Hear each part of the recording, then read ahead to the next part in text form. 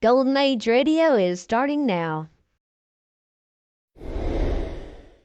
Subscribe to get future updates.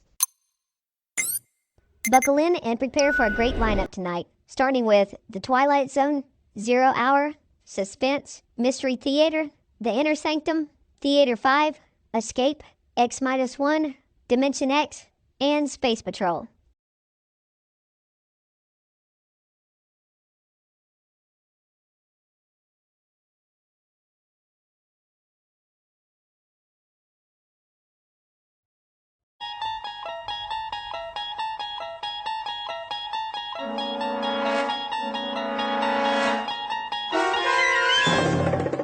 You're traveling through another dimension. A dimension not only of sight and sound, but of mind. A journey into a wondrous land whose boundaries are those of imagination. Your next stop, the Twilight Zone.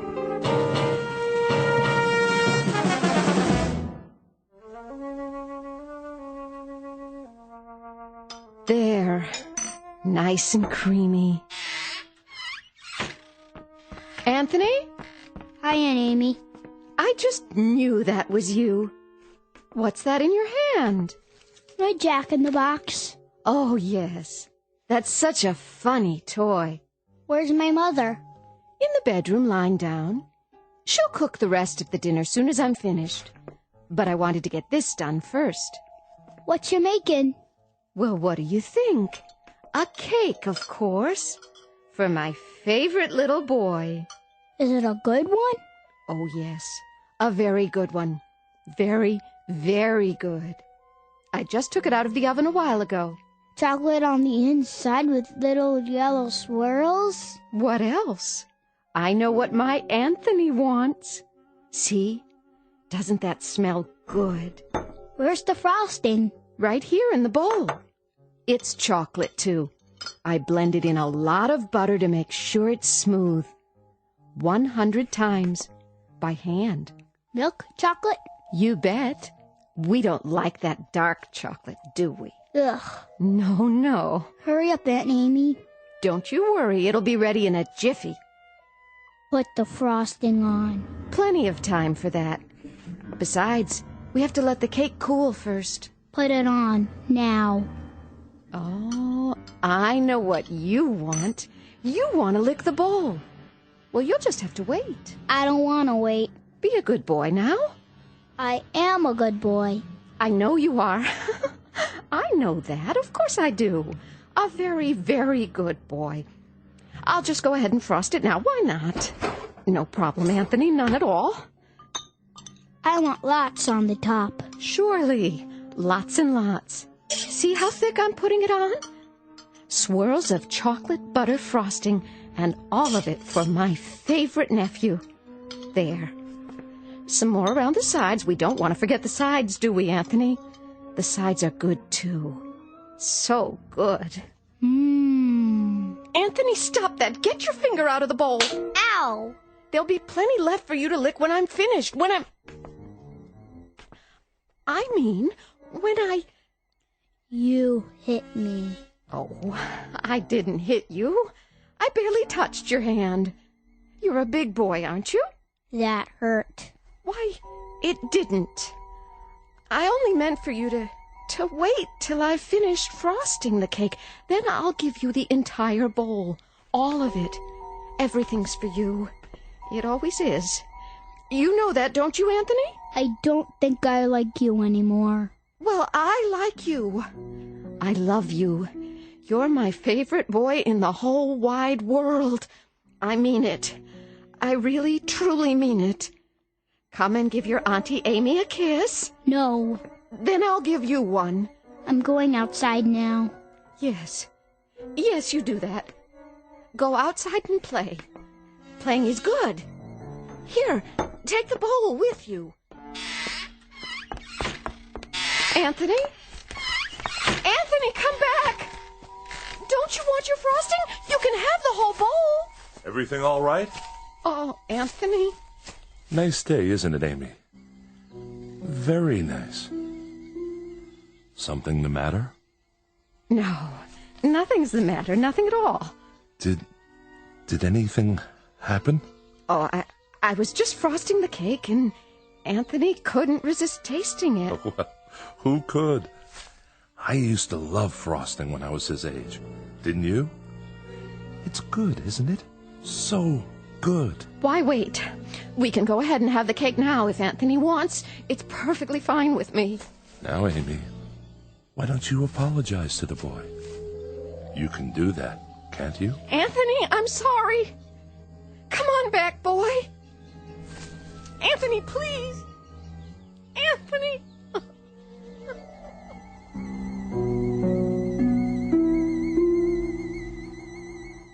Welcome to Peaksville, Ohio on a hot July afternoon. At first glance, you'd think this is a farm like any other. And the little boy, Anthony by name, is like any other little boy. But Peaksville is a place not found on any map. And those fields of wheat and barley, they're not the only crop. Something else grows in Peaksville, and for want of a better term, we'd call it horror. One day, exactly 6 years ago, a boy was born. And as far as the people are concerned, that's all that matters. There isn't anything else. Because Anthony controls it all. In just a moment, we'll take a closer look at Anthony Fremont and the people in the village and the village itself. A world in which nothing exists except Peaksville. A world Anthony manufactured and which he now rules with absolute power. A nightmare of rare design, located dead center in the Twilight Zone. And now, The Twilight Zone and our story, It's a Good Life, starring Mike Starr, with Stacy Keach as your narrator.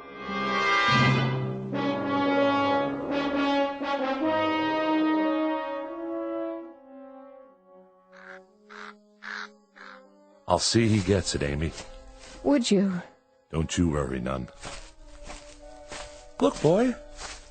Look what Aunt Amy's got for you. Your own bowl of chocolate frosting. You like chocolate, don't you, Anthony? I know I do. Chocolate's good. I don't like her. Of course you do. She's your Aunt Amy, and she loves you. You know that. I hate her. Oh, that's a good joke. A very good joke. It's all for you, Anthony, all of it. And after you've finished, I'll make some more if you like. As much as you want. Get away. Oh, now, darling. Don't look at me. What? I don't like you to look at me. Hear that, Amy? Anthony's got a point. Why don't you go back in the house for now, so you can help Agnes cook dinner? Yes. Yes, I'll do that. It's going to be a good dinner, isn't it? I believe it will be, yes. You know, just the way he likes it. Don't you? It'll be delicious, Anthony. You'll see. I told you, don't look at me. She's not... I'll make it so she can't look at me. So she can't look at anything ever again. Watch your step there, Amy. I can't see. What do you mean? Sure you can. That would be some joke. Just go on inside. The light. That's all I can see. The sun. It's so bright. The sun blazing in the sky. Like white fire all around. Amy? Help me. Please. I can't see. I can't see. Help me. It's nothing, Amy. I'll help you up. Sit here in your chair. There you go. That's right. Sit and rock. You'll feel better real soon, I'm sure. It's good to rock, isn't it? Yes, it's good to sit on the porch and rock. There now.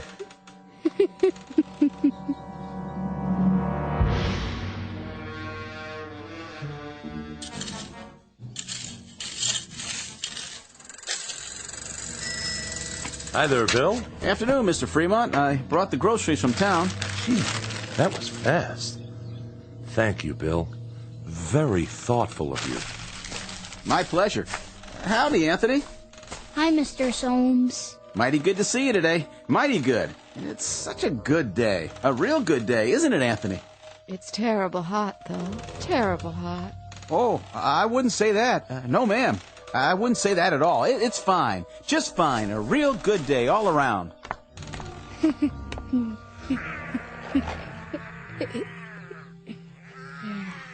What are you doing, Anthony? Playing. My, that's real good. Whatever it is. You like it? Sure do. I was just wondering, what you were doing. I made something. By golly, you did. Know what it is? Can't rightly say that I do. Take a guess. Oh, I'm not very good at guessing. Guess. Go on, Bill. You can do that, can't you? Well, now, some kind of animal, is it? It's a gopher with 3 heads. See? Oh, yeah. He's a real fine one. I ain't never seen a gopher with 3 heads before. He's alive, huh? Must be, the way he's moving around. He was. I'll make him dead now. I'm tired of playing with him. Be dead, gopher. You be dead. Now, that's real fine, Anthony.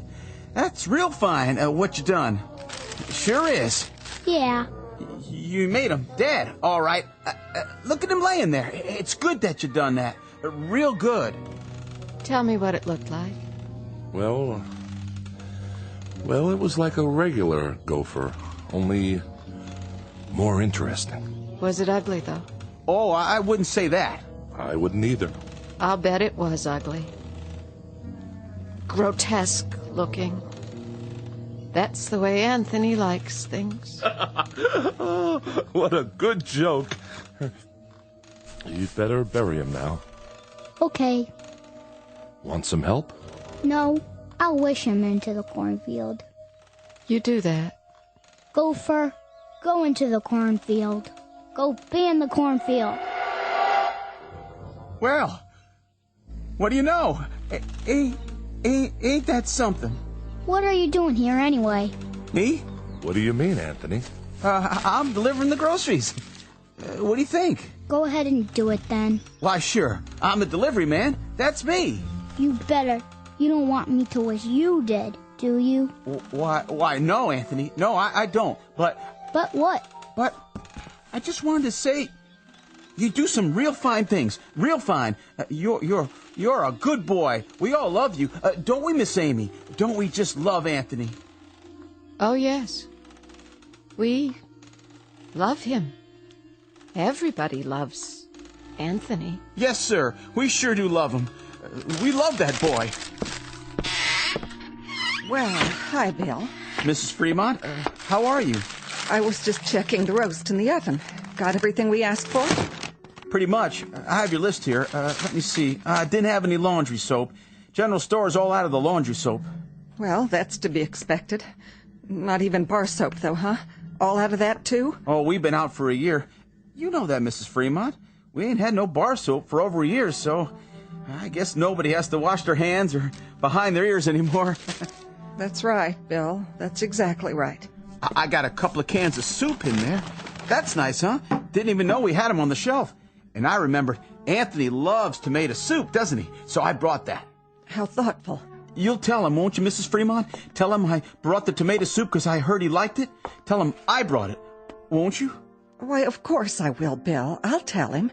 Matter of fact, I'll tell him right now. Oh, no, Mrs. Fremont. You don't have to go to the trouble. I gotta get going anyway. I gotta get back to the store.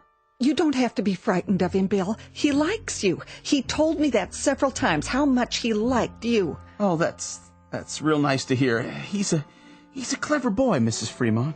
That he is. About the cleverest boy I've ever seen. Know what he was doing out there?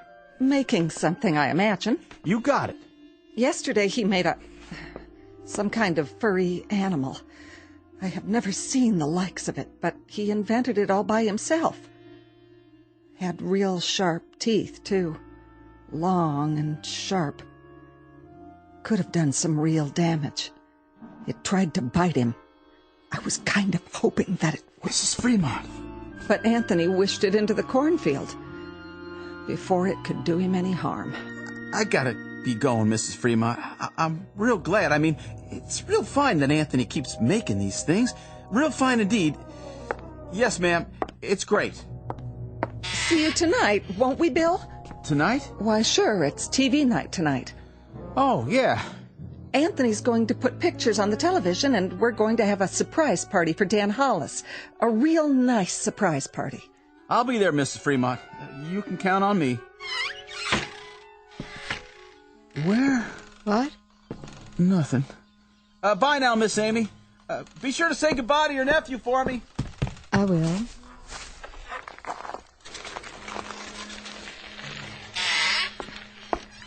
Where's Anthony? I think he went into the barn.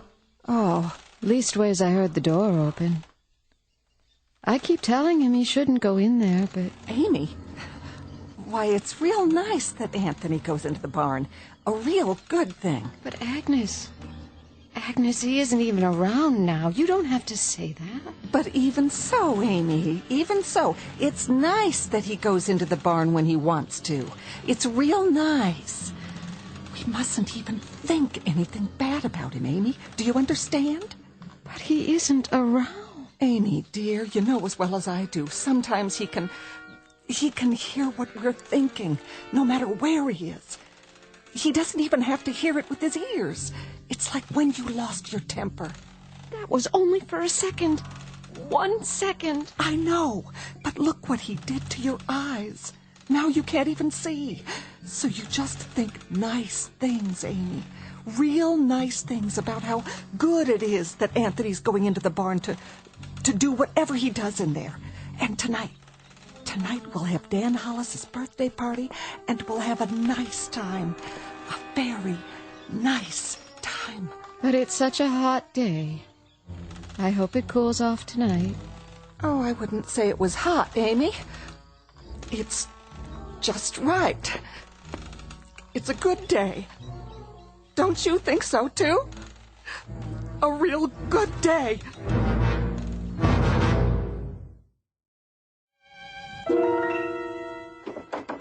Who's... Oh. It's you, Agnes. What are you doing? Thought I'd lie down and try to rest before dinner. That's a good idea. You worked hard today. Always do. Got to get the crops in. Come in, honey, if you want. And close the door. He's still playing outside. Good. That's good. I put Amy to bed in her room. Did you? I had to lead the way. Is there a cane in the house, do you remember? She's going to need one. I'll sure check. I told her to try and take a nap. Good. Jeff? Naps are great this time of day, don't you think? Yes, I do.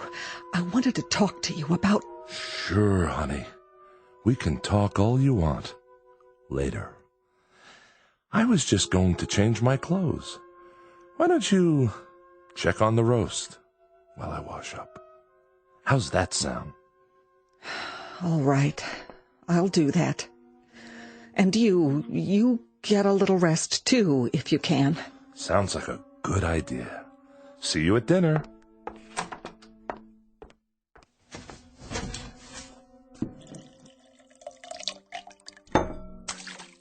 Oh. Well, howdy, son. You crept up on me. You look funny. Do I? You need a towel. Well, by gosh, I sure do. I was just about to dry my face. I was looking for you a while ago. What for? Your mama said you was out in the barn. Yep. Did you have fun? I was looking at the cow. Oh, that's good. That's real good, Anthony, that you were looking at the cow.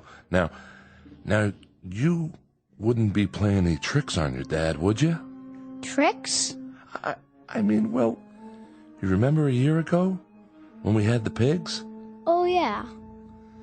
And what happened to the pigs? You remember that, too? I turned them into monsters. Oh, doggone if you didn't. Real odd-looking things. They were funny. That's it. Real funny looking. But good things, Anthony. Real good things. And it's good that you did that. It's real good. Like tonight. Yeah? It's television night. I'm gonna make television for everybody. It'll be real funny. It sure will be. Everybody's looking forward to it, too, just like they do every week. And then we're gonna have the surprise party for Dan Hollis. It'll be so much fun. Yeah. I can hardly wait. So, are you looking for something? Can I get anything for you now, son? No. Don't you want to play some more? I don't like playing alone all the time. Well, I can understand that. No kids came over to play with me today. Is that right? Not a single one. I wanted someone to play with. Well now, Anthony, you remember the last time some children came over? Mm-hmm. The little Fredericks boy and his sister? I had a real good time. Oh, sure you did. Sure you had a good time, and that's great. Great. It's just that... It's just that what? It's just that you wished them into the cornfield when you didn't like the way they played. That's okay.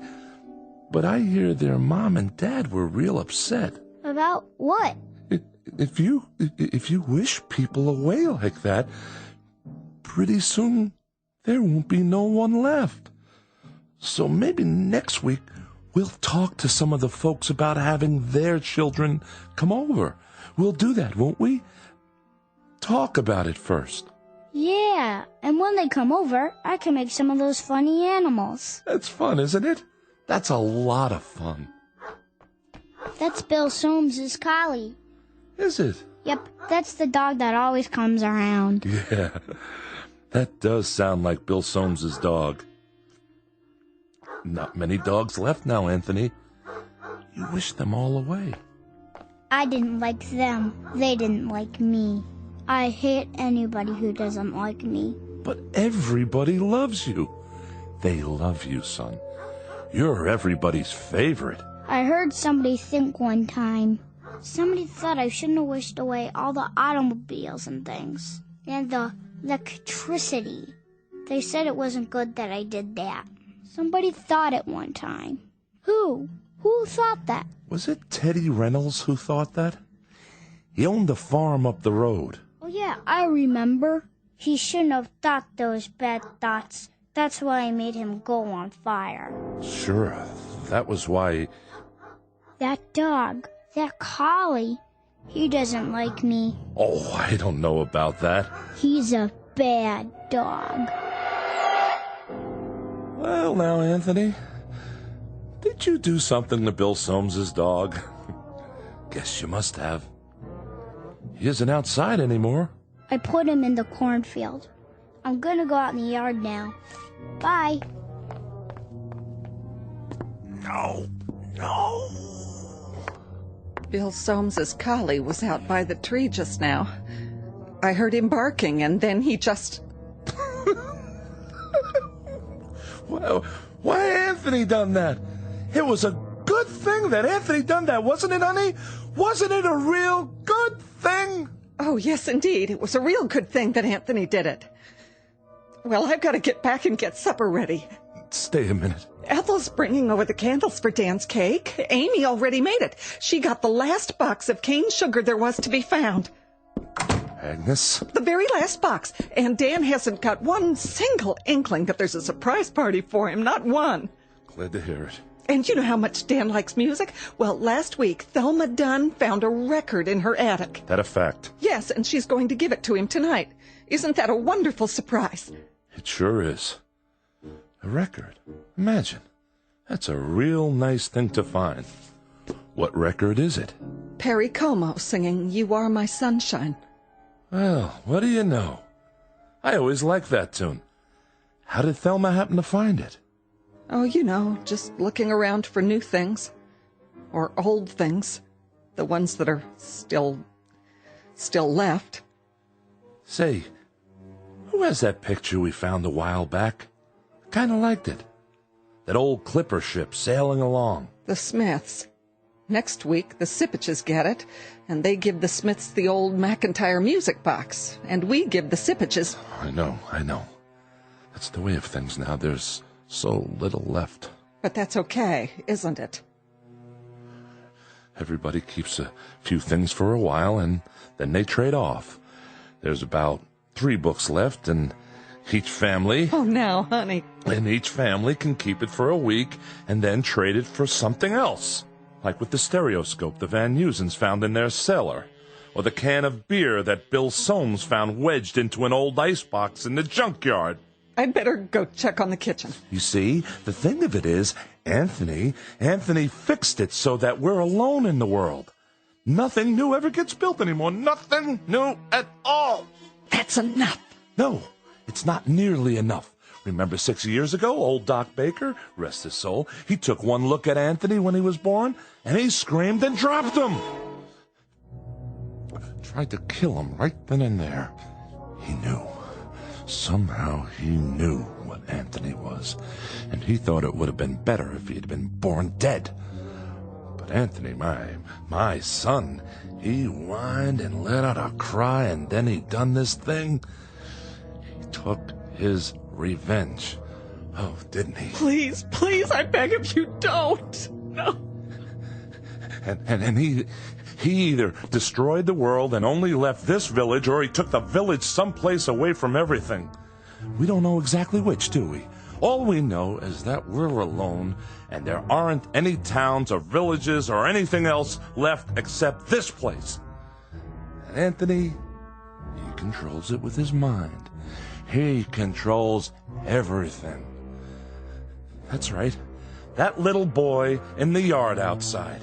He can make it rain or snow. He can wish people into a grave, or he can turn them into anything he wants. That's why you got to keep smiling or laughing, or you got to mumble something to keep your mind clear, because Anthony can tell what you're thinking. And if it's a bad thought, his mind will snap at you, and he'd do most anything at all. Please, for the love of God. Mom? Dad? All right. But it's good. It's good that it turned out this way, isn't it? It's real good. That's what it is. Really, really, really good.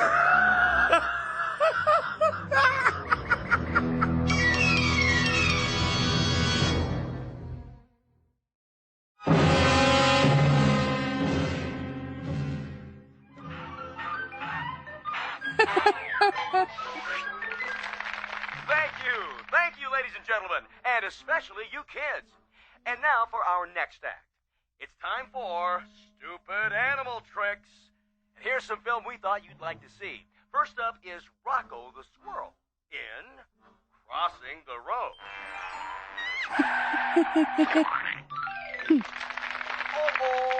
Oh, poor Rocco. And now, the bird and the BB gun. Oh, my. Will you look at that? What, Ethel? It's just like cartoons, only better. And last but not least, the turtle crossing the street. Well, that's all, folks. And now, time for our next program. Welcome, horror fans, to tonight's episode of Scary Nightmares. This one's a real killer of a story. It's called Pleasant Dreams.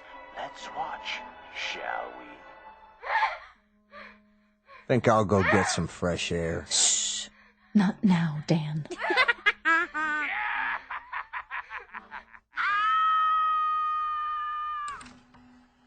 That's all the TV there is.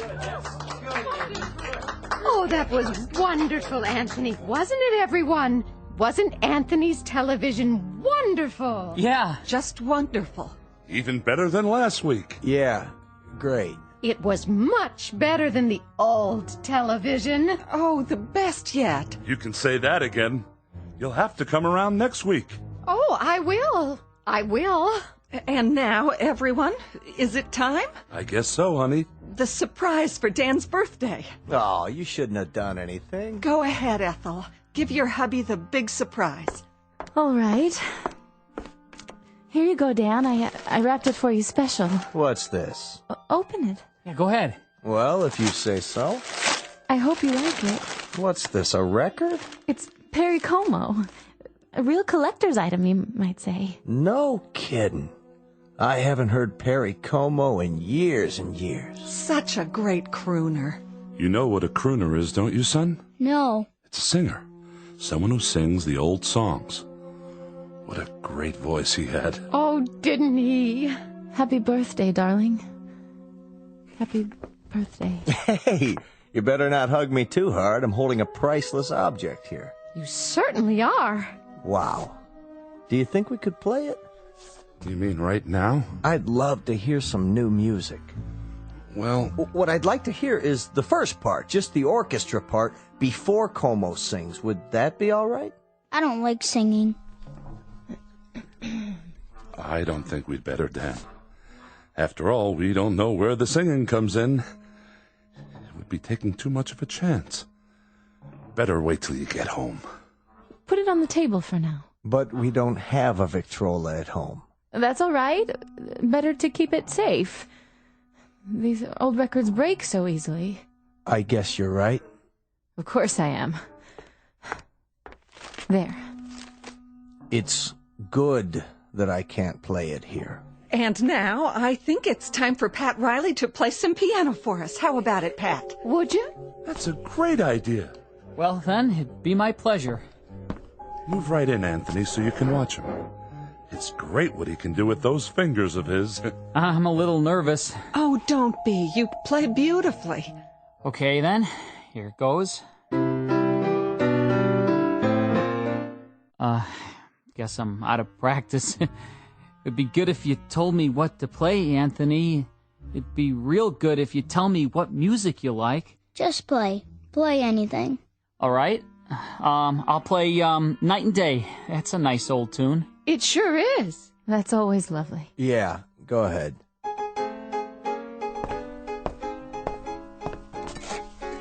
What are you doing? What does it look like? Having another brandy? You've had enough. Not hardly. Stop it. Leave me alone. Put the glass down. Take your hands. Don't make any noise. I don't like noise when the music is playing. I'll drink to that. Oh, don't worry. I'll clean it up. Go on, Riley. Finish the song. Yes, please. It's so pretty. Pretty all right. Dan, please. Please what? I'm not doing anything. I know, darling, but...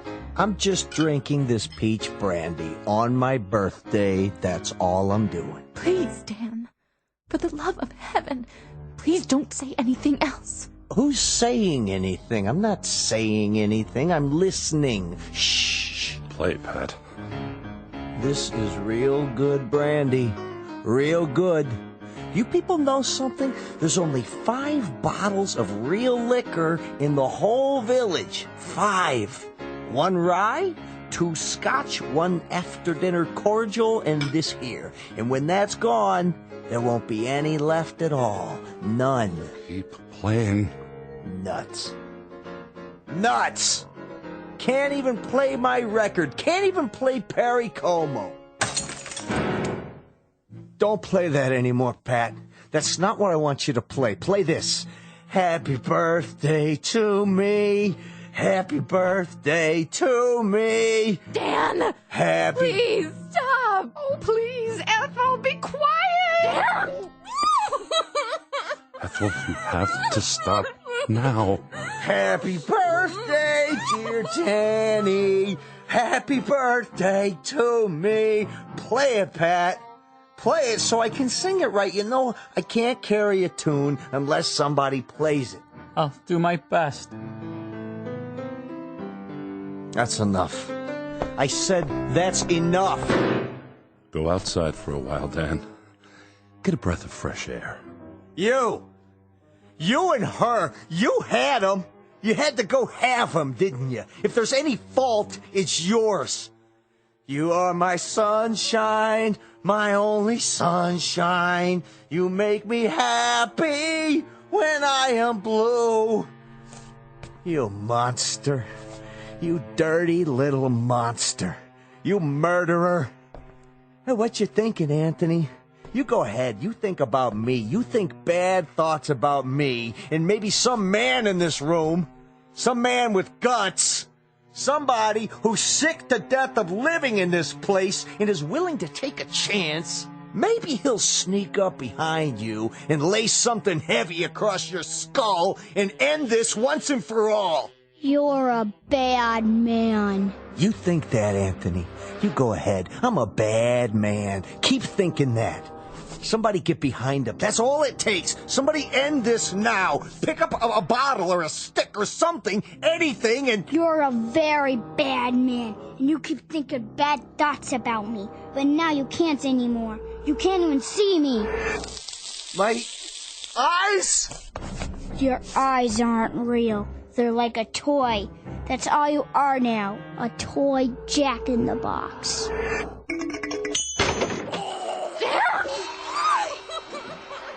Anthony, push it away. And push it into the cornfield. We've all looked at it enough. Please, son. Push it into the cornfield. All right. That's better. He was a bad man, so I turned him into a clown Jack-in-the-Box. A clown that still had his face. You shouldn't think bad thoughts either, lady, or I'll do the same thing to you. It's a good thing you did that to Dan. It's a very good thing. Play some more music, Mr. Riley. Oh, yeah, it was swell. Just swell. A real good thing. I like that song. Come on, Anthony, I'll lift you up so you can sit on the piano. Would you like that? You know something? What's that, Amy? Careful, watch your step. Why don't you sit down again? I kind of liked it a little bit better when there were cities outside. And we could get real television and radio and things like that. Didn't you? Why, Amy, it's good for you to say such a thing. Very good, but you must be making a joke.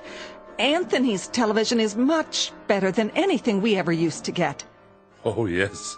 It's fine. It's fine. Anthony's are the best shows we've ever had. Yeah.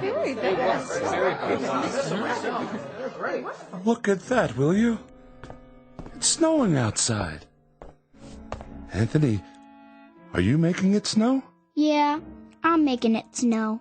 I like snow. So do I. We all do. But that'll kill off half the crops. That's what it'll do, Anthony. And then we won't have anything to harvest or eat. Did you know that? Mm-hmm. But I guess it's good that you're making it snow. It's real good. And tomorrow will be a good day. No matter what. A very, very good day. No profound comment here. No clever words about the human mind and the power of thought or the need to survive. We only wanted to introduce you to one of our favorite citizens, and we do mean favorite, little Anthony Fremont, age 6, who lives in a village called Peaksville, in a place that used to be Ohio. And if by some strange chance you should ever run across him, you'd best think only good thoughts, because anything less than that is attempted at your own risk. In the Twilight Zone.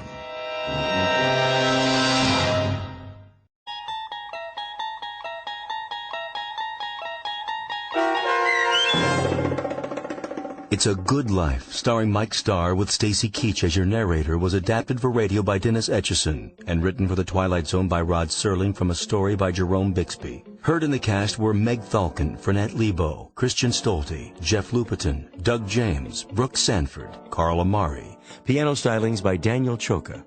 and introducing Zachary Leipzig as Anthony. To learn more about the Twilight Zone radio dramas and to obtain audio cassettes and CDs of these programs, visit our website at twilightzoneradio.com. The producers of The Twilight Zone wish to thank CBS Enterprises, Carol Serling, Dennis Etchison, Dick Brescia Associates, Claire Simon Casting, Terry Jennings, XM Satellite Radio, Sirius Satellite Radio, our sponsors, and our radio affiliates for helping make this series possible. This copyrighted radio series is produced and directed by Carl Amari and Roger Wolski for Falcon Picture Group. Doug James speaking.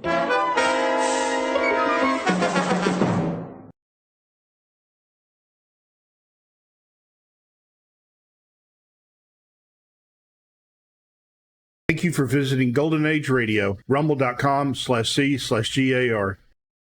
Please support our veterans by visiting veteransradioministry.com. Together we can honor their great sacrifice. Thank you.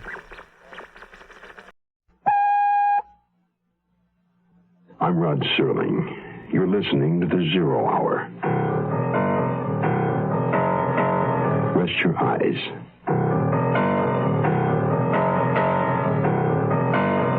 Exercise your imagination. This week, Tobias Wells' neo-Gothic tale of small-town terror. A Die in the Country. Starring Peter Marshall. Susan Strasberg. And Andrew Duggan.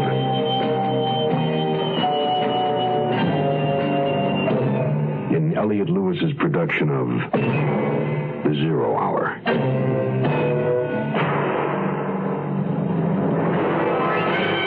The Mutual Broadcasting System presents The Zero Hour. Sponsored in part by State Farm Insurance, the makers of Wrigley Gum, and the makers of Delco Batteries. This is The Zero Hour on Mutual Radio.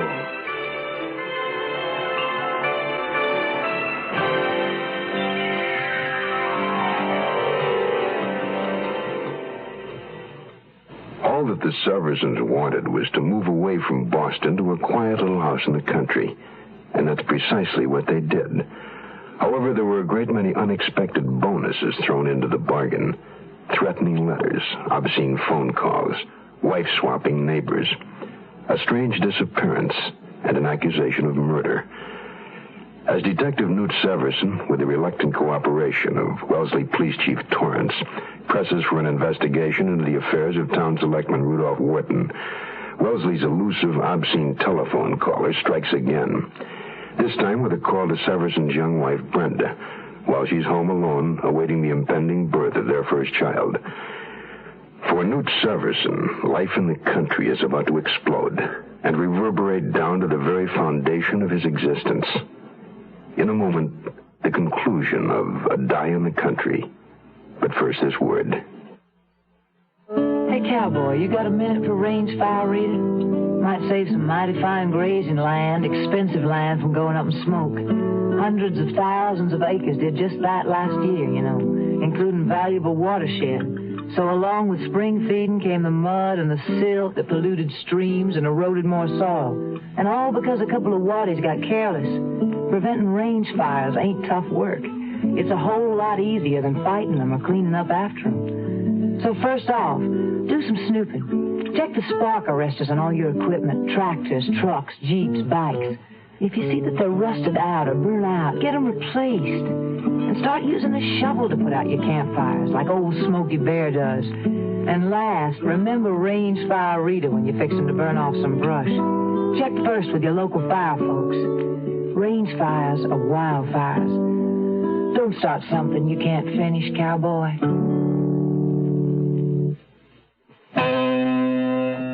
I was furious with myself for not being home with Brenda at this crucial stage of her pregnancy. I was just caught up in this Wharton business, so when Brenda got that crank phone call, it just set me off. Never mind Rudolph Wharton and whether or not he did or didn't murder his wife. Let's get this damn phone freak out of circulation. Calm down, Severson. Just get on home to your wife. We're working on this telephone business. There's one thing, Chief. This puts young Farley in the clear about everything except that car theft charge. And he can probably be released to the custody of his parents pending his arraignment. They want it that way. I think maybe they will. I'll get back to you on the Wharton case as soon as I'm satisfied my wife feels okay. And I'll get on the airlines angle meanwhile. Oh, but will you do me a favor, Severson? Play this close until if and when we really have something. Yeah, I know. Wait a minute. This call to Brenda gives us something new on the phone net. What's that? He didn't work from the Wellesley directory this time. We're not in it. He must have gotten it from information then. No, he couldn't have. We have an unlisted number.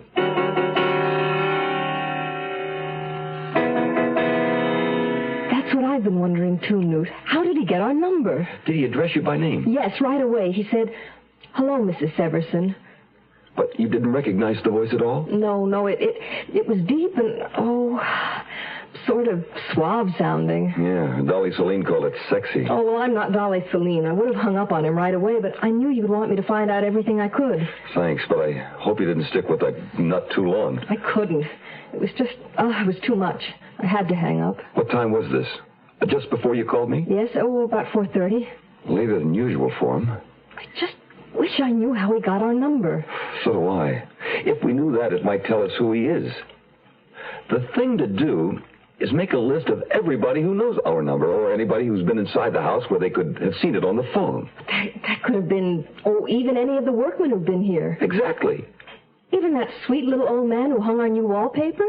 Darling, I'm a suspicious cop, remember? That sweet little old man could very well have a sexy telephone voice.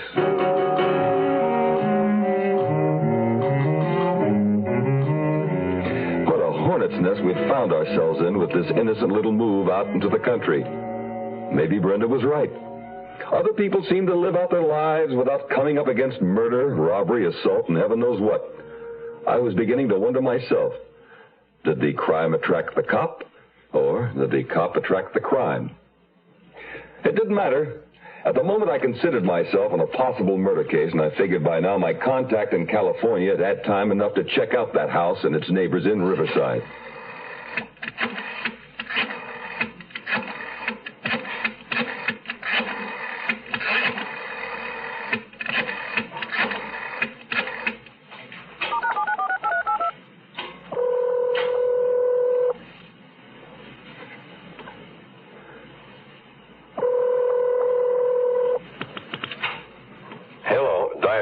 Yes, it's Newt. Find out anything for me? I don't know, but for what it's worth, here's the rundown. The neighbors don't seem to know anything about his sister, but then they say Eulalie Mayhew isn't much of the neighborly type. You mean her sister could be there, and they wouldn't know it, huh? That was the impression they gave me. But none of them could say that they'd seen both sisters together? No, I didn't get that from anybody, but for your information, at the moment, there's nobody living in the house. What do you mean, nobody? Whether there was one sister or two, they're not there now. The next morning at headquarters, I passed Dyer's information on to Chief Torrance. So, what do you think it means? I'd like to find out from Wharton what it means, but I don't want to flesh him out at this point. Maybe Eulalie Mayhew has already flown the coop. No, it wouldn't make sense. I mean, Wharton still needs her around, right? Oh, by the way, does Eulalie have any of her father's holdings? No, Ernestine was the old man's favorite. Eulalie was left just with an annuity. More than adequate, I understand, but it was a definite slight. That gives Eulalie a bit of a motive, too, doesn't it? Oh, not for murder, I shouldn't think.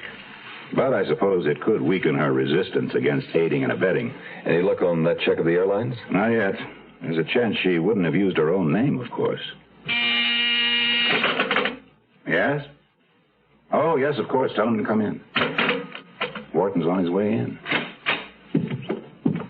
Mr. Wharton, how are you? Hello, Chief. Severson, they told me you were in here, and I was hoping to talk to both of you. Oh, what's up, Mr. Wharton? Well, for one thing, I've just learned that my wife has left the country. Oh? She's gone on an extended trip. I don't know for how long. Hawaii, the Orient, perhaps? Around the world? I don't know, Mr. Severson. My sister-in-law tells me she wasn't certain. In fact, Eulalie is quite concerned about Ernestine. In what way? Well, it seems our separation has been weighing heavily on her. She's been very depressed. And now, suddenly, she's just packed up and gone. Eulalie's quite distraught. Oh, I'm sorry to hear that, Mr. Wharton. Any way we can be of help? No, there's nothing even I can do. We're just hoping Ernestine will be in touch with one of us soon. It wouldn't be too difficult to locate her, I imagine, if we get on it quickly enough. No, I wouldn't want her to think I was keeping tabs on her. She wanted her freedom. I think maybe a trip is a good idea for her at this time. Yeah, probably is. Frankly, at the moment, it's Eulalie I'm concerned about. I didn't think she should be alone out there worrying about her sister, so I suggested that she come here, back to Wellesley for a while. Well, now, it'll be nice to see Eulalie Mayhew again. You're going to enjoy meeting her, Severson. She's quite a woman. Yes, I'd like very much to meet her. You'll have the opportunity. That's why I'm here. You'll both come, won't you? Come where? To my house, Saturday night. I'm throwing a little party for Eulalie to welcome her home. We're number one. We're the largest company, and you don't get to be the largest company unless you're doing a little extra for people. Agent Bill Rich of Logan, Utah, explains why State Farm Mutual is the world's largest car insurer. This is what the consumer feels, and you know that if a consumer feels State Farm is number one, it's got to be on two things, service and price. And if you're not competitive in both of these areas and do the job, the customer is not going to rate them where they have. We're number one. We only got there because we were most competitive, or as competitive as anyone, and because we're there to serve. Service and price. That's what car insurance value is all about. And there are two good reasons to see your nearby State Farm agent now. And like a good neighbor, State Farm is there. We'll return to our story in a moment. This is Gene King for your Better Business Bureau.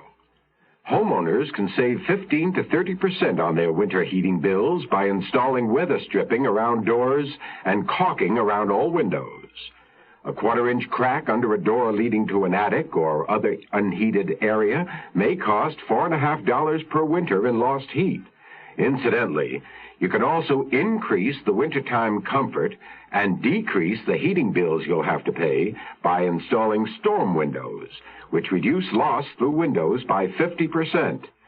Storm windows usually pay for themselves in 7 to 10 years, and thereafter return an annual dividend of 13 to 18% in fuel savings. Another way to reduce loss of heat in winter is to install proper insulation.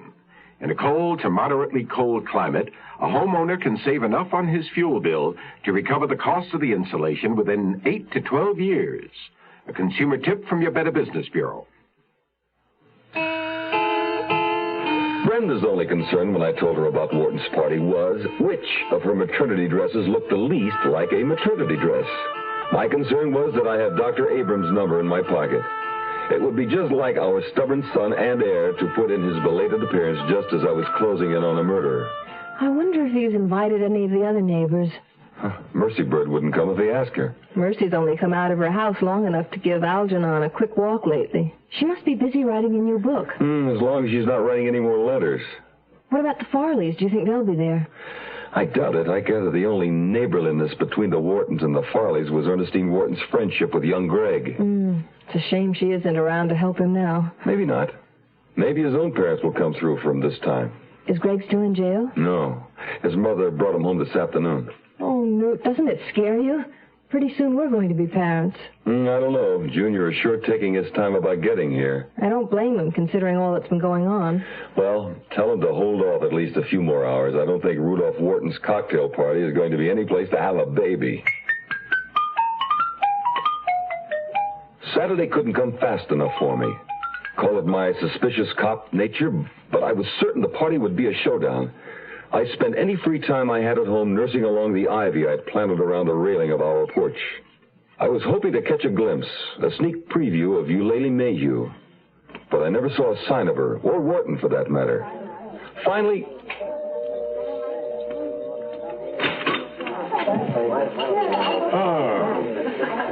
Hello, Severson. You know my wife? Yes, of course. Good of you to join us, Mrs. Severson. Come in. I want you to meet Eulalie. Before he had led us halfway across the room, I saw her. Shining silver gold hair, a flawless skin, glowing under a golden California suntan. Eyes the color of pansies, a young girl's body in a sleek gold cocktail dress. So, that was Eulalie Mayhew. I found myself wondering if Ernestine, wherever she was, still looked like her sister. Rudy tells me you're a detective. That's right. Mr. Severson is with the Boston police, but it appears he's intrigued by our little transgressions in Wellesley as well. Which reminds me, I believe Chief Torrance has some news for you, Severson. He's right over there. A detective? A police chief? Well, it appears Rudy has himself surrounded by the law. What a lovely outfit you have on, Mrs. Severson. Thank you. Will this be your first? I left Brenda gazing enviously at Eulalie Mayhew's sylph-like figure and made my way across the room to see what Torrance had come up with. If it were the information we'd been after from the airlines, Wharton unwittingly may have just directed me toward his own undoing. Oh, Severson, you'll want to hear this. Dennehy called in a little while ago with quite a piece of news. Concerning our genial host? No, not this time. It's the telephone nut. We've got him. Hallelujah. Are you sure? I mean, how did you find him? It was that list you had your wife make up that did it. You know, all the workmen who had been in your house since you moved in. Now, don't tell me it was the sweet little old man who hung the wallpaper. Ah, but you're close. Try the nice, clean-cut, all-American type who installed your telephone. A guy from the telephone company? Why is it we never think of the obvious? Seems he just kind of blends into the woodwork. Nobody pays any attention to him. And once he's done his job, you forget he was there. But when we went back and checked, we found him everywhere. When Dennehy moved in on him in a cruddy little apartment over in Needham, there it was. A little yellow Wellesley directory and a raft of porno junk all over the place. Did he own up? To everything but the Dolly Saline attack, claims he never done any real harm to anyone. Just a talker, not a doer, according to him. Do you buy that? Dennehy does. He thinks the guy called her all right, but he never went near her. But then, how do you explain? I don't know. We're going to have another talk with Mrs. Saline. Chief, here comes Dennehy now. What's he doing here? I don't know, but he sure is in a hurry. I hope he doesn't knock anybody over. What is it, Dennehy? That piece of information you've been waiting for just came in, Chief. From the airline? You really hit the nail on the head, Newt. On January 9th, just the day before, an E. Wharton flew out of Boston, and E. Mayhew flew in from L.A. Well, now, isn't that interesting? I think maybe our host will find it much more stimulating than the usual cocktail party conversation. I took pity on the chief and went to look for Wharton myself. I found him more or less where I expected, on the terrace in the shadows with a glint of gold lame beside him. Sorry to disturb you, Mr. Wharton, but something's come up about your wife. Rudy. What about my wife, Mrs. Severson? The chief will explain. He and Dennehy are in the study. You can come too, Miss Mayhew, if you wish. Yes, of course. Has anything happened to her? I have the feeling we'll all have an answer to that very soon.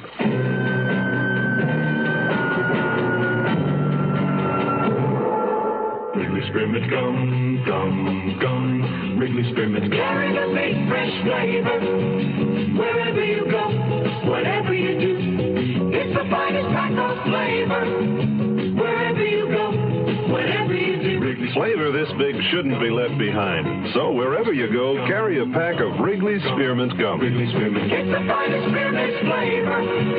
The great Wrigley taste, delicious to chew. Wrigley Spearmint Gum. Carry it with you. Wrigley Spearmint. Maybe all you know about batteries is that they're necessary to start your car. And you want one that will start and start and start your car. That's just what the Delco Energizer was designed to do. It supplies a super burst of power instantaneously to start a car in almost any weather. Get a Delco battery for your car. Look for the red, white, and blue Delco sign. Well, the more you know, the more you want Delco. The more you know, the more you want Delco. The Zero Hour continues after this.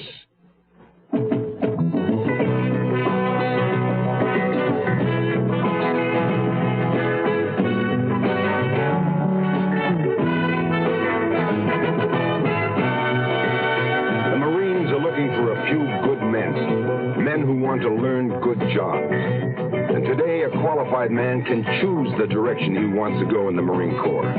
Choose the kind of skills he wants to learn, like computers, aircraft maintenance, or electronics, radio communications, food services, aviation technology. You name it, Marines do it. If you want to learn it, the Marines will teach you skills, responsibility, and leadership in any field you can handle. Remember, qualified men can choose their own directions in the Marine Corps. Skills to learn, careers to build in many directions. The Marines are looking for a few good men who want to choose their own directions, want to learn good jobs, want to be Marines.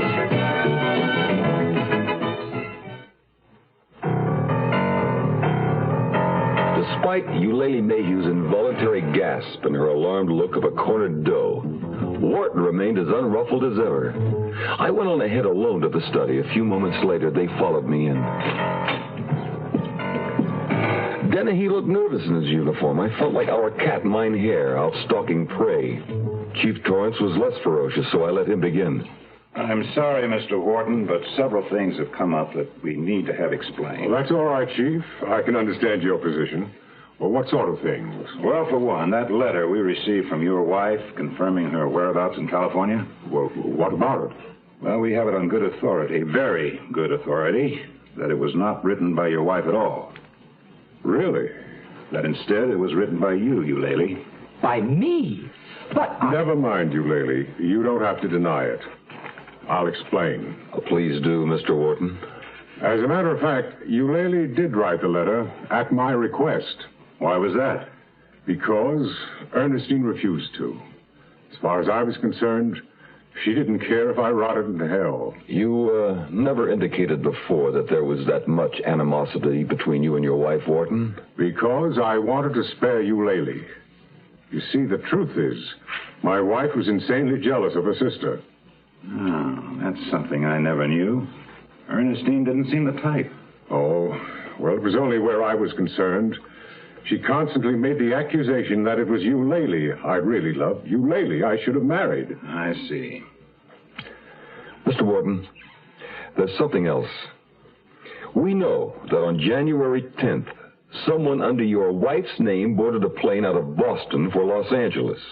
That was my wife, Severson. Who else would it be? Eulalie?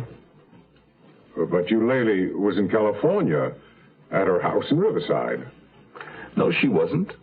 We have the evidence that Eulalie came here to Wellesley on January 9th. Rudy? If she did, Detective Severson, I know nothing about it. Rudy? Were you here, Eulalie? You should have taken me into your confidence. I might have been able to help you out of this. Rudy, what are you saying? I knew, of course, how much resentment toward my wife Eulalie has always felt since their father died, leaving a will that favored Ernestine. But I never thought Eulalie could be capable of taking any kind of cold revenge on her sister. That's not what happened. Wharton, what are you trying to pull? You know very well Eulalie was here at the time of your wife's disappearance. It was at your request that she came. But that's impossible. I had nothing to do with it. I wasn't even here in Wellesley myself at that time. You weren't? I was out of town, in Virginia, attending a golf tournament. And I can account for every moment of my Look out, time. she's got my gun. Haley, put that down. No. Oh, Rudy. Why? I'm sorry. It's all my fault, Chief. Get the door, Dennehy. Keep everybody out. I better call an ambulance, Newt. No reason to. Wharton's dead.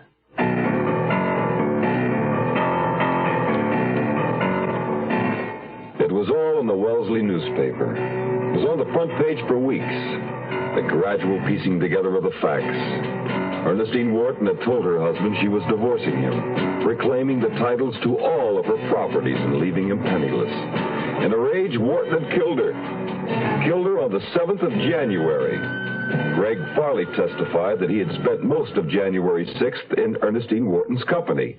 And January 8th was the day it was proven that Rudolph Wharton left Wellesley to attend the golf tournament in Virginia. Eulalie Mayhew arrived in Wellesley on the 9th, not knowing that her sister was dead. She maintained this stance at the trial, She swore she hadn't known and never saw the body. Oh, come now, Miss Mayhew. It certainly would be to your advantage to cooperate at this point and tell this court where the body of your sister, Ernestine Mayhew Wharton, lies buried. I don't know, I tell you. Remember, she was the victim of a cold, calculating murderer, Rudolph Wharton. Where is your poor sister now, Miss Mayhew? I don't know. I don't know. I don't know. The trial went on, and the prosecution hammered away at Eulalie Mayhew about the location of her sister's body. The only thing in the next few weeks that was resolved was Brenda's condition. It was a 7-pound, 8-ounce boy. Do you think Eulalie Mayhew's telling the truth, Newt? Well, then he does. And he's become something of an authority on hysterical women, ever since he broke down that story of Dolly Celine's. Imagine. Deliberately hurtling herself down the stairs to fake an attack just for attention. Gradually, Wellesley finally became the quiet little suburban town we thought it would be when we first moved in, before Minehair came scampering into the house that first night with a dead squirrel in his mouth. But, of course, as Mercy Bird reminded us daily, no one had yet discovered where Rudolph Wharton had hidden his wife's body. Then one day, Brenda had just coaxed the baby into taking his afternoon nap. I was out on the porch trimming the ivy that was threatening to take over the house when... I got it! I got it! Honey, here comes Mercy, and she's got it. Whatever it is. I figured it out. I knew if I just kept working on it, I'd come up with the answer. You mean you think you know where the body's buried? I don't think I know. I know. Now listen to this. Wharton committed the murder on January 7th. On January 8th, I had the flu. It was a Friday. I remember it well. I just sat up in bed all day looking out the window and watching the workmen. Workmen? Yeah, they had to delay digging earlier because the ground was frozen. But then there was an early thaw that first week in January, and they came and poured the cement that day, and I was watching them. January 8th. Now, Rudolph Wharton carried his wife's body away during the night of January 7th, put it in the hole, covered it with dirt and stones. And the next morning, the workmen came and supplied a handy cement tube. What workmen? Yeah, Mercy. What are you talking about? I'm talking about your house when it was being remodeled before you moved in. You can take my word for it. I know where the body is. We're standing on it. Ernestine Mayhew is buried right here under your front porch.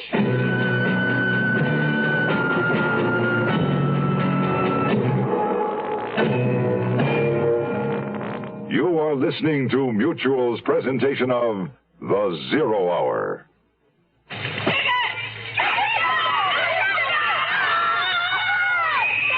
The sounds you hear are happening at girls' clubs throughout our country. They are happy sounds.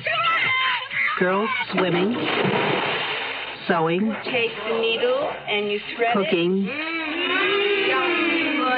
having fun, and learning to develop their potential for leadership. Today's girls want and need these programs. This is Mrs. Harold Kazanjian, President of Girls Clubs of America, asking you to help in your own community. Lend a hand at your local girls club, or write to Girls Clubs of America, Box 35, Grand Central Station, New York, 10017. Find out how you or your organization can start a girls club. People working with girls clubs can make a difference.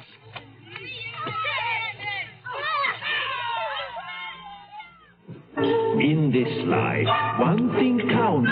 In the bank, large amounts. I'm afraid these don't grow on trees. You got to pick a pocket or two. You got to pick a pocket or two. Hello, my dears. This is Fagin calling, otherwise known as Ron Moody. You got to pick a pocket or two. The music you're hearing is from the score of our show, Oliver. Great things happened in those years, and great things are still happening today in many fields. One of these is the field of art research. New methods are being found to prevent and treat the art diseases, and that means longer, healthier lives for all of us. Please support this life-saving work with a gift to the Art Fund this month. It takes all of us working together. Remember, you got to pick a pocket or two now and again if you want to help.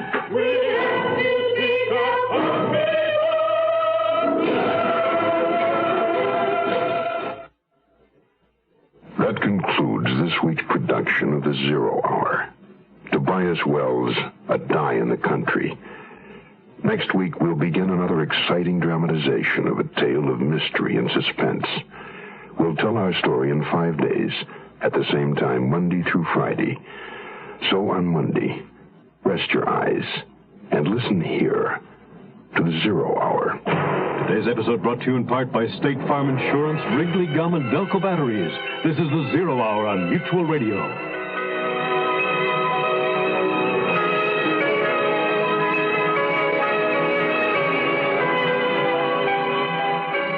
You have been listening to The Zero Hour, a presentation of the Mutual Broadcasting System in association with Hollywood Radio Theater.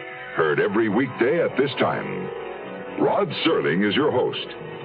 Zero Hour is produced and directed by Elliott Lewis. The Hollywood Radio Theater theme was played by Ferranti and Teicher. Lost invites you on an unforgettable journey where every moment is an adventure waiting to be discovered. Join us as we uncover the soul of Brazil, one incredible experience at a time. Click on the link in the description on the Ultimate Brazilian Odyssey.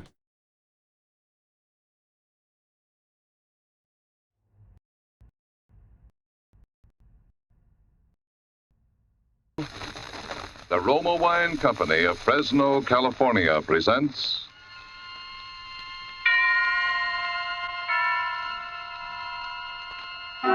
Suspense. Tonight, Roma Wines bring you the distinguished actor, Mr. Ronald Colman, in one of the great suspense stories of our time, August Heat. Suspense is presented for your enjoyment by Roma Wines. That's R-O-M-A, Roma Wines. Those excellent California wines that can add so much pleasantness to the way you live, to your happiness in entertaining guests, to your enjoyment of everyday meals. Before we bring you Ronald Colman and our suspense play, here's a brief message from Elsa Maxwell, famed for her great charm as a hostess. When food looks appetizing, it almost always lives up to expectations. When even so simple a main dish as a steaming, fragrant bowl of spaghetti or beans is surrounded by bright green salads, golden rolls or muffins, and brilliant Roma California burgundy, the food is more enjoyable, more delightful. And for a summery touch of the outdoors, a vase of flowers, perfect color complement to the deep, rich beauty of Roma burgundy. You'll enjoy the fruity, robust taste, the tart piquancy of distinguished Roma burgundy served cool. Truly a masterpiece of fine winemaking. Like all Roma wines, Roma burgundy is unvaryingly good, always high in quality of bouquet, color, and taste. The happy reward of selected grapes, brought slowly to perfection, gently pressed, then carefully guided to flavor fullness by the ancient skill of Roma's noted wineries in California's choicest vineyards. Yet all this goodness is yours for only pennies a glass. Remember, more Americans enjoy Roma than any other wine. R-O-M-A, Roma Wines. Yes, right now a glassful would be very pleasant, as Roma Wines bring you a remarkable tale of suspense. And with August Heat, W.F. Harvey's matchless narrative of premonition and the brooding terror of twilight and the unseen, and with the performance of Ronald Colman, Roma Wines hope indeed to keep you in suspense.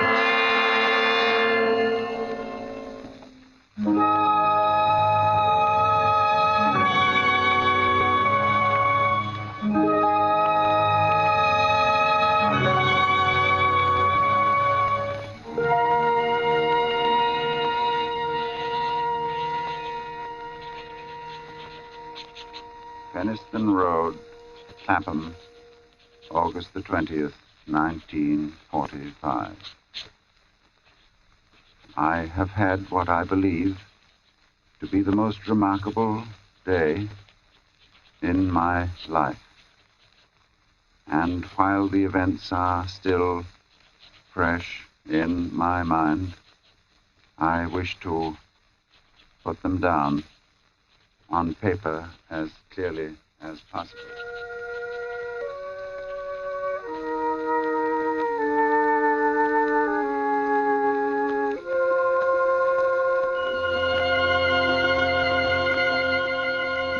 Let me say at the outset that my name is James Clarence Withencroft. You must remember that in order to have the full implication of my story. James Clarence Withencroft. I'm 40 years old, in perfect health, never having known a day's illness. By profession, I am an artist. Not a very successful one, but I earn enough money by my black and white work to satisfy my necessary wants. My only near relative, a sister, died 5 years ago, so that there is no one in particular to whom I address this manuscript. Only you, who might by chance read it someday. For, because of the peculiar circumstance about which you will soon hear, I have the strong premonition that I shall never live to tell anyone about it.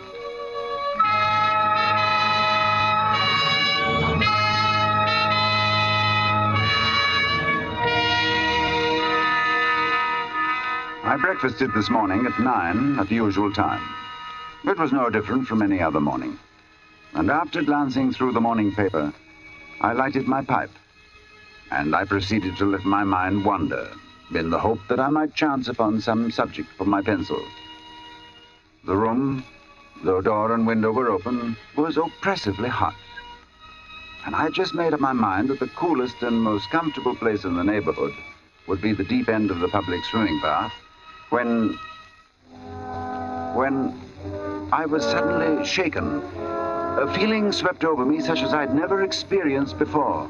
I attempted to rise to my feet, but somehow it seemed as though I had suddenly been fastened to my chair. My hand went out in an effort to brace myself. And then, before I knew what I was doing, my pencil was in my hand, and I began to draw. It was as though someone had taken my hand and was moving it across the paper, swiftly, in bold strokes. And then I seemed to take over. My hand, under its own power, began to draw. I soon forgot the oppressive heat.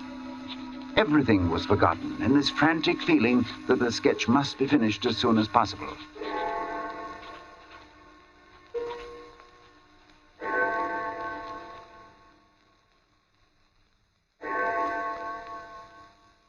I had no idea how long I worked until I heard the clock of St. Jude's in the distance.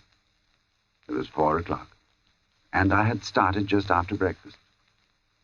Now, for the first time since I'd begun, I actually seemed to see what I had been sketching. I was surprised.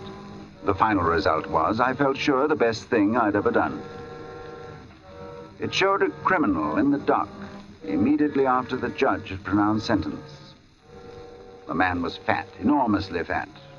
The flesh hung in rolls about his chin. It creased his huge, stumpy neck.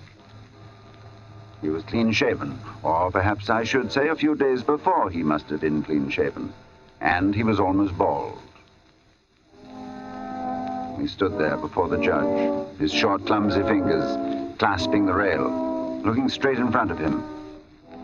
The feeling that his expression conveyed was not so much one of horror as of utter, absolute collapse. There seemed nothing in the man strong enough to sustain that mountain of flesh. And then I saw that the sketch wasn't complete, for the man's other hand seemed to be clutching an instrument of some kind, a weapon, but it hadn't been completed. I had made this sketch, and yet I had no recollection of what I'd intended the man to carry in his other hand. I took up my pencil again, and I attempted to fill in the fuzzy outline, but it was useless. It was as though my fingers had suddenly turned to lead. I sat down, and I felt the moisture slowly forming on my forehead. And once again, I was conscious of the oppressive heat. Then I knew that there would be no finishing of the sketch, at any rate not for the moment. So I rolled it up and without quite knowing why, I put it in my pocket. In spite of my peculiar inspiration, I was filled with a rare sense of happiness which the knowledge of a good thing well done gives.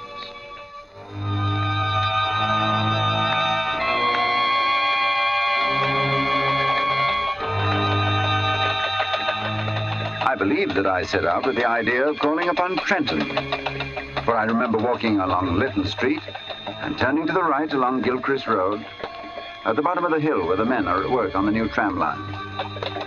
From there onwards, I have only the vaguest recollection of where I went. Through parks, along crowded streets, always conscious of the awful heat that came up from the dusty asphalt pavement in a suffocating wave.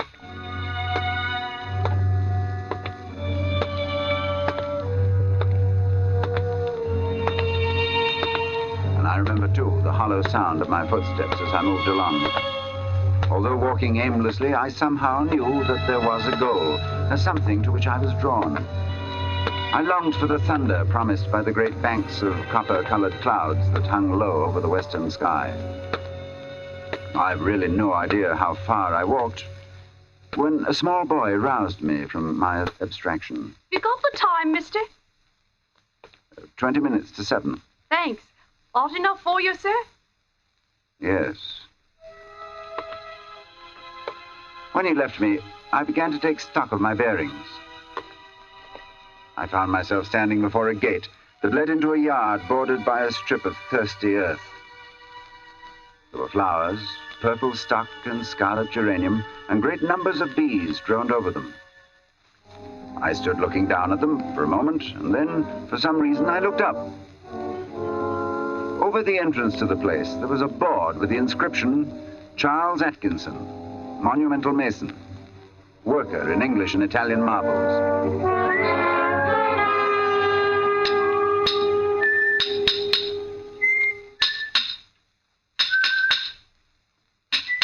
From the yard itself came a cheery whistle, the noise of hammer blows and the cold sound of steel meeting stone. A sudden impulse made me enter, and I went in the direction of the noise. There was a man, sitting with his back towards me. He was busy at work on a slab of curiously veined marble. Then, without turning, his hammer stopped in midair as he was about to bring it down on his chisel. He held this position a moment before turning, but I knew that he was aware of my presence, and when he turned, I saw his face. It was, although I'd never seen him before, it was the face of the man I had been drawing.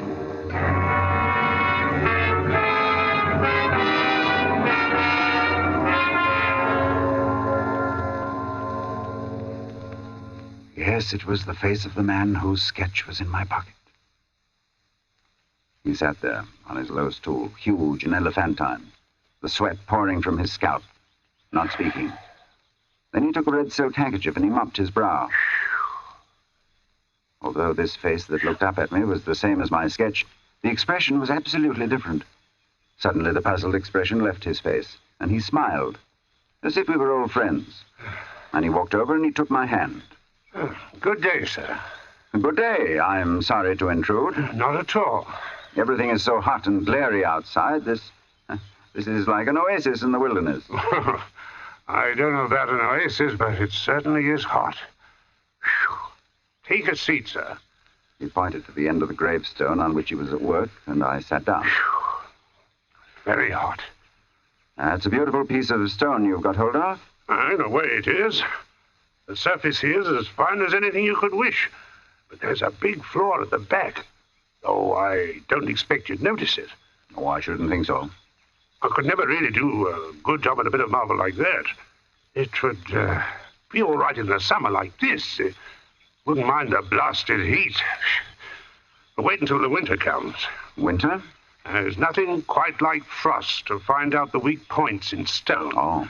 A gravestone, you see. Oh, I see. Then what's this one for?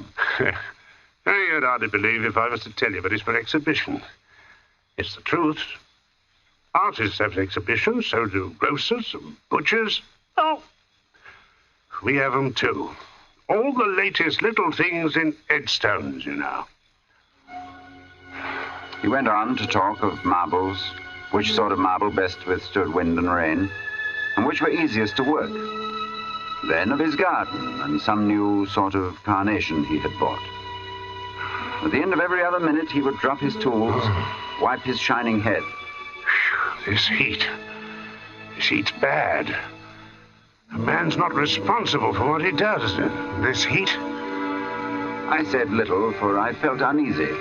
There was something unnatural, uncanny in all of this, the feeling that I'd experienced it all before.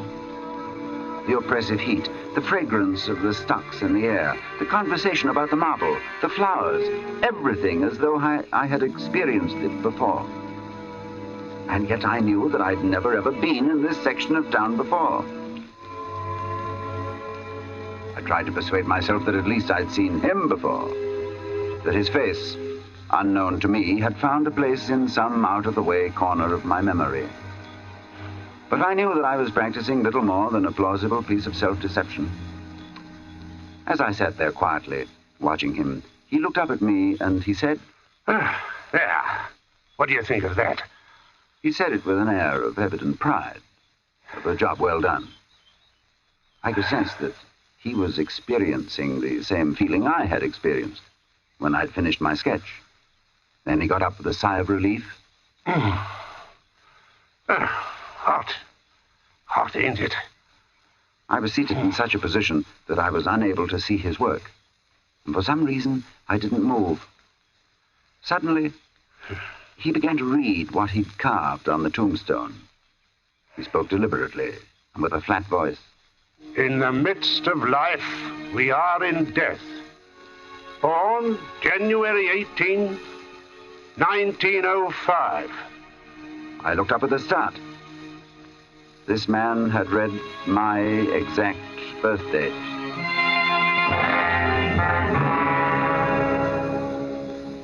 He passed away very suddenly on August 20th, 1945. That's today. We usually use the present date on these exhibition stones. Do you usually put a name on them, too? Yes. Sacred to the memory of James Clarence Withencroft.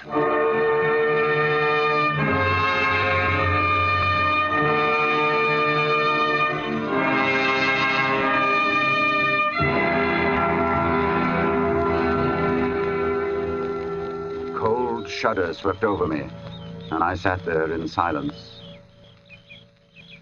The sound of birds and crickets seemed loud in my ears as we stood there, looking at each other, saying nothing. And then he mopped his brow again. Hot. I was finally able to speak. Where did you see that name? Oh, I didn't see it anywhere. I wanted some name, and I put down the first that came into my head. It's a strange coincidence, but it happens to be mine. Huh? That's your name? You're James Clarence... Withencroft, yes. Well... And the dates? I can only answer for the birth date. It's correct. Oh. That's a rum go. I made a sketch this morning of you. Of me? But you've never seen me before. No. Oh. I took my sketch from my pocket and I showed it to him. As he looked, the expression on his face altered until it became more and more like that of the man I had drawn. And it was only the other day before that I told Mariah there were no such things as ghosts. Neither of us had seen a ghost, but I knew what he meant. Then I spoke to him. You Oh, you probably heard my name someplace. Yes. You must have seen me somewhere and forgotten it. Yes. Were you at Clacton-on-Sea last July? No. No, I've never been to Clacton in my life. Oh. And we were silent for some time again.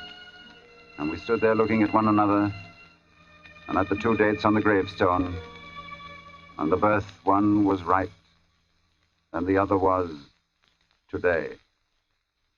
Well, come inside and have some supper.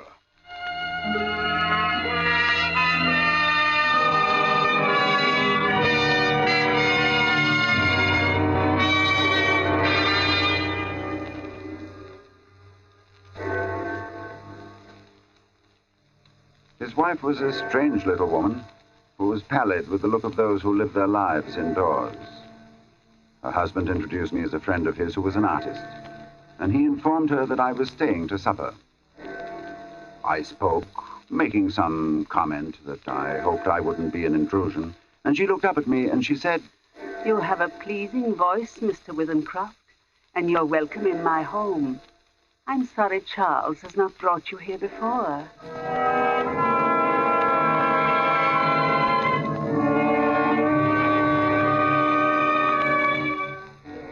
Very little was said during the meal, and after the sardines and watercress had been removed, she walked over to a cupboard and she took down a thin black book, and as she handed it to me, she spoke.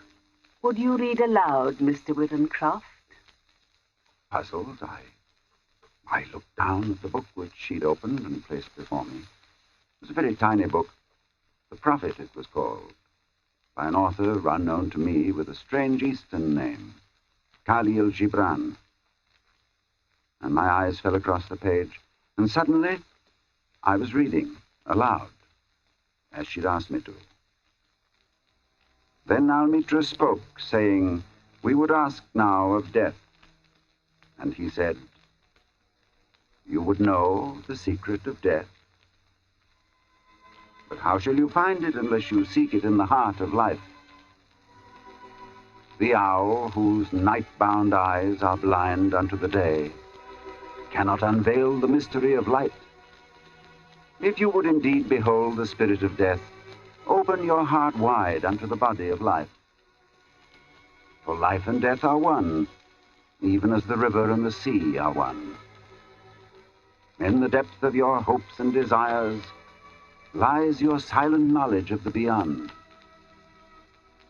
And like seeds dreaming beneath the snow, your heart dreams of spring. Trust the dreams, for in them is hidden the gate to eternity.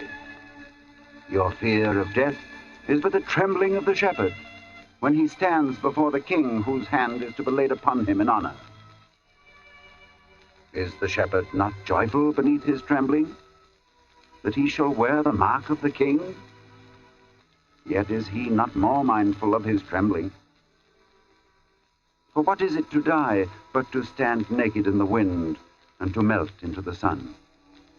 And what is it to cease breathing but to free the breath from its restless tides, that it may rise and expand and seek God unencumbered? Only when you drink from the river of silence shall you indeed sing. And when you have reached the mountain top, then you shall begin to climb. And when the earth shall claim your limbs, then shall you truly dance.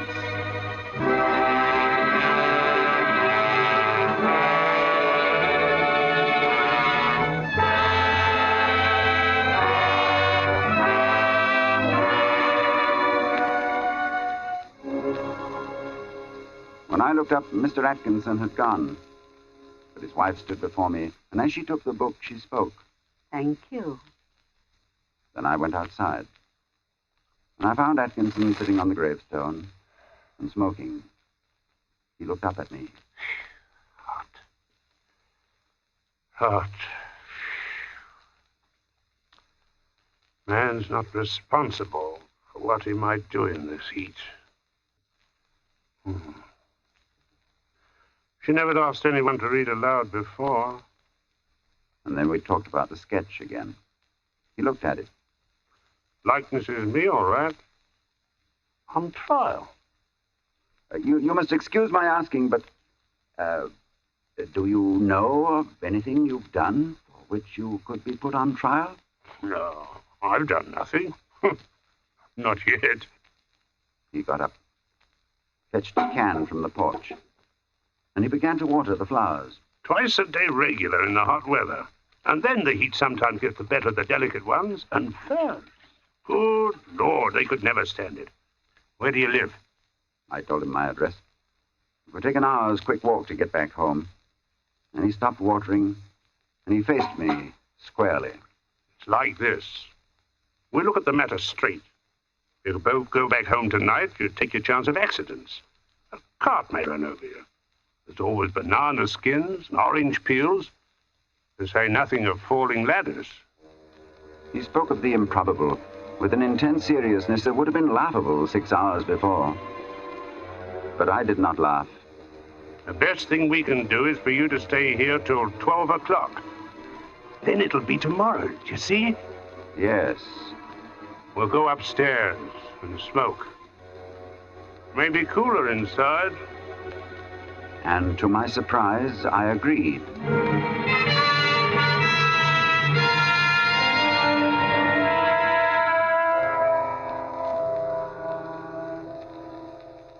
We are sitting in a long, low room beneath the eaves. Atkinson has sent his wife to bed. He himself is busy sharpening some tools at a little oilstone, smoking one of my cigars the while. And as I look at my sketch before me, I suddenly see the fuzzy outline of what the man in the picture holds in his hands. But while I had not been able to sketch it before, I am able to do so now. It is a chisel, and it is stained with dark liquid. The sketch is completed now. The air seems charged with thunder, and I hear it in the distance. It is ominous, but it carries the hope of rain. Perhaps this damnable heat will be broken soon, and the day will soon be over. It is close to 12. I'm writing this at a shaky table before the open window. The leg is cracked, and Atkinson, who seems a handy man with his tools, is going to mend it as soon as he has finished putting an edge on his chisel. There. It is 12. The day is over, and I shall be going home. But the heat is stifling.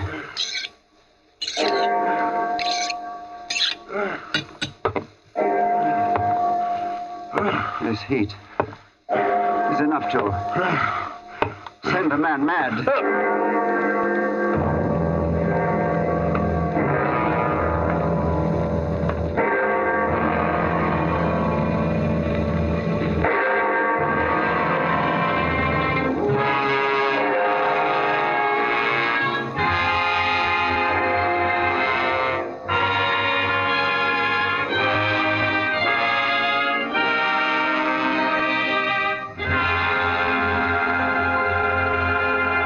And so closes August Heat, in which Roma Wines have brought you Ronald Colman as star of tonight's study in Suspense.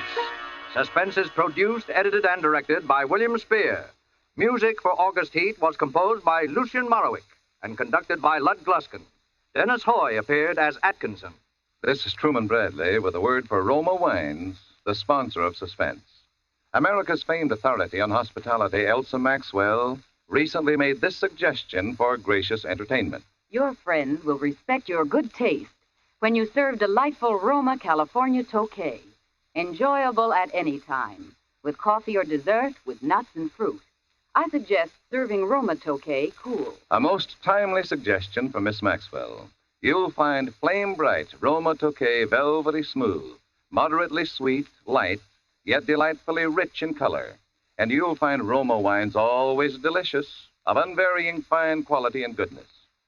June is the month of weddings, and the most distinguished way to face the June bride is by serving Roma California champagne. Its gold and sparkle and delicious, delightful dryness tell you that here is a truly fine champagne, Roma champagne.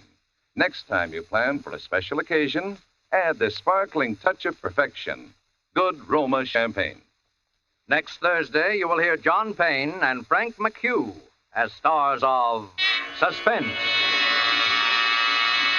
Presented by Roma Wines, R-O-M-A, made in California for enjoyment throughout the world. This is CBS, the Columbia Broadcasting System. Thank you for visiting Golden Age Radio, rumble.com/C/GAR. Please support our veterans by visiting veteransradioministry.com. Together we can honor their great sacrifice. Thank you.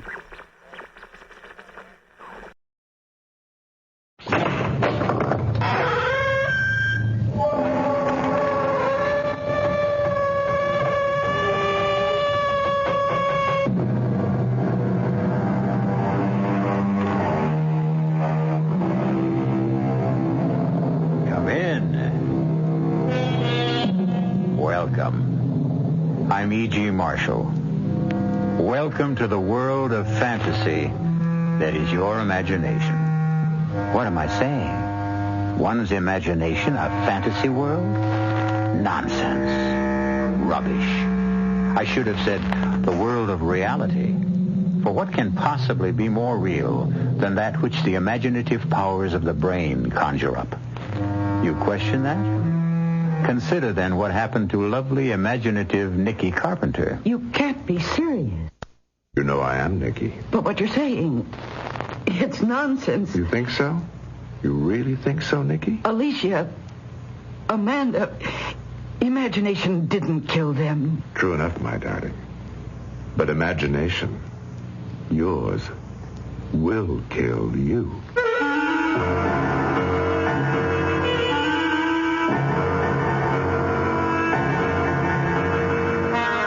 Our mystery drama, Murder to Perfection, was written especially for the Mystery Theater by George Lothar and stars Mercedes McCambridge and Joseph Campanella.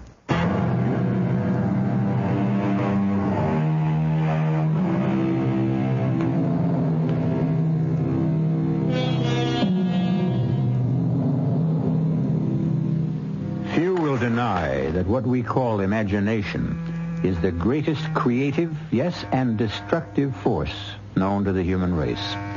The paintings of the Sistine Chapel existed inside the head of Michelangelo before he expressed them on canvas. Bach, Beethoven, Brahms heard their music in imagination before setting the notes to paper. This being so, you will understand how the story I am about to tell you, though bizarre, strange, macabre in the extreme, is true in every detail. Nicky, dear. Yes, Bill? It's 11:30. The funeral chapel. They'll be closing it for the night in half an hour. I'll be going home. Alicia looks so lifelike there in the casket. I find it so hard to believe she's dead. I know. He murdered her, Bill. No, Nicky. Yes, he did. I know you think the sun rises and sets on your brother, but he murdered my sister. He murdered Alicia as surely as she lies dead in that coffin. Nicky, dearest, you're tired and overwrought. You've been here all day, all night. You're exhausted thinking things that simply can't be so, saying things that make no sense. Guy loved Alicia. Why, in the year of their marriage, he was the most devoted husband a wife could ask for. Oh. Excuse me. Oh, Guy, come in. Bill, Nicky. I thought everyone would be gone by now, that I could spend a little time alone with Alicia. We were just leaving, Guy. No, I'm not. I want to be with Alicia as much as possible until she's buried tomorrow. That's exactly the way I feel. Oh, you liar. Nicky. You killed her. You murdered her in cold blood. Nicky's overtired, Guy. Overwrought. Yes, of course, but even so, I don't understand. I mean, to say a thing like that. Well, it's true. You know it is. Now, look here, Nicky. Alicia fell or jumped from our apartment window. There was no one else in the apartment at the time, not even me. I was at my office downtown, so just where do you get this crazy, wild idea that I killed her? I don't know. Well, you will. What do you mean? I mean that I'm going to prove that you murdered her. If it takes every cent I have in the world, if I have to dedicate the rest of my life to it. Take her home and call a doctor. She needs sedation. Yeah. Come on, Nicky. Nicky, sweetheart, haven't you looked at her long enough? Guy will pay for killing you, Alicia. I promise you that. I promise.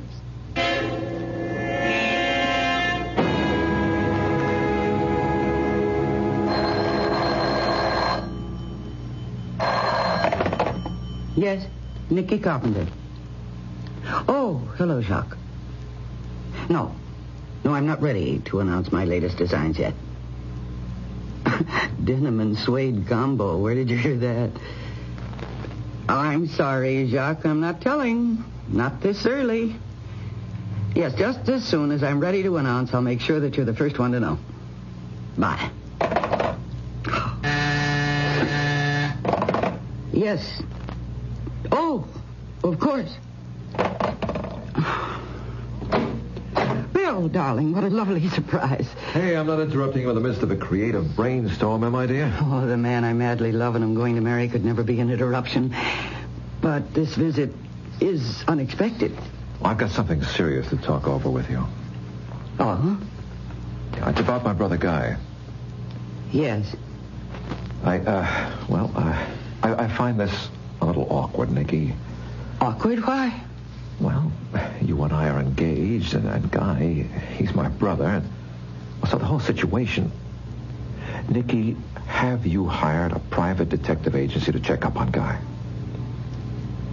Yes. But why? Because he murdered my sister, Alicia, and I intend to prove that he did. Oh, come on now, Nicky. How can you go on saying such a thing, thinking such a thing? Whatever gave you the idea in the first place? Guy, for one. Guy? I don't like him. I never have. Charming, yes, loaded with charm, and handsome and witty, and in my opinion, a deceitful fraud. He just rubs you the wrong way. Even if everything you say is true, it doesn't make him a murderer. Well, I think differently. But you must have a reason, something more than just disliking someone. I have.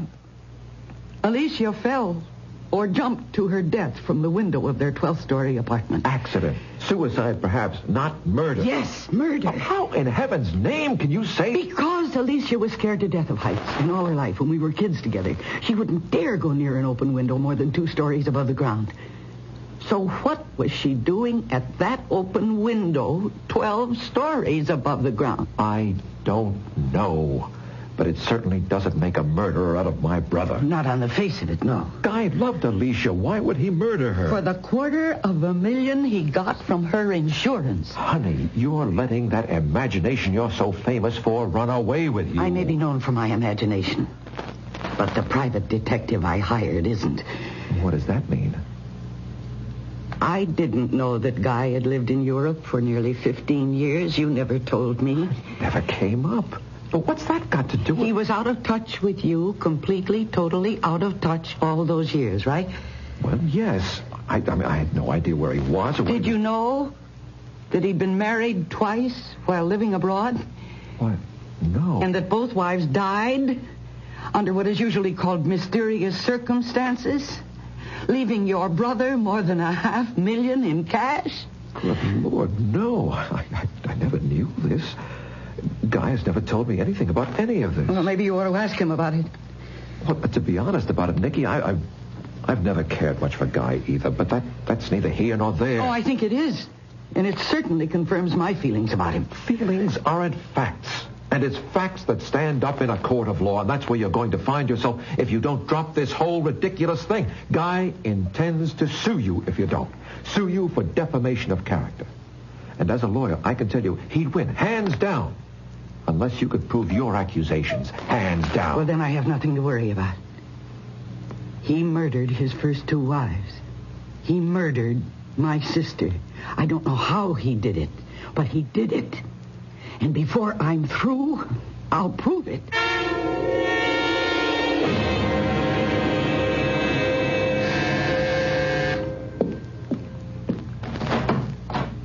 What do you want? I don't think it's a matter of what I want, but what you want. May I come in? There's nothing I want from you, Guy. Oh, you do. Believe me, you just don't know it. Yet. However, if you're not interested... No. Wait. Come in. I knew you'd change your mind. You seem very sure of yourself. Well, I'm sure of you, anyway. You see, Nikki, you're gifted with a vivid imagination. At least, so they say in the fashion columns. Well, they have to manufacture news. They exaggerate. Oh, I don't think so. I don't think so at all. They don't exaggerate in the slightest. I just proved that. You proved it. I knew once I had something you wanted, your imagination would invent all sorts of interesting possibilities, and you'd be unable to turn me away until you found out. You're very clever. Well, what do you want? I beg your pardon. What is it I want?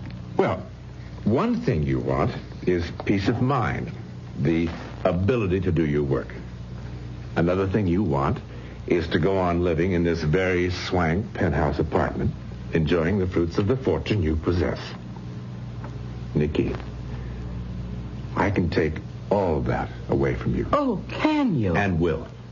Unless you, as they say, call off the hounds. The private detectives. The private detectives. There'll be no calling off of the hounds, Guy. All right. Then I shall sue you for defamation of character. Sue for every penny you possess. I have not defamed you. Neither I nor the private detectives have said a word to anyone. But I have. You? Of course. I knew you were taking precautions to keep your skirts clean until you could prove your suspicions. So I upset your precautions merely by dropping the right words in the right place. Amanda Jordan being one of the right places. That poor, sad alcoholic. Alcoholic. Yes. Sad? Yes. Poor? No. Dripping with money. That's why I'm marrying her on the 10th. You are marrying... You object? Save your breath. Do you no good. The point is, being alcoholic, Amanda talks so strong. She also gets around. What you're doing to me, Nikki, or trying to do to me, is all over town this very minute, and in the right places. If we went to court tomorrow, I could prove on unimpeachable evidence that you have hired detectives to dig into my past to substantiate false accusations you have made against me. Accusations, I may add, which happen to be anything but false. But you can't prove them, Nikki, and never will. Are you standing there telling me that you did? That you are? A murderer? Oh, yes. Oh, you're altogether right. I did murder them. All 3. Your sister Alicia included. Oh. But, you see, all 3 murders were so cleverly engineered and executed that no one would ever believe I had done them, let alone succeed in proving that I had. My God. To stand there and tell me to my face that you're a murderer, that you murdered my sister. As I shall murder Amanda Jordan, thus executing another perfect crime. A murder to perfection, you might say. What are you doing? I'm phoning Amanda. Phoning Amanda? To tell her that I'm going to kill her? Nikki, please, don't be a fool. Put the phone down. No. All right, go ahead. Amanda, this is Nicky Carpenter. Nicky Carpenter. Yes, Amanda, are you... Oh, Amanda, can you understand me? Smash, I could have told you that. Amanda, listen to me. That'll be the day. Amanda, please listen carefully now. Guy is here with me in my apartment, and he has just told me that he intends to murder you. Yes, I know you're going to marry him. That's the point of what I'm telling you. He's... No, I'm not inventing it. I am not a jealous fool. She didn't believe you? In her hazy, alcoholic way? You are evil. You are a devil. I haven't hesitated to tell you what I do, Nicky, because there's no way ever you can prove anything. But there's every way I can prove that you've damaged my career and altogether left yourself open to what are called punitive damages. A great big lump of punitive damages. You evil And if what I've told you fails to persuade you to call off the hounds, I can still take one more step. One more step? Kill you, Nicky. Oh. Kill you. And no one the wiser.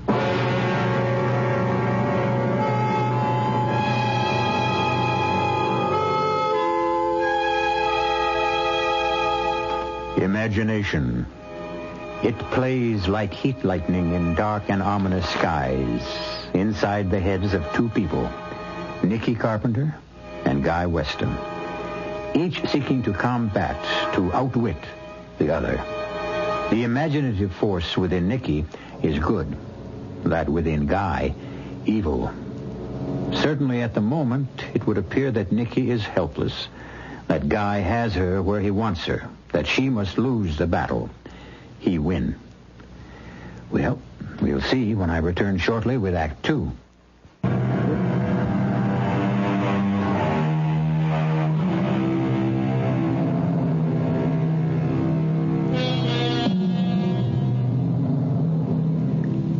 No such thing as the perfect crime. If that's what you've always thought, think again. For it certainly appears that Guy Weston knows how to murder to perfection. He's so sure of himself that he's candidly told his brother's fiancée, Nicky Carpenter, that he not only murdered her sister, but 2 previous wives.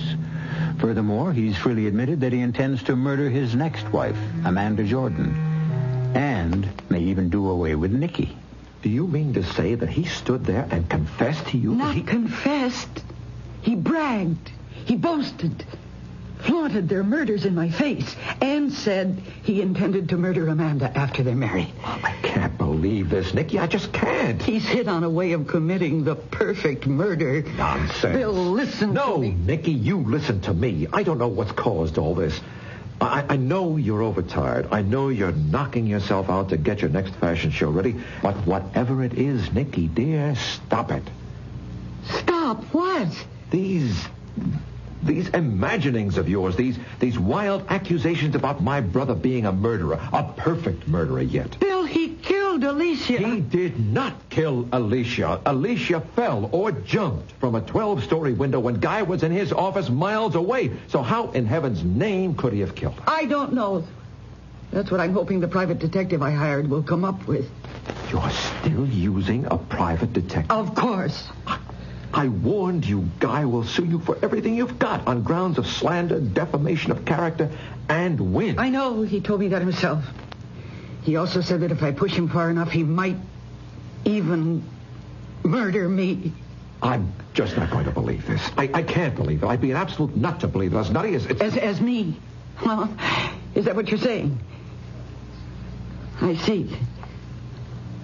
Well, in that case, Bill, I think I'd better give this back. You're giving me back our engagement ring? Yes. Nicky, you're letting... No. I am not overtired. I am not letting my imagination run away with me. I did not create or invent what I just told you about Guy coming to see me. It's true, every word of it. Nicky. Please. He will kill Amanda if I can't stop him. And he'll kill me if, as he puts it, I don't call off the hounds. Well, Bill, I may be a nut with an imagination that's running wild, but I'd say Guy wants me to call off the hounds because he's scared to death they'll run him to the ground. And I'm betting that they will. Betting everything I have. My fortune, my career, my life.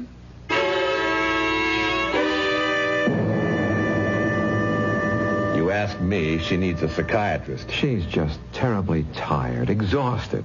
So because she's tired, I'm supposed to let her slander me? Wreck my career, my life? Do you know that because of that crazy phone call Nikki made to Amanda almost called off our engagement? Well, she didn't. You're married. No harm done. Hello, Amanda? Nikki. Amanda, I'm just calling to tell you that Guy's going to murder you after you're married. Now, that's a hell of a thing to say. I mean, that's just a plain hell of a thing. And when that tape is played in court... Tape? What tape? Oh, Amanda had a tape recorder hooked to her phone. Automatically taped messages. She's alcoholic, you know, and most of the time she can't remember who called her about what, so she records all conversations. Guy, do me a favor, will you? Destroy that tape and call off your suit against Nikki. Oh, Bill, I can't. The accusations she's made, everybody knows about them. Nobody believes them, of course. At least, I hope nobody believes them. But she's made a laughingstock of me, Bill. I just can't sit back and do nothing to protect myself. I suppose not. Well, thanks for your time, Guy. I'll see you. Wait a minute. Yes? Oh, well, hell, you're my brother. I'll do it for you. Will? Yes, but with one proviso, Bill. Name it. One more word out of her about me. One more crazy accusation, and I'll nail her to the wall. So help me, I will. There'll be no more accusations. I'll see to that. Somehow, I'll convince her. Excuse me. Yes, Miss Mason. Captain? Of the police? Well, sure, of course put him through. Now, what can this be about? Yes, Captain, this is Guy Weston. You're calling from my home? But what are you doing? Of course I can come home right now, but what's happened? Captain, stop beating about the bush. What the hell has happened? When? What? You're sure? Oh, yes, I'll be there as fast as I can make it. What? Amanda dead. Dead? Amanda? He said, the captain, a combination of alcohol and sleeping pills. Oh. Easy, easy. Oh. Look, I'll go home with you. Yes. Please, get my hat and coat. Here, your coat. Let me help you. Thanks. Oh, Bill, I guess you know this means I can't call off my suit against Nikki. Because Amanda's dead? Nikki's accusations, everybody will believe they're true now. Well, I've got to prove they're not. I'm going through with the suit, Bill. I have no option.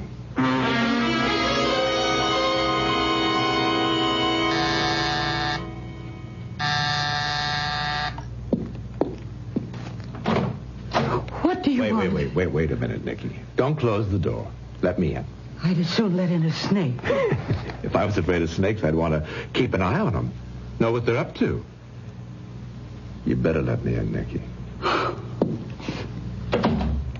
All right, Guy. Make it quick. No, don't sit down. You won't be staying that long. Oh, I think I will. I got a lot to say to you, Nikki. Well, then say it. And get out. First thing I want to say is that, of course, Amanda's death was no accident. I know that. The second thing I want to say is yours won't be either. What?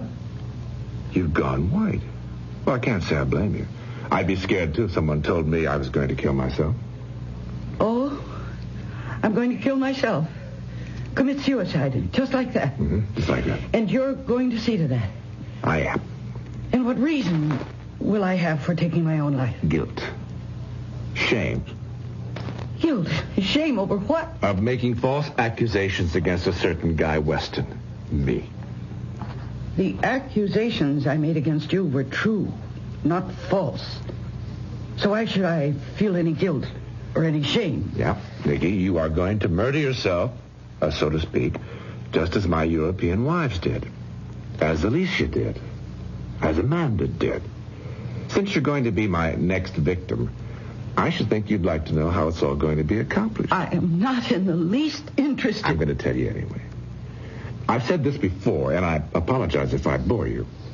But I am quite possibly the only person in the world who has discovered how to commit the perfect murder. Would you believe that I found myself taking karate lessons in Japan when I was there? Now, so help me, I did. And suddenly, one day, the thought crossed my mind, if you can use an opponent's physical strength or weakness against him, why can't his mental strength or weakness be used against him as well? The answer, quite simply, is, of course, it can. Well, I don't see how. You will. You will, my darling, you will.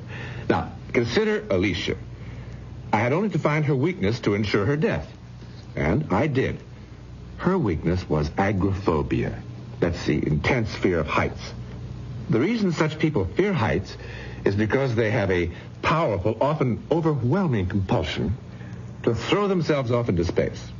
Well, such was Alicia's weakness. The weakness that I turned against her. How? Simply by laughing at her, showing contempt for her fears, taunting her for her inability even to go near a high window. I needled her, goaded her, irritated her until, to strike back at me, to prove me wrong, she would go to that 12th-story window of our apartment again and again, and open the window and stand looking down at the traffic far, far below and say to me, "See, I can do it." Oh. And she did. Until the day I knew would come sooner or later, the day her nerve broke, compulsion overcame her, and she threw herself to her death. Oh, you... Now, wait, no, claws. Please. Don't you try your claws on. Don't you try your claws on me again. Now, as for Amanda, her weakness was alcohol and sleeping pills. My first step in murdering her was merely to replace her pills with placebos, which, of course, had no effect. Now, when she complained, I told her she probably needed stronger sleeping pills, and saw to it that she got them, along with plenty to drink, you understand. Her death was a foregone conclusion. Once again, using my victim's weakness against her, she killed herself. And I, the real murderer, remained scot-free. And I am your next victim. You are. You'll be dead within 2 weeks. In fact, you don't know it, but you've already written your suicide note on this. That's one of those shirt pocket tape recorders. That, as you see, I was carrying in my shirt pocket. Everything we've said to each other since I came through that door has been recorded on this tape. Yes, but I did not record a suicide note. Correction. You will have. Once I have edited and altered the tape, then re-recorded it. I'll let you hear it. Well, that's the least I could do. And perhaps you'd be good enough to tell me what strength or weakness of mine you intend to use against me. With you, no weakness. Strength. Which is? Come on, you know your strong point as well as I do. You tell me. To my imagination? Precisely. Within 2 weeks or less, Nikki, you're going to be dead. Huh?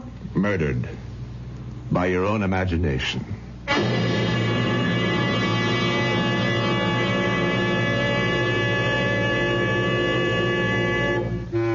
Murdered by her own imagination? How in the world can that be done?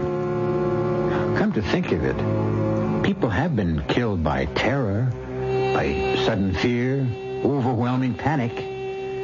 But it can't happen that way with Nikki. She's too strong, too self-controlled. What way, then? What plan has Guy in mind? We'll find out shortly when I return with Act 3.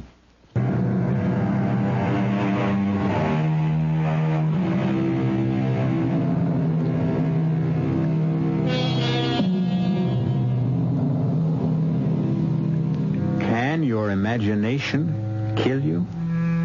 Murderer Guy Weston says it can. And since he's been eminently successful in doing away with a number of victims, it would appear that Nikki Carpenter is about to become his latest. He won't kill her. Oh, no. She will kill herself. The instrument of death being her own imagination. Up to now, Guy Weston has murdered to perfection. Up to now.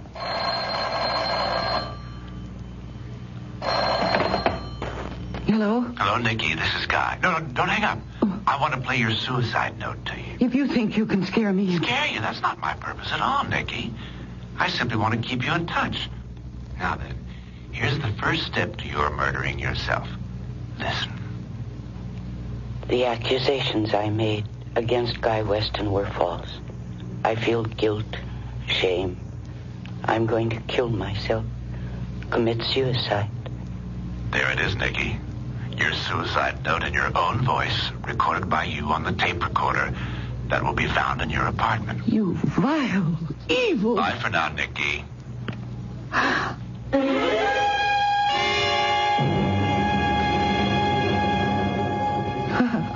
Now, Nicky. Bill. Oh, Bill, you've got to help me. Of course I will, sweetheart. I'm so sorry I broke our engagement. That was stupid of me. But I was so upset and frustrated. Don't you think I realize that? The nice thing about a broken engagement is that it's easily repaired by putting the ring back on the girl's finger. Now hold out that pretty hand of yours, young lady. Oh, Bill. And now a kiss to make sure the repair holds. Mm-hmm. Oh, that's a repair that'll hold forever. It will, my darling, it will. Now then, new fashion season or no new fashion season, you're going to take a week off. A week off? At least a few days. Get away from work, out from all the pressure you've been under. Bill, what are you saying? I'm saying that I'm going to take you up to my place on the lake for a long weekend. See that you rest, relax, and recuperate from the heavy workload you've been... Oh, what is it? You haven't believed a word I said. Well, now, Nicky... No, everything I've told you. Guy admitting he's a murderer... saying he's going to see that I killed myself, the fake suicide note he tricked me into taping. You don't believe any of that. Nicky, sweetheart, we've been through all this. But you broke your engagement to me because of it. Now, don't... Please, will you believe me? Will you please believe that what I'm telling you is true? Your brother, Guy, is a murderer. He murdered my sister Alicia by tricking her into jumping out of a window. And he murdered Amanda, as he said he would. And as I told you he would. Amanda died from combining alcohol with sleeping pills. Sleeping pills that were any number of times stronger than anything she ever took before. Your brother murders people by tricking them into murdering themselves. And he's told me that he's going to do the same to me. By maneuvering you into killing yourself with your own imagination? Nicky, be reasonable. You know you'll do no such thing. Sure. You're a highly imaginative woman, but you're also a very practical, down-to-earth woman. If only I could convince you Let me convince you of something. Convince you that one of the best things you could possibly do would be to... Yes? To what? Have dinner with me tonight, then go to the theater afterward. Oh, Bill. Look, I'll pick you up at 6:30. Cocktails, dinner, and any play or musical you want to see. Date? Oh. Date.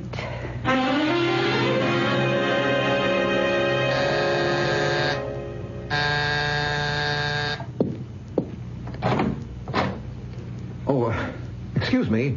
My name's Bill Weston, and I believe I have a date for dinner in the theater with a very charming young woman. Yes, you have. And is she ready? Just about. All she has to do is put on her hat and gloves. Not before she gives her husband to be a kiss. What? Spoil my makeup? You have to wait till we get back. Something to look forward to. Hey, snazzy hat. You do something for it. Thank you. Ow. What's that? Ooh. There's something in the finger of this glove. Look, my finger's bleeding. Let me see. Oh, your finger's cut. Well, how could I possibly cut my finger on a glove? Just a sec. Turn the glove inside out. Well, how did this get inside your glove? What? What is it? I don't see it. Oh, it's so small you can't hardly see it. A tiny bit of glass. Oh, how could anything like that get inside my glove? I don't know, but... Oh, dear. Excuse me. Hello? Guy, Nicky. Yes. Brother Bill told me he's taking you to dinner in the theater tonight. So what of it? Nicky, don't wear gloves tonight. Don't wear... Oh, dear. I'm too late.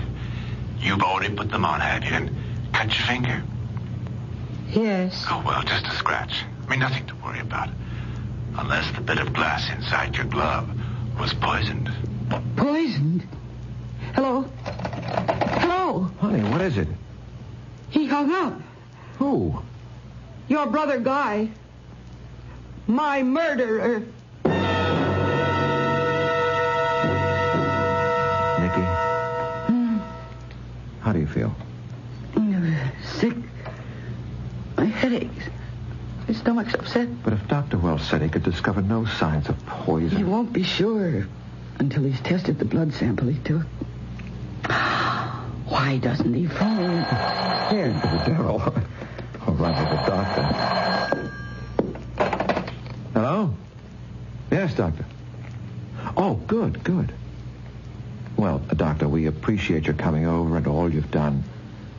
Thanks again, doctor. Not a trace of poison, Nicky. Well, then why do I feel so awful? I guess because you thought you might have been poisoned. But you weren't, honey. It was just all in your...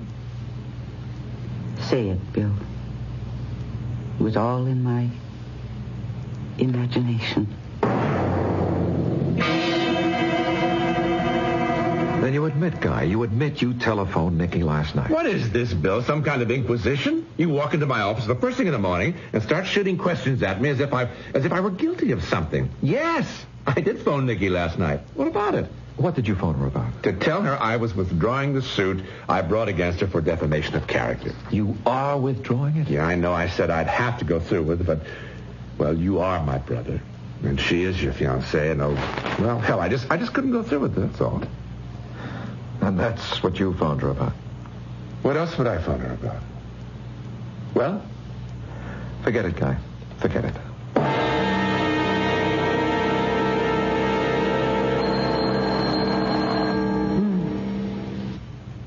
Look at me. It's 3 a.m. Who can be calling? Hello? Nicky, listen. The accusations I made against Guy Weston were false. I feel guilt, shame.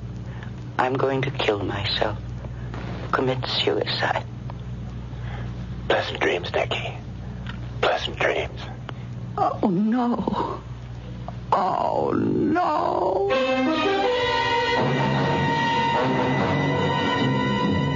I ask you, all of you, who you think you are. I mean, I am Nicky Carpenter. I created the Nicky Carpenter collection, and not you. Nicky, please. Oh, shut up. I've heard enough out of all of you. Now, you listen to me. When I ask for black mousseline, I want black mousseline. And when I ask for white file, I want white file. I don't care what your reason is. Don't change my orders. Now, get out of here, all of you, the lot of you. Get out. Get out.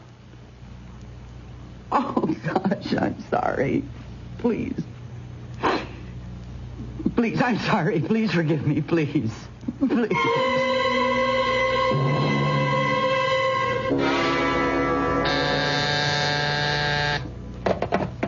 Yes? Yes, put him through. Yes, Dr. Welch. Well, I'm worried about her, too. She's not sleeping, not eating, a bundle of nerves. I'm wondering if you could recommend a good psychiatrist. Why? Because I think she's in need of psychiatric help. Huh? Well, I'll certainly come to see you. When? Right. Be in your office in half an hour.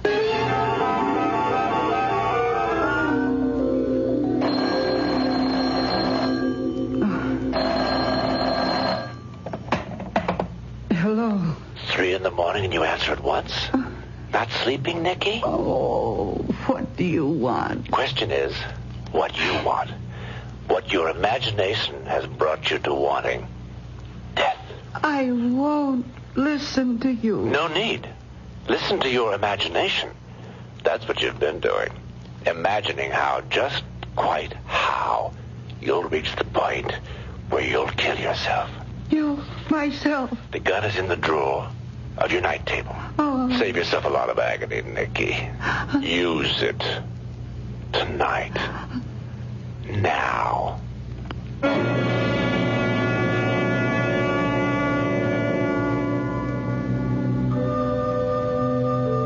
Bill. Yes, Guy? It's late.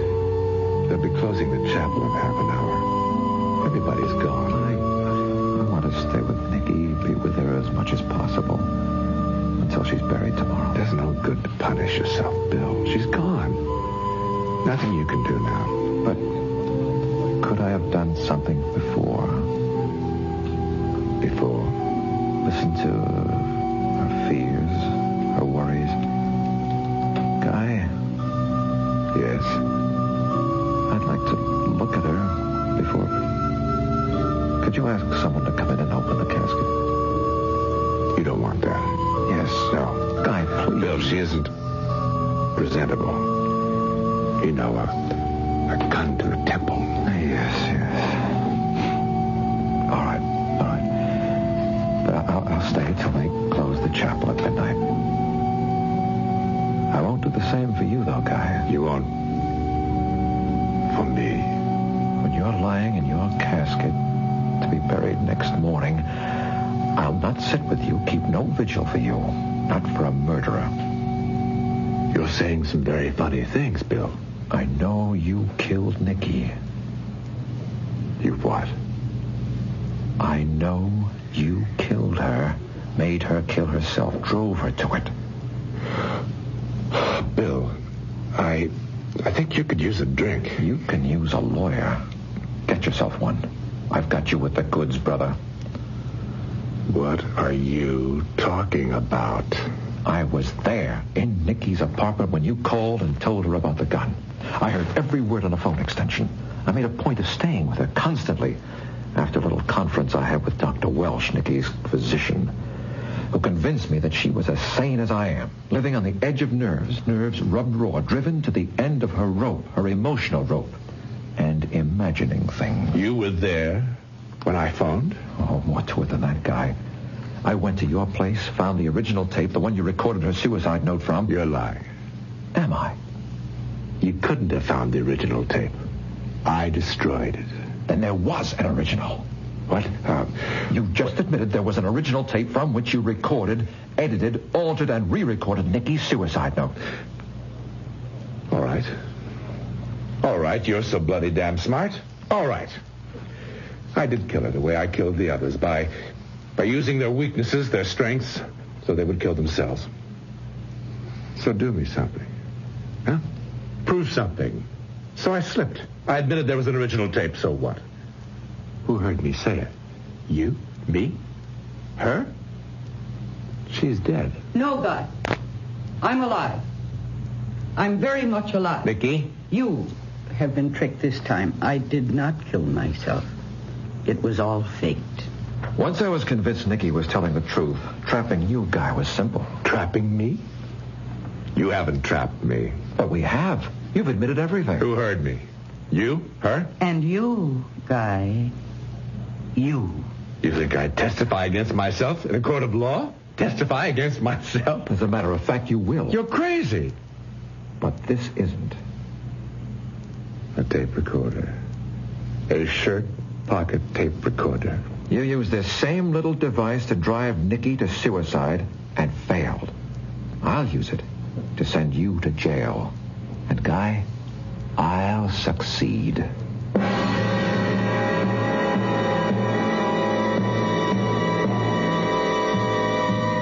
And so, imagination. This time not only Nikki's, but Bill's imagination, the most powerful force on Earth, for good or ill, brings an insidiously clever murderer to ground. I'll be back shortly.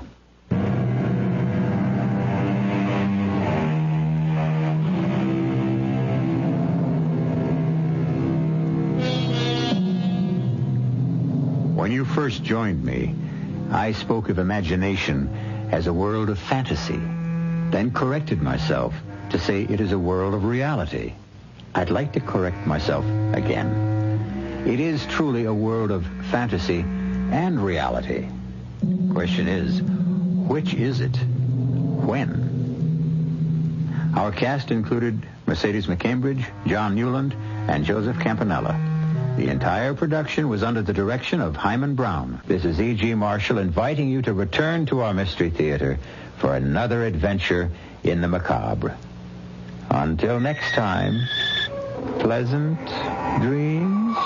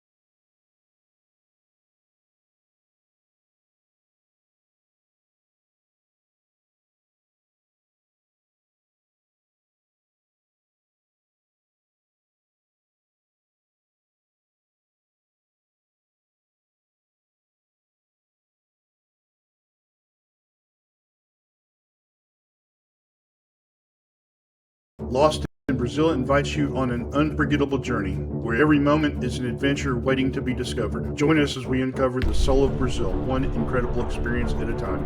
Click on the link in the description and embark on the ultimate Brazilian odyssey.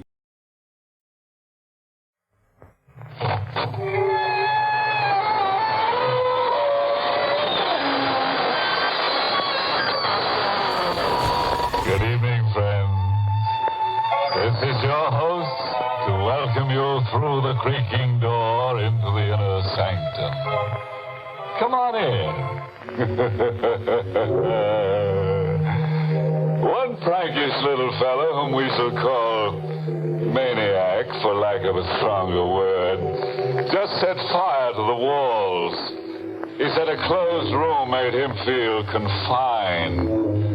As a result, 4 other characters are slightly burned up now.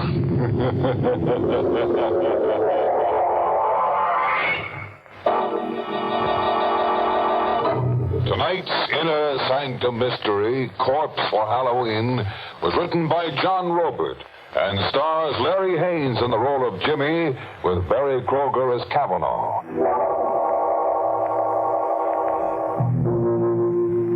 And now, let's unhinge our minds a little. After all, what's a little insanity among friends?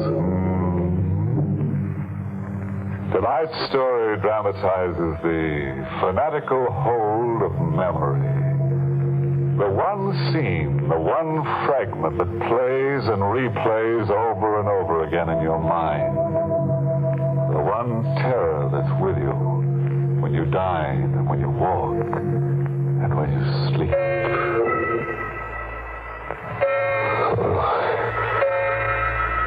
Sleep. Who can sleep? I'm here in the 35-cent flop, but I'm in the Burma jungle. Watching a scene that never gets stale, even though it's 5 years old. I can hear sounds travel across the brush. I pick them up as if I'm a receiving set. Animal sounds. And I see, as if my eyes are in the sky, I see 2 grim figures standing with their rifles aimed at a pair of jungle beasts. A tiger and its mate in a crouch, ready to jump. They fire point blank together as if by signal. No good. They miss. The beasts roar and leap. I hear them scream out, Kavanaugh and Boxer Dolan. Just before they die.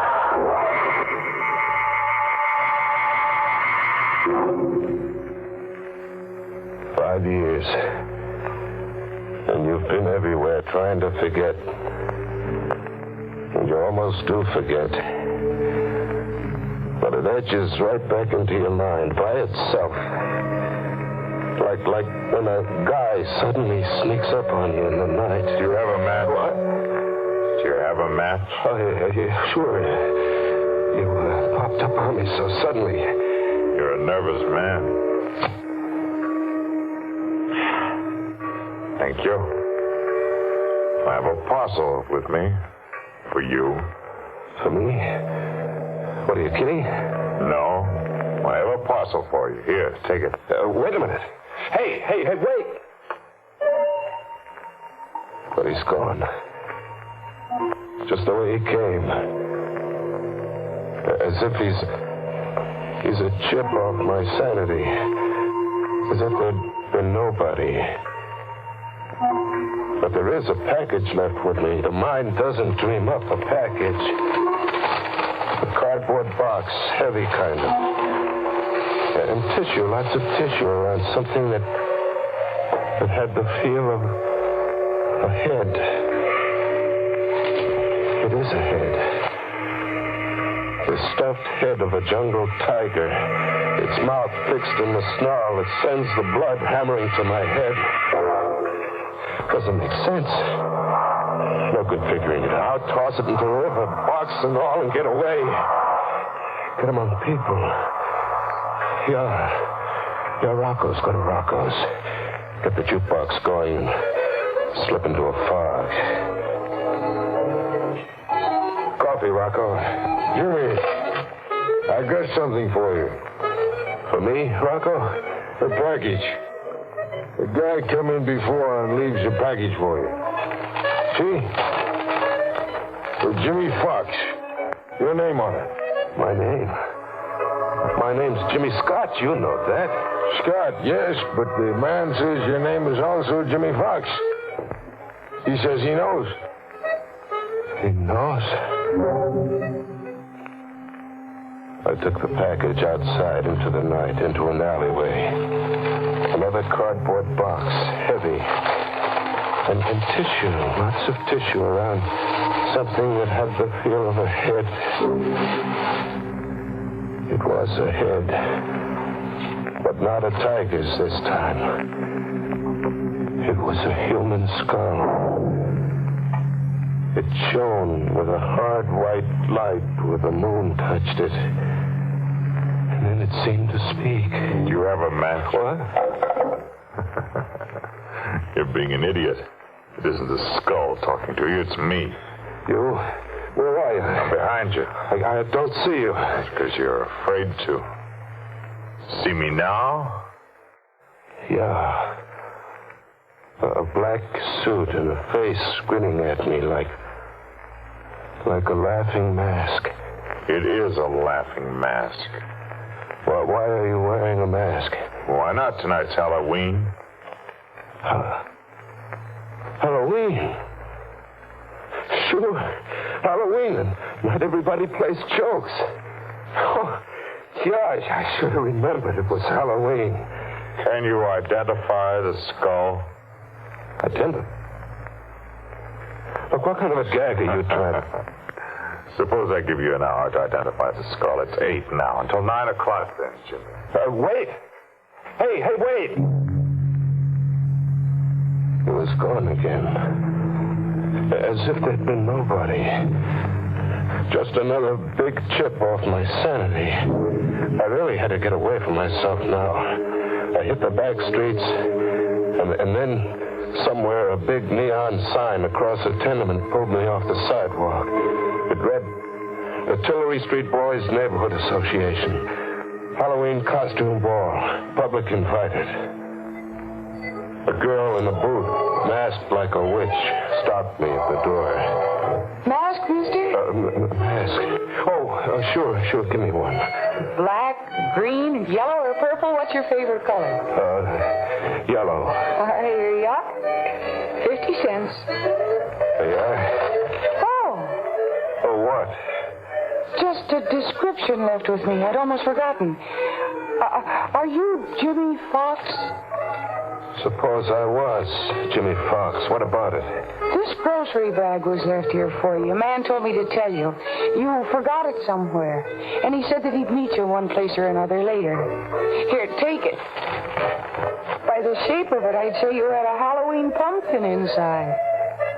What if I told you there was a human skull inside that grocery bag?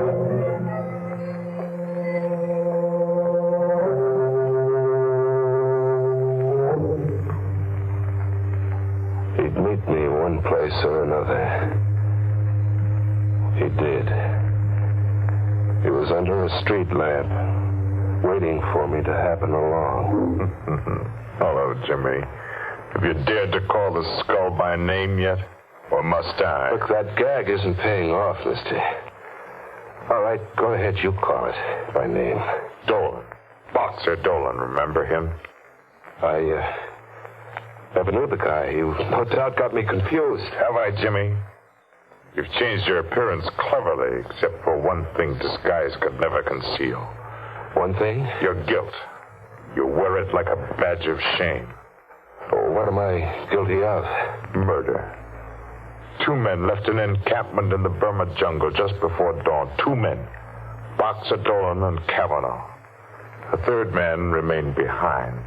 He played sick, pretended to have fever. The 3rd man was you, Jimmy. Must I tell you the rest? Tell me the rest. Dolan and Kavanaugh carried rifles in the event of a jungle encounter. There was a jungle encounter, a tiger and its mate. An emergency, but an easy one to resolve for two expert hunters. Just one shot apiece, and there'd be two more dead tigers. Just one shot apiece. They had their one shot apiece.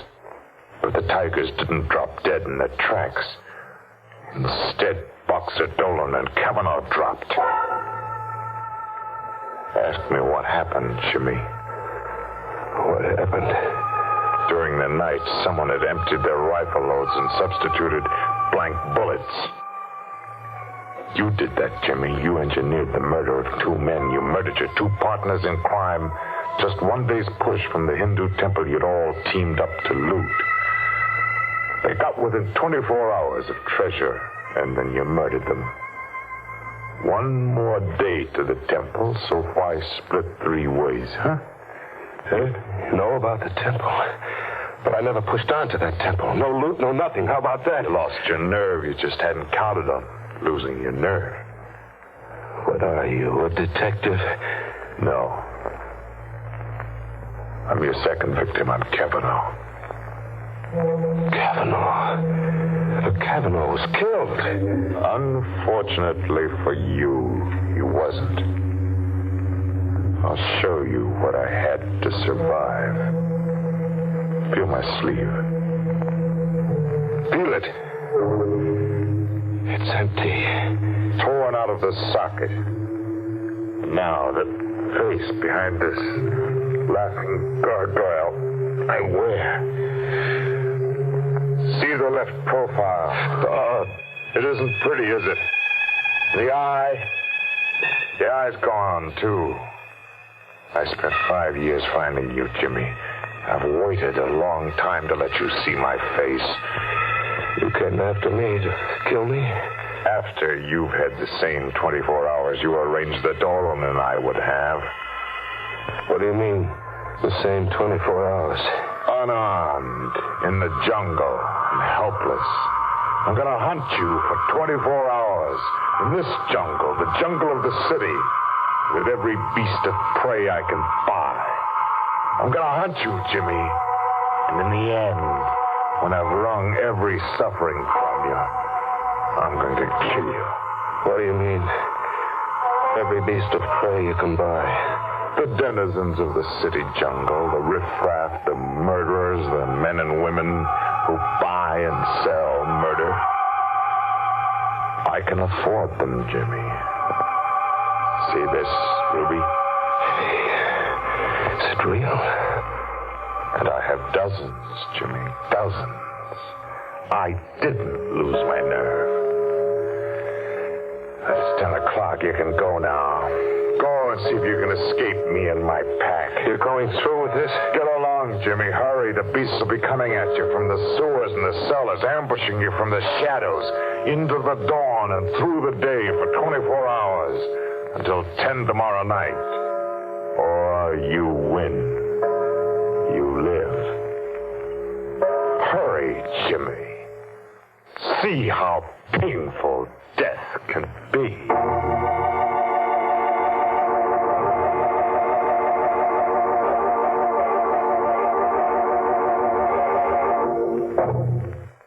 That Kavanaugh's one fella I never want to hunt me up. No, sir. That guy slays for creeps. 24 hours. Kavanaugh's got 24 hours to kill, and Jimmy has just enough time to die. Yes, you know, Jimmy might win out over Kavanaugh, now that he's got an extra skull to go with the one he's stuck with. After all, two heads are better than one. Let's live out the terror now, shall we? An animal game of murder for 24 hours.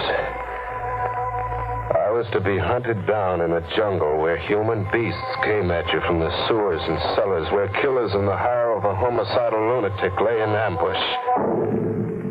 Well, I had to win. I had to save myself. I had to. Hide. The thing to do was to hide, fade into an alleyway and find a cellar and stay put for 24 hours. Just stay put. With the sickening reek of the garbage cans until 10 tomorrow night. Was I alone? Movement. There was a whispering movement somewhere in the cellar. A faint rattle of ash cans, as if the wind was rattling them. Wind in an airtight cellar. Hello? Anybody there? No answer. I've been imagining. But then something winged at me, goring into my shoulder, sharp and deadly like a knife.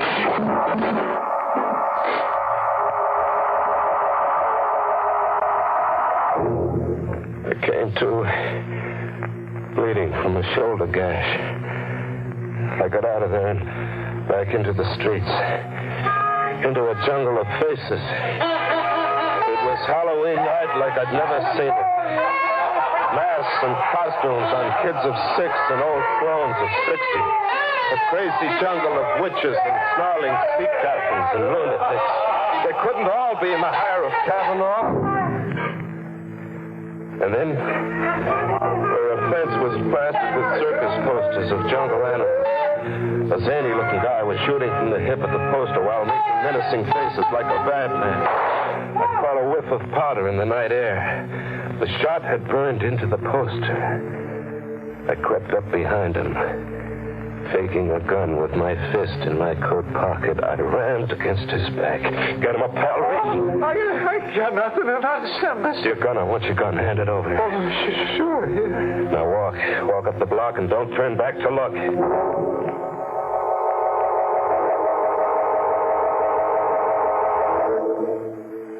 I had a gun now, and the tables were turned. I was the hunter now. I drifted to the docks and took up a position with my back to the river. Thinking of suicide, Jimmy? Not anymore, Kavanaugh. You sound as if your morale had suddenly improved. My morale's going great, Kavanaugh.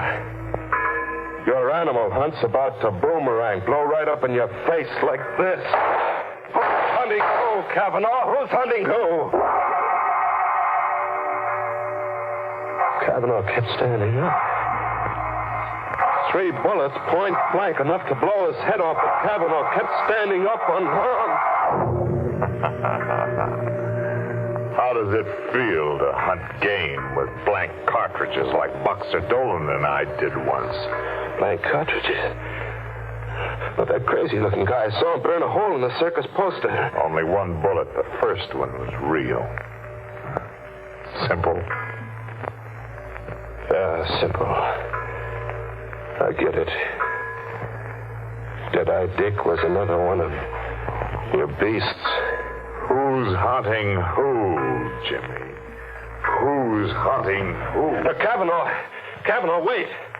Kavanaugh, kill me! Get it over with and kill me now, will you? Kavanaugh, you gotta kill me! I had to get out of there. The subway. Get the subway. Fade into the subway. Get on a train and ride to the end of the line. Ride out of the jungle. An empty station. No one in it. No someone. 2 people. A dapper little guy buried behind a newspaper. And an old lady in ragged clothes carrying a pet half hidden under a coat. A pet that looked like a cat. She came up to me, close, like to ask me something. This side goes to Lefferts Avenue Station? Lefferts, I don't know. I'm a stranger here. Oh, hush, Genevieve. Oh, Genevieve is hungry. That's not a cat. No, son. A cub. A tiger cub. A tiger cub? Would you like to stroke Genevieve? No. Don't run away, son. Genevieve won't hurt. I ran away with the old crone after me, hobbling in her skirts, and the little dapper guy behind the newspaper circling at me from the opposite direction, cornering me. I jumped to the tracks, my only out, and I ran. I ran deep into the bowels of the subway, deep, very deep, with the little dapper guy after me as if he meant business. And then the train, it had a Halloween look to it, bearing down on me, an iron face with banjo eyes. I ran against the wall and flattened out. The train flashed past, and the dapper little guy screamed.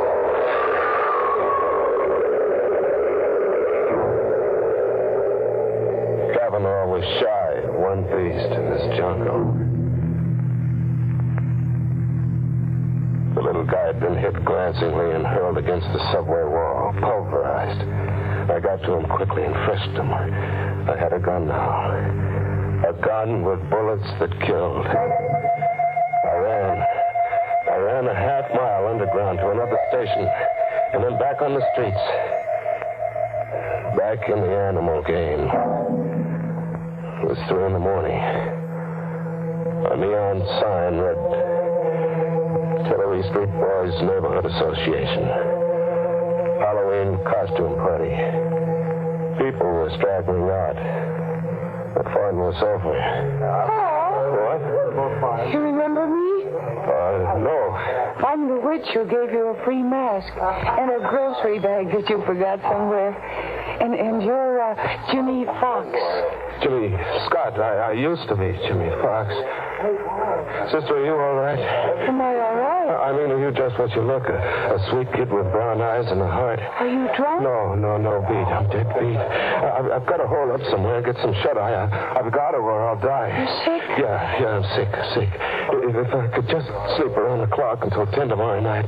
If an angel came along and said, come home with me, I'll put you up. Come home with me, Jimmy. I'll put you up.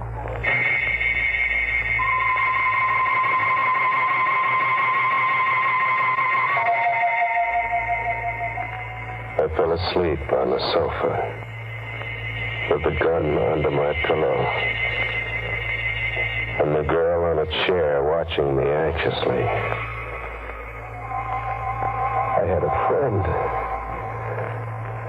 I could drop off and live in dreamland until 10 that night. At 10, I could wake up and live.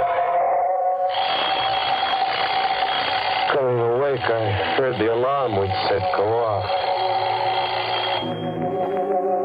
The alarm stopped.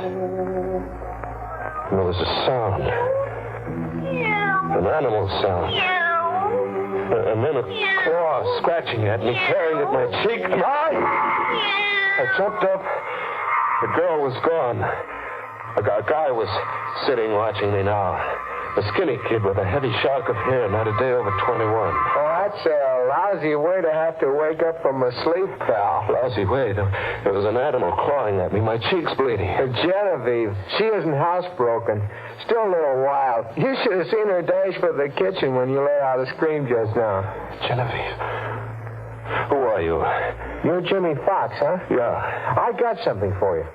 For me? Yeah, it was given to me to give to you. Here. A ruby.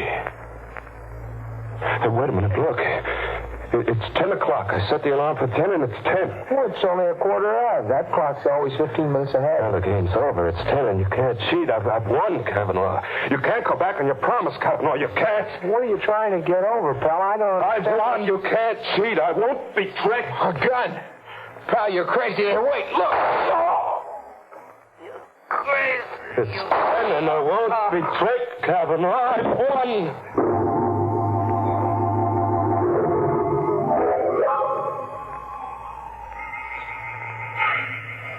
I'm still on the sofa.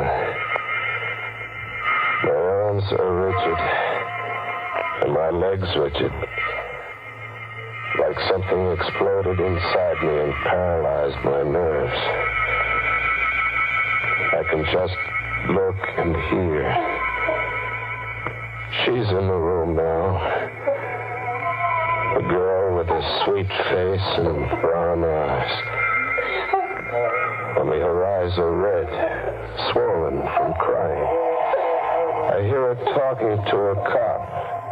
He she's taking down what she says. He was a stray. He was like a sick dog in the street. So I picked him up and brought him home.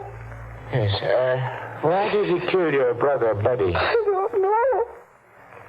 I was taking a shower, and I heard him scream like a crazy man. I heard him talk all mixed up. But I was taking a shower, and I couldn't get here in time. There must be something you can tell me, miss. Oh, officer, everything is so mixed up.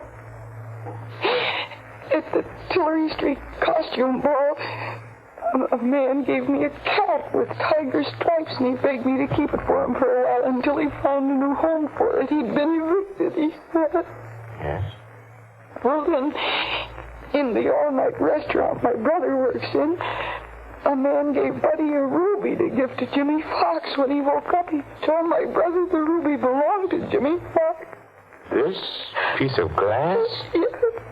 That's something off the Woolworth time counter.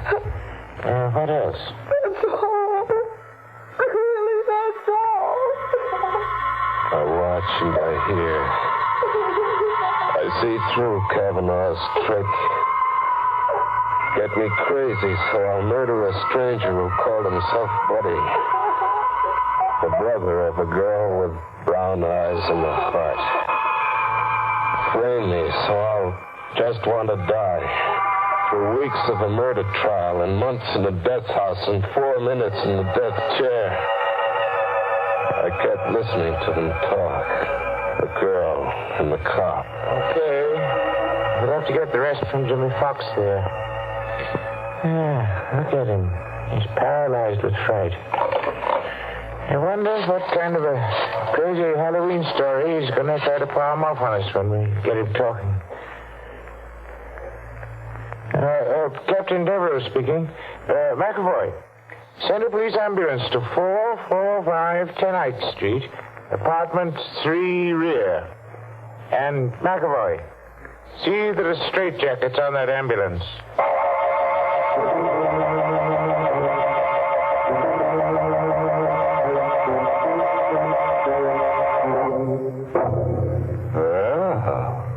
Quite a chase. It got so poor Jim didn't know whether he was coming or going. Nuts. What got his goat most was the way he kept seeing animals everywhere. Very confusing to a guy on the lam. Yeah, it got so he couldn't tell who's zoo. Moral? Oh, sure.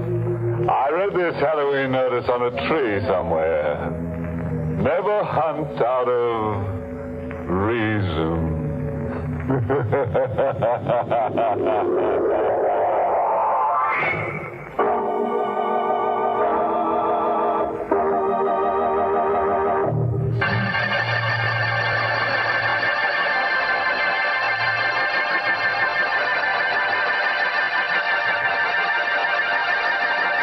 Good night.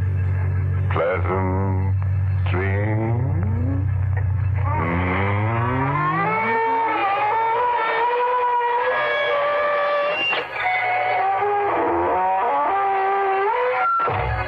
Inner Sanctum was heard in the United States over CBS, the Columbia Broadcasting System, and has been rebroadcast for servicemen and women overseas. This is the United States Armed Forces Radio Service, the voice of information and education.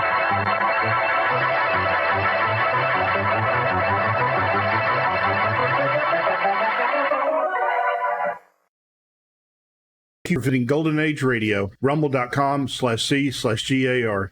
Please support our veterans by visiting veteransradioministry.com. Together we can honor their great sacrifice. Thank you. It's a terrible thing to wake up from a nightmare.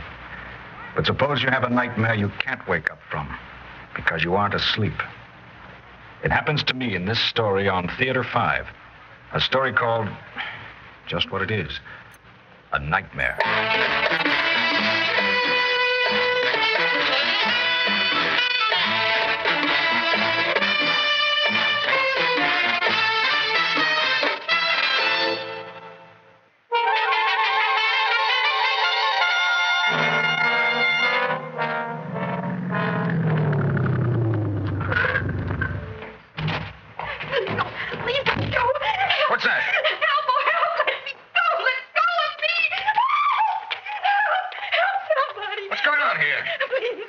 Judy. Judy, are you all right? What is it? Mr. Evans. Oh, thank you. Oh, thank goodness somebody came. It was Mr. Evans. I thought he was going to... Oh, Mr. Evans. Who was it, Judy? I don't know. Here, let me look at you. My dress. He tore my dress. Judy, are you all right? I had a drink. Yes, so I see. But are you all right? You want to Judy. know? No, Judy, Don't touch me. No, don't touch Judy, me. I'm only trying to help you. Now, here, let me take you inside and I'll call the police. Come on now. Let me go. Help! Judy. Let me go, I said. Help somebody. Help! Judy, what do you want the whole neighborhood to think? You're hurting me. Let me go. Please let me go. Hey, what's going on here? Well, Judy. Why, Mr. Evans. Phil, he tore my dress. Judy, what kind of nonsense is this? Now, Phil, I don't know what's going on here. Somebody was attacking Judy. I heard her scream and I came running.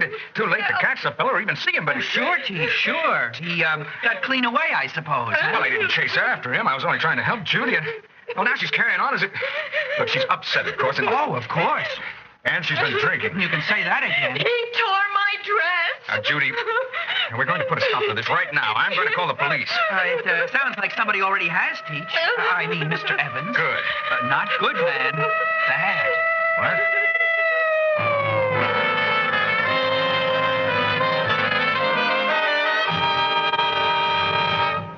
Now, Sergeant, if you let me explain this from the beginning. Name?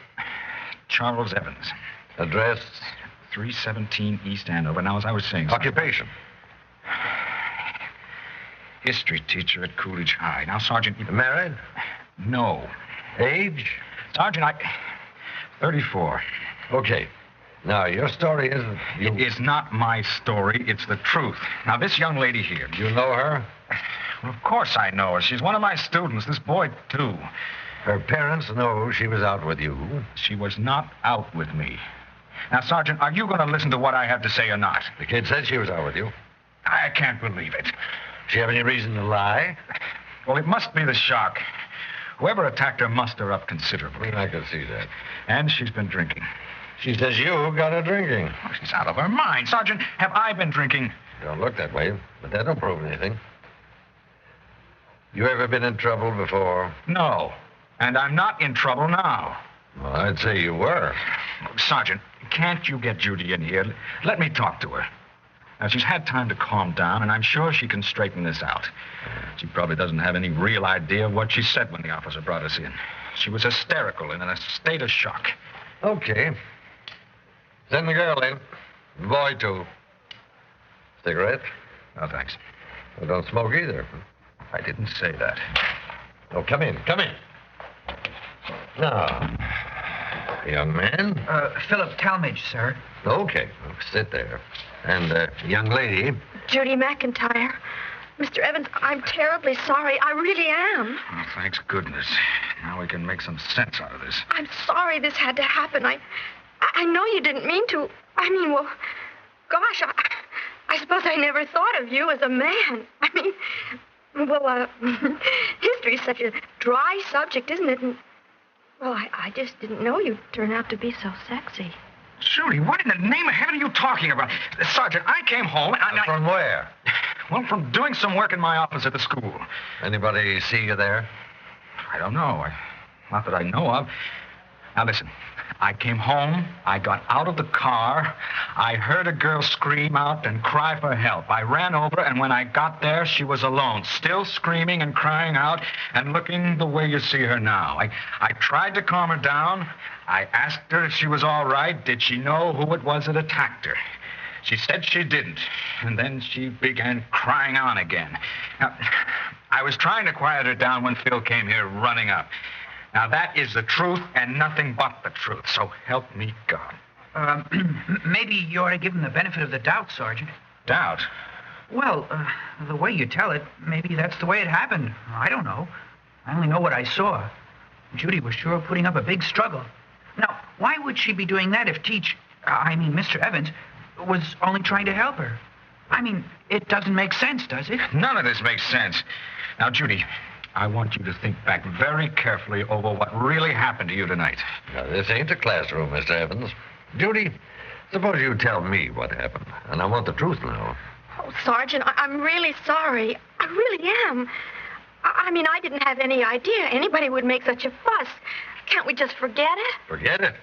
You claim a man attacks you, beats you up, tears your clothes half off you, and you want to forget it? Well, maybe it was partly my fault. I mean, well, I don't want to sound conceited, but, well, the fellows all say I'm tough, cool, with it.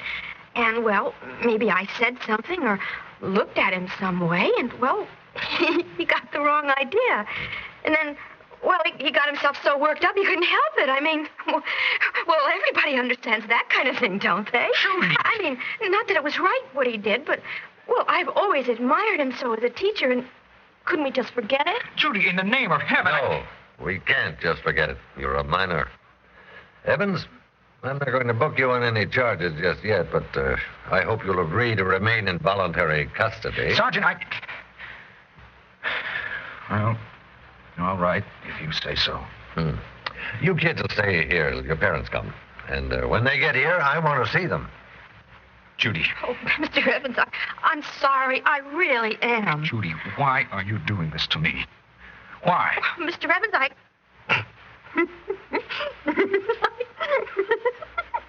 don't know what's the matter with me. I guess I'm so tired. Judy, Why? Did you say why?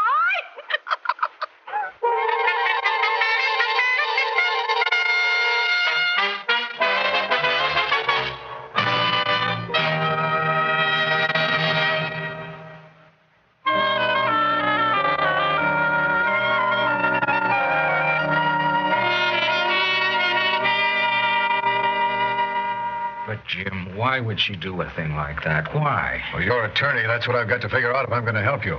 Wouldn't you give any explanation? Wouldn't or couldn't. She was hysterical. Giggling anyway. I could have wrung her neck. Well, can you think of any reason why? No.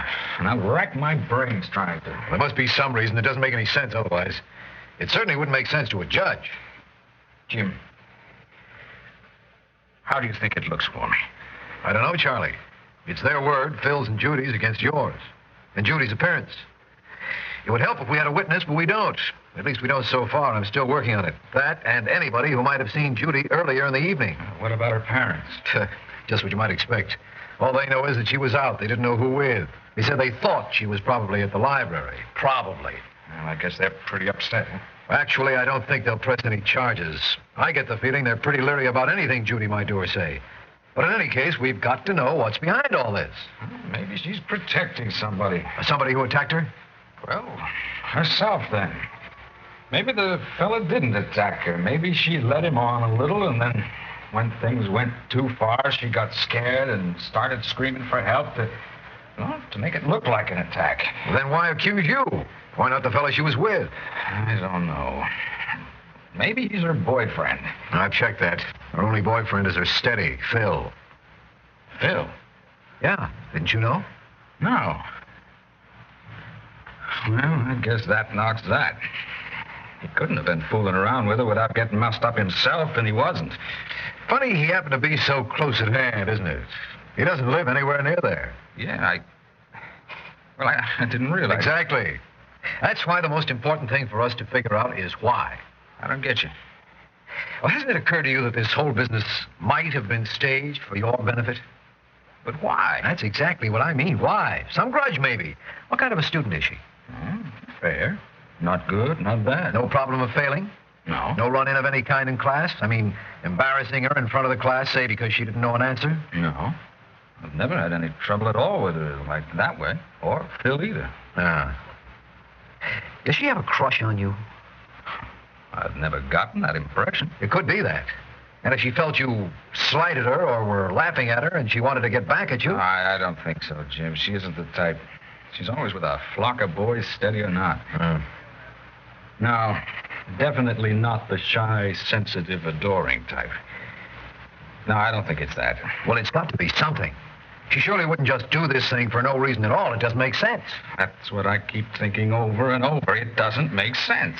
Well, charges or no charges, Charlie. I'm afraid you're in for a tough rap.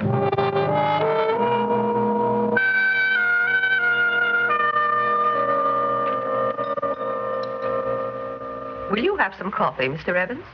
No, thank you, Mrs. Carter. Very well. Then let's get down to business. I'm sure you know why you're here.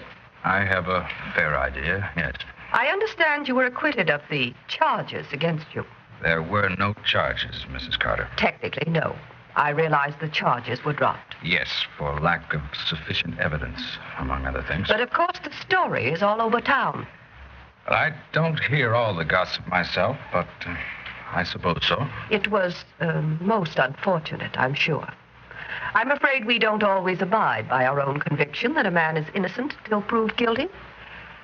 Well, be that as it may, you understand that officially I have no authority regarding your contract with the high school. Yes, I understand. But as president of the Parents Association, I do wield a certain amount of influence, shall we say. In other words, the Parents Association could, if we deemed it suitable, bring pressure to bear on the school to buy up your contract. Yes. And you deem it suitable? Don't put words in my mouth, Mr. Evans. I beg your pardon. I will admit I've given a good deal of thought to the matter. It's true that you are, legally at least, innocent. Still, in any situation involving our children, we have to be very careful. I'm sure that if you had a child, you're not married, I understand. No. I think you might well give that some thought. Still, that is beside the point for the moment. But if you had a child, I'm sure you would want that child under the influence of a teacher who is above suspicion. Mrs. Carter, if you asked me to come here so you could give me an analysis of my character... There is no need to be rude, Mr. Evans. I understand you have been through a rather trying experience. To put it mildly... So I will overlook that rudeness. I've asked you here, Mr. Evans, because of a remarkable experience I had this morning. Judy McIntyre came to see me. Judy? Judy came to see you? And she had some rather remarkable things to say to me. You mean she told you the truth? Several truths, Mr. Evans. I was so impressed by what she had to say. I asked her to be here this afternoon so you could hear for yourself. I think you'll be impressed, too. I hope so. I'll ask her to come in now. You may come in now, Judy. Mr. Evans is most anxious to hear what you have to say. Hello, Judy. Hello, Mr. Evans. I really don't know how to begin. Just begin the way you did this morning. There's nothing to be nervous about. Well, like I said to Mrs. Carter this morning, I feel so bad about everything and all. Well, I'm glad to hear you say that, Judy. I'm sure that eventually we could straighten this thing out. Well, I figured maybe Mr. Williams, the principal, might think that you shouldn't go on teaching here, and if he fired you, you'd really be in a jam. I mean, who else would want to hire you, even with the shortage of teachers and all? And like I said to Mrs. Carter, you're really a marvelous, marvelous teacher, and you contribute so much to the school. And, thank you. Oh, that's all right. Well, it's true. And anyhow, I told Mrs. Carter that I thought they should let you stay on because, well, look at it this way, Mr. Evans. Wouldn't it really be better to stay here and just live this thing down than to try to go somewhere else when probably nowhere else would have you? What? Well, since it would probably be on your record and all, or at least people would know. Judy. Anybody can make a mistake, but if a person didn't mean to do it, then I think people should be fair about it and give him a chance to prove he didn't mean it. Judy, in the name of heaven, what are you trying to do to me? Mr. Evans, there is no need to shout. No need to shout? I think Judy is being most perceptive and most generous. And I, for one, find it refreshing indeed to see one of our teenage youngsters not behaving like the monsters they are so often pictured, but like the responsible young citizens we hope and know they are. Mrs. Carter, this responsible young citizen you see before you has, for no reason I have been able to fathom, falsely accused me of assaulting her. She has wrecked my career and ruined my reputation. And you expect me to get on my knees and thank her for her generosity? Mr. Evans, nobody expects that. You must be insane. Or a little monster. Mr. Evans, I expect you to think before you speak. As I said before, I know you've been through a trying experience. But I strongly suggest that you pull yourself together. Judy is trying to help you. We are all trying to help you. I think it's time you started trying to help yourself. And that's the end of it? I sincerely hope it will be. And now, if you have nothing more to say, Mr. Evans? No, nothing. Then I think we may consider the matter settled.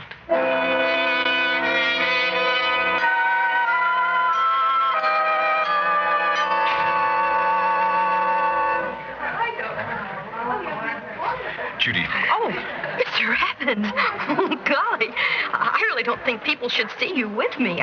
Here in school, I mean. Judy, why? Why? Just tell me that. Listen, we shouldn't be talking right here in the hall, Mr. Evans. You should know better. Have I ever done anything to you? Offended you in some way? Mr. Evans, of course not. Don't be a star. Why? Gee, Mr. Evans, I don't know. Did there have to be a why? Look, I gotta go now. The guys are waiting for me. And like I said, I don't think you and me are just the coolest combo right now. Will you stop this insane giggling and give me a straight answer? I don't have any answer. We were just looking for something crazy to do. And, well, we did it. Just like that? Well, yeah. Why me? Oh, Mr. Evans.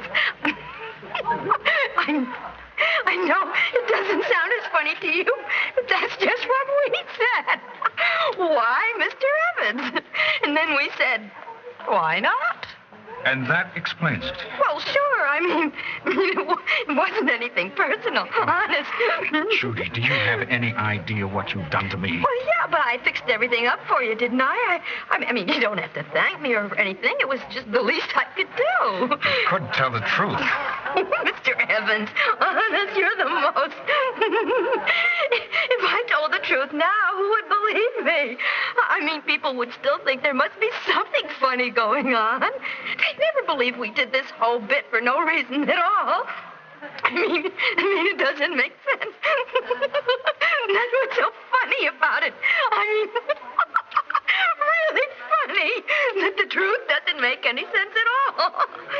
No, Judy, you're the one that doesn't make any sense. The truth makes a lot of sense. And your boyfriend, Phil, just told the truth. My lawyer had a hunch and put Phil on the spot. He told everything. I was just giving you one last chance to tell the truth before you tell it to a judge.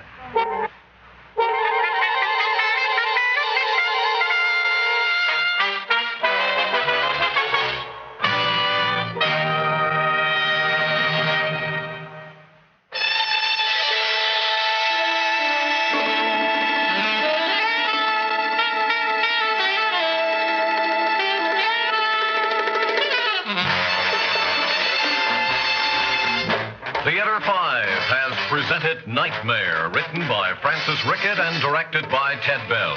In the cast, Rosemary Rice, Stan Watts, George Baxter, Lorraine McMartin, Peter Fernandez, and George Petrie. Audio engineer Bill Sandreuter. Sound technician Ed Blaney. Script editor Jack C. Wilson. Original music by Alexander Vlastotsenko. Orchestra under the direction of Glenn Osser. Executive producer for Theater 5, Edward A. Byron. We invite your comments. Write to Theater 5, New York 23, New York.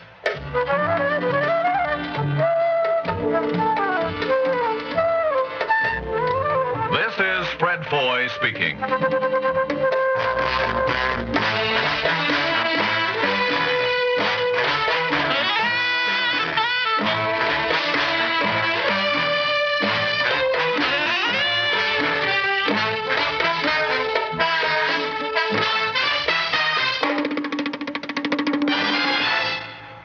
Has been an ABC radio network. Lost in Brazil invites you on an unforgettable journey, where every moment is an adventure waiting to be discovered. Join us as we uncover the soul of Brazil, one incredible experience at a time. Click on the link in the description and embark on the ultimate Brazilian odyssey. You, finding life rather dull, dreaming again of exotic places, wishing you were somewhere else? We offer you escape.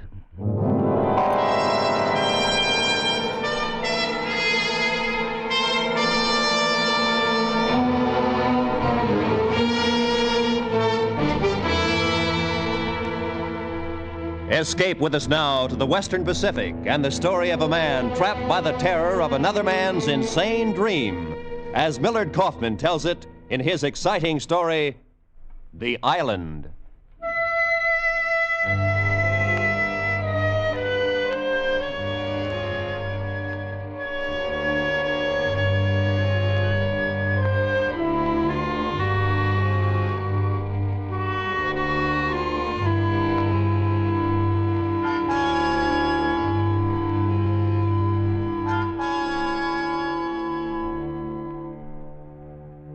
The problem was, what could I do with Robert Lacey? You happen to have a dream book handy with all the charts and categories precisely arranged in alphabetical order? In it, you'll find a dream for loneliness, about girls in soft summery dresses. You'll find a dream for hunger, a 2-pound steak, perhaps smothered all over with lamb chops. There are dreams for the traveler, of a hometown far away and long ago. But find me a dream of a place you've never seen, a place that doesn't exist. Awake or asleep, that was Lacey's dream. Corporal Robert Lacey, 2nd Battalion, 4th Marines. A harmless enough dream, I guess, and not to be taken seriously. Or so it seemed until that night when Lacey's dream became my problem. May it was, 1945. In a little wood on Okinawa.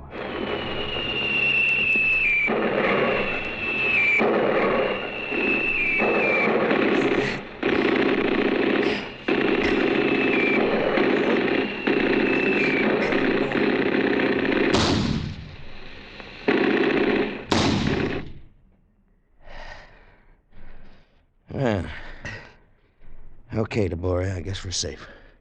Where are we anyhow? Oh, a couple of 3 miles behind the Jap lines. So how safe is that? You worry too much, pal. Even for a guy on his first patrol.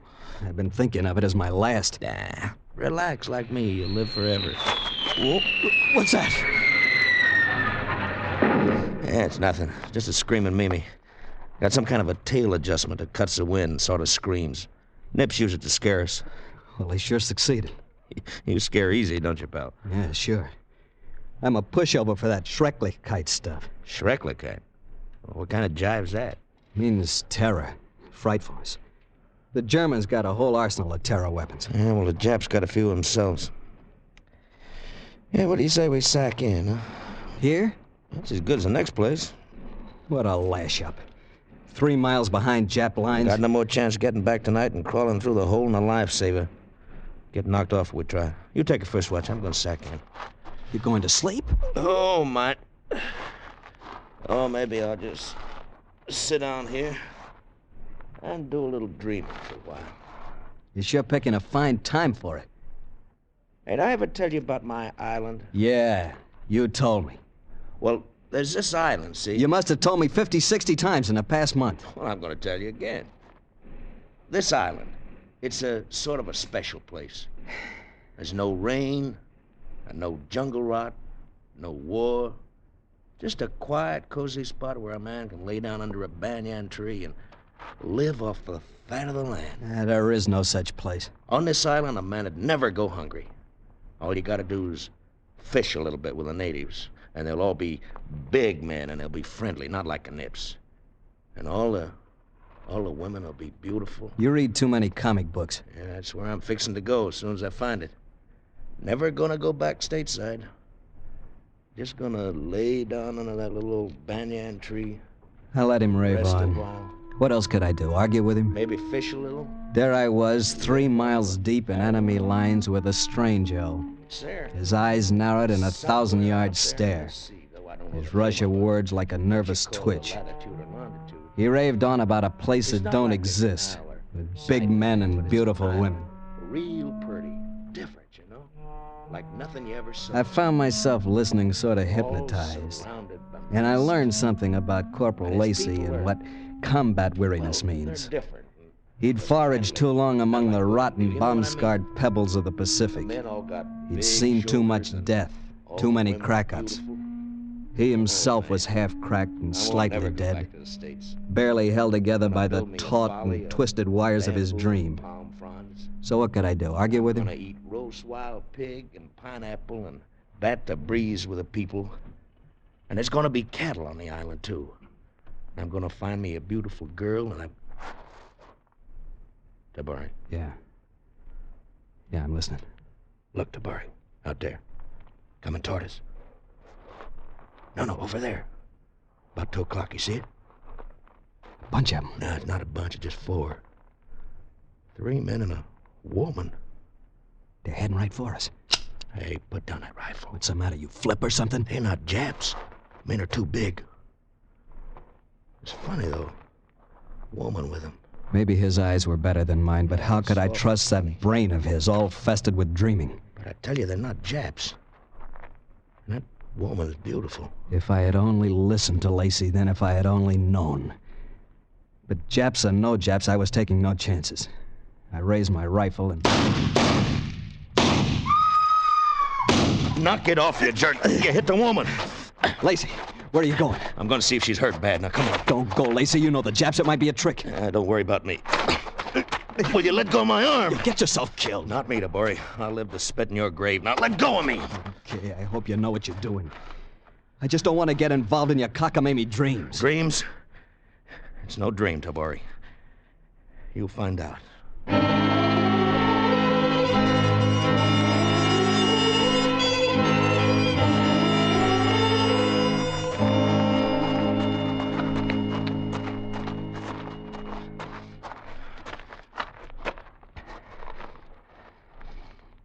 Okay, Lacey. So where is she? That's funny. Must be around here somewhere. Maybe she... What's that?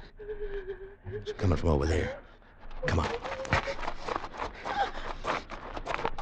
Now, here she is. She's scared of us. It's all right, lady. Go away. Go away. No, we ain't gonna hurt you, lady. I hurt you. I hurt you. Maybe she's armed. Nah, she's bluffing. Break out your first aid kit. Here. That's a boy. No, look, lady. Let me fix your arm, huh? See? We got bandages and adhesive tape and penicillin. She don't get what you're talking about. She gets the idea, all right. That's right, lady. Nah, it's not gonna hurt you a little bit. There. And we put it around there. You just got nicked a little, that's all. Just a flesh wound. She trusts you? Yeah. She trusts me more than you do.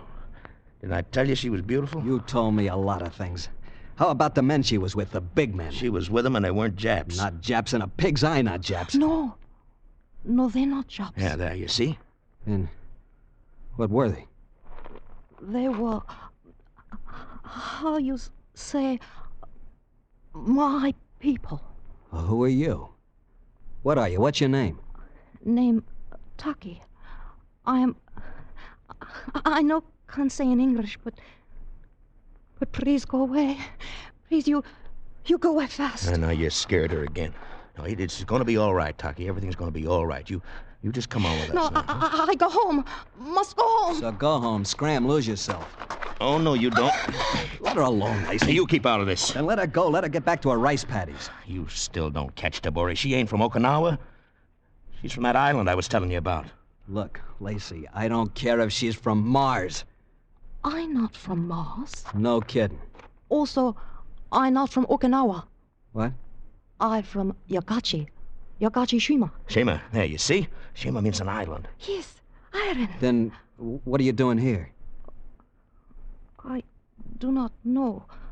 The Japanese brought us in canoe. She's crazier than you are. Whoever heard... Shut up. Taki, where is your island? Where is Yagachi? In east, in China Sea. Yeah? A half day from Okinawa by canoe. Canoe? What's it like, Taki? What's your island like? Never mind the island. Let's find a canoe. Don't you see, Lacey? With the canoe, we can get back to our lines by water. Yeah, I think maybe you got something there. Taki, can you find the canoe? I think I can. Then let's go.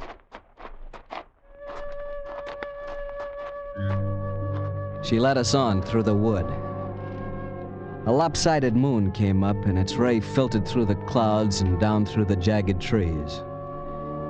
In the moonlight, she was like one of those porcelain figurines. Delicate, with a peculiar tint to her skin, unlike anything I'd ever seen before. The shade of waxed ivory, ancient ivory. Her hair was long and black and drawn tight over her head. She was straight and slim, and she walked with dignity. She was beautiful as a dream, Lacey's dream. But dreams don't come true, not like this. Yet here she was, just the way he described her. And the three men in the island. I couldn't figure it out. And just then I hadn't the time because... Lacey, listen to that. What? Yeah. Well, come on. Taki led us down a slope to the water. There were canoes, and leaning against the prow were two sentries. They were safe, they thought. 3 miles behind their lines, snug as two bugs in a mosquito net. They were so safe they didn't know what hit them.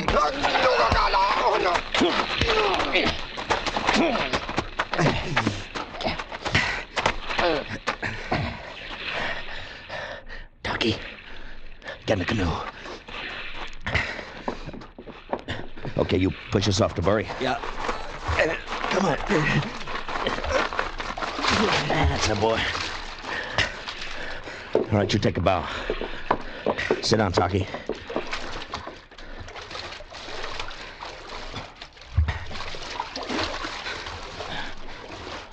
Where to? Straight out in the channel.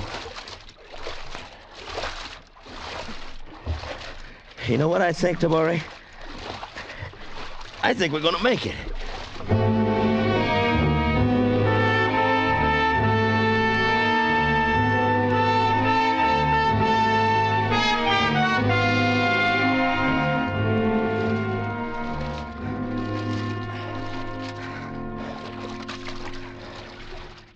Oh. Okay, Tabori. We can take it easy now. I'm not taking it easy until we cross our perimeter. Yeah? Well, just how you gonna tell at night? With your Zippo lighter? Oh, lay off. Maybe you think I got neon signs, huh? Well, maybe we'll see a landmark or something. Yeah. Well, the trouble is distances can fool you at night. We're liable to paddle into a platoon of nips. What'll we do, Lacey? Yeah, we'll stand by till morning and head for our convoy. We'll ride ashore in style in an LST. I don't know. I think it'd be better Well, look, whatever you think, you're outvoted. You've outvoted 2 straps to 1. Pulling rank, Corporal? Why not, knucklehead? This ship's got 1 skipper, and I'm it. You are, If I want any stuff out of you, I'll knock it out of you. I'm warning you, don't foul up this detail.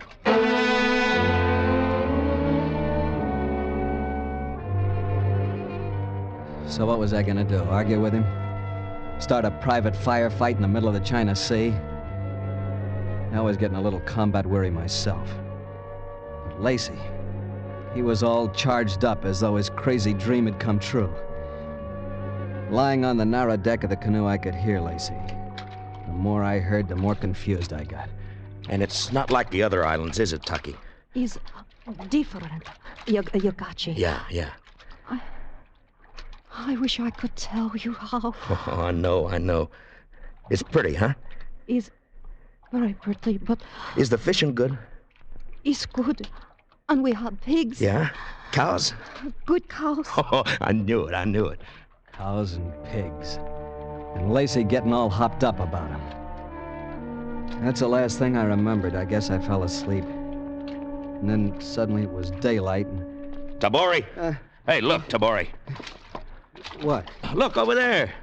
What do you see? An island. Just an island. It's not just an island. That's my island. What's so special about it? Well, look at it. You see, it's surrounded by mist, just like I said. Tell it to the troops when we get back to Okinawa. Stand by for a ram, Tabori. We ain't going back to Okinawa. Now, wait a minute. I don't want any more trouble out of you. Then don't make any or I'll... Where? You looking for your rifle? Well, don't bother, because I got it right here. Now, you get up forward. You're crazy. Move! You know, you're flirting with a Purple Heart. That's the boy. All right, now lean on that paddle. That's right. We're heading for Yagachi.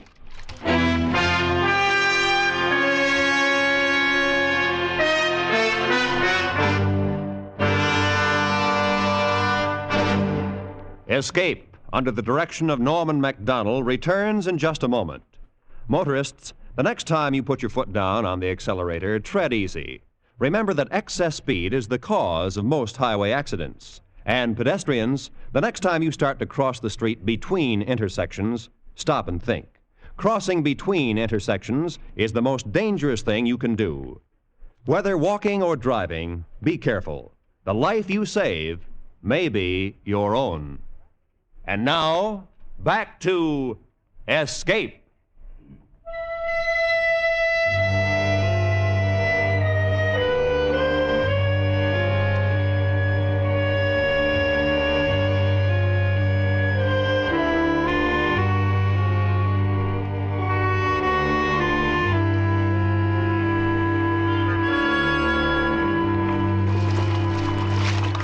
Our canoe scraped the coral beach at Yagachi about 4 hours later. It was a lovely island with terraced hills and patches of tilled soil checkering the greenery. Well, here we are. Seeing's believing, huh, Tabori? Funny. So close to Okinawa, and this place looks like it never heard a shot fired in anger. Where are your people, Taki? Long way over hills. But you must not come. You go back now. Oh, no, not me. I'm sticking around. How about you, Tabori? You can't miss far. I'll sweat it out just for the laughs. Well, you're gonna laugh out of the wrong side of your face. What do you mean? Just a figure of speech, Taki. Let's go. So there I was, caught up in Lacey's dream when all the time I should have taken off at high port for Okinawa. I should have known better, but I didn't. And what you don't know can hurt you. Plenty. Hey, look! Look at that cow. You could eat her down to the hooves. I tell you, I'm gonna live off the fat of the land. The trail snaked upward. Pine trees and casuarinas rattled in the sweet, strong wind from the China Sea. Their cones lay along the footpath, and in the fields were raspberry bushes. There were lilies in the swordgrass and scarlet flowers. All very nice, I suppose, but I was looking for people. The big men of Lacey's dream. The girls all as lovely as the girl beside us. I was tense with expectancy at each bend in the trail, but Lacey's tensions had vanished. He lost them because he'd found Taki. Robert Tracy. Oh, Taki. My name's Lacey. Now try it again. Tracy. Lacey. L, like in, this is a lily, you are a lady. And you're loco. Tabori, I'm gonna slug you. You're so funny, Tracy, when you're mad. Oh, you laugh nice, Taki. It is first time in 5 years. It is first time I happy. Maybe you was waiting for me to make you happy. Like I was waiting for you. What do you mean, Tracy? Well, I mean... Here. This is for you. Why you give me flower? I love you, Taki. No. No, you cannot. But why, Taki? You don't know. I don't know how to say, but... You don't know me. Oh, I know you. I've been dreaming about you for 2 years. I always knew I'd find you. I never forget what you say. I'll never let you forget. Oh, Tracy. Lacey, honey. L like in love. They walked on together, the tall Marine and the slim girl with the ivory skin, with the flower in her hand. Now and then she'd look at the flower, and then she'd look at Lacey, and a pained expression clouded her face as though she didn't understand. But I did. The loneliness, the weariness, the refuge in a dream. Very soon now that dream would burst like a bubble, or become reality. I had to find out.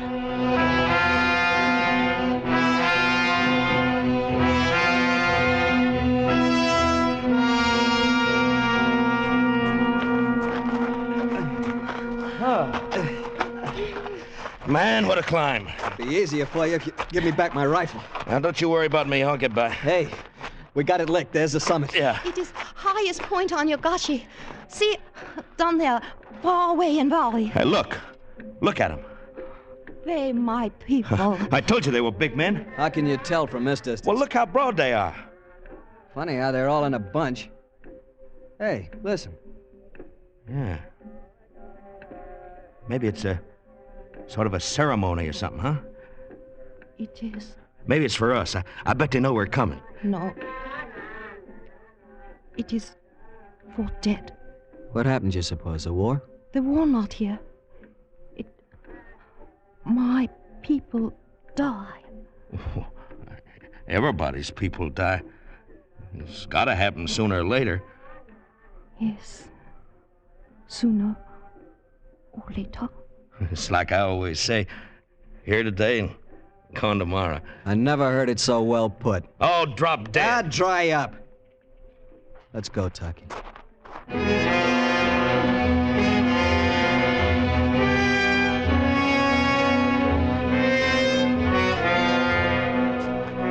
We went down the mountainside, down to a cape that jutted into the Pacific like a gnarled finger of doom. Far away, we saw a village.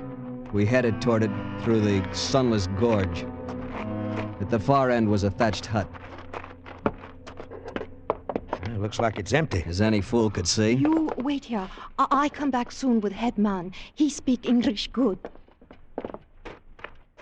You gonna stay here with me, Tabori? No, Lacey. I just want one good look at your big men and beautiful women in their native habitat.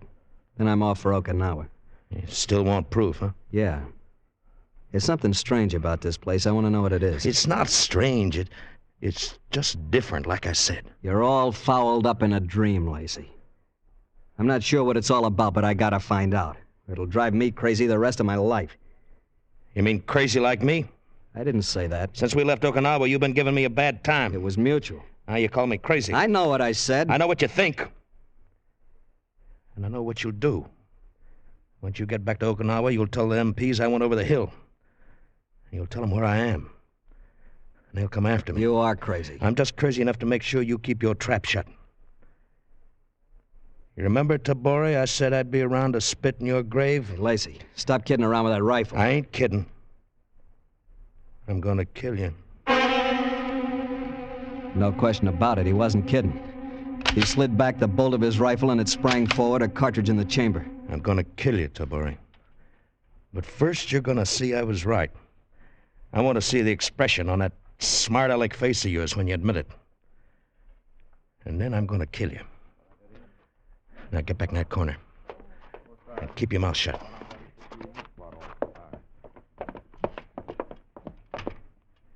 You the head man? I suppose you could call me that. His name Hiroshi. What can I do for you? Well, I want to stay here. With Taki. I am afraid you can't. Well, I'll work my way, you know that. That is not the point. You cannot... Look, I don't want no arguments out of you. You cannot stay. But why can't I? She is a leper.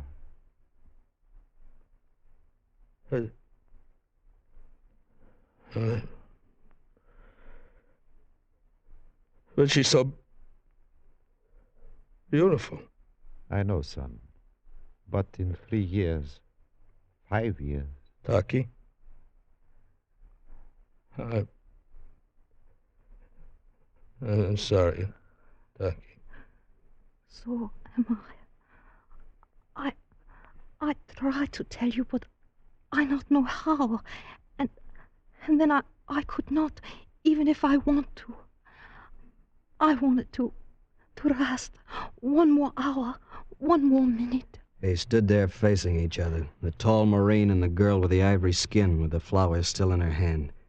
The flower already beginning to wilt. Goodbye, Tracy. Goodbye.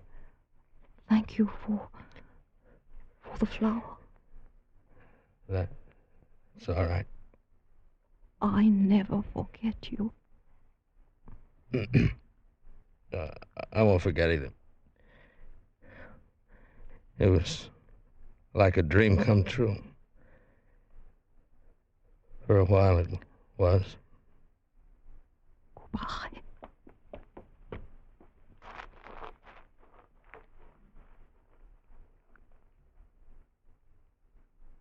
Hiroshi, what's this all about? It is quite simple. 2 nights ago, the Japanese came to the leper colony. They took more than half my patients to Okinawa, headed toward the American lines. But why? To disrupt your advance. There was no chance of contagion, but, well, my patients aren't all as lovely as Taki. I see. Schrecklichkeit. Exactly. A weapon of terror. Tabori? Yeah, Lacey? I guess we better move on, huh? You ready, pal? Yeah. Long road back to Okinawa.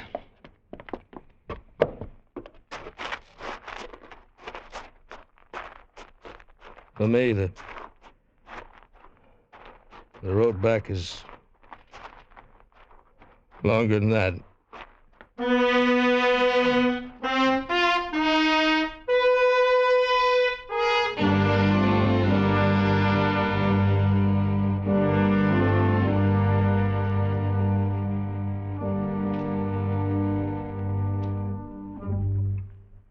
Under the direction of Norman MacDonald, Escape has brought you The Island by Millard Kaufman, starring Harry Bartell and Bill Conrad, with Michael Ann Barrett and Edgar Barrier.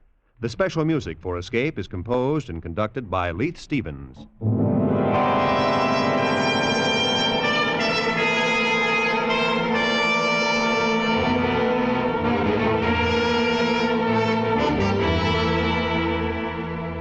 Next week, escape with us to the most evil city in the Orient, and the story of a beautiful but unscrupulous woman who ruled it, as Herb Purdom tells it in his exciting tale, Macau.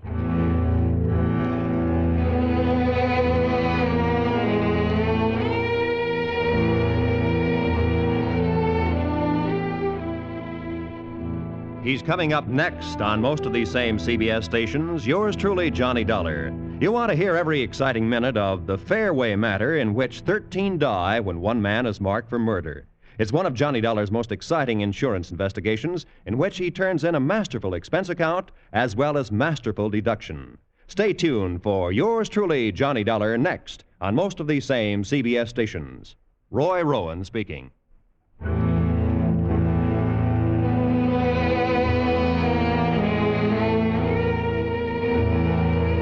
This is CBS, where you meet Mr. Keene, tracer of lost persons, every Thursday night, the Columbia Broadcasting System.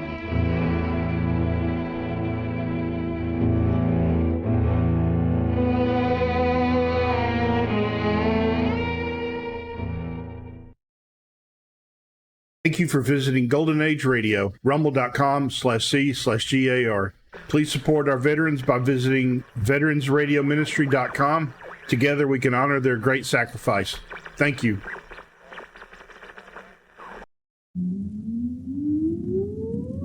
Countdown for blast off. X-5, 4, 3, 2, X-1, fire.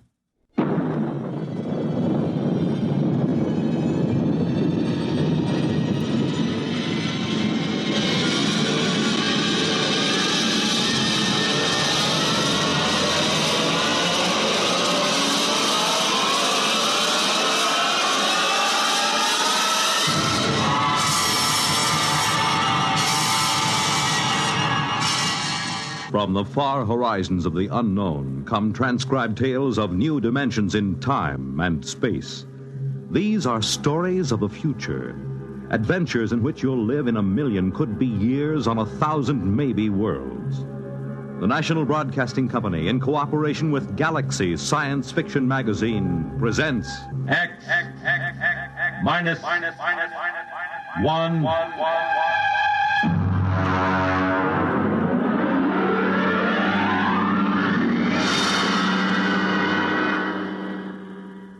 Tonight, The Lungamina by Gordon R. Dixon.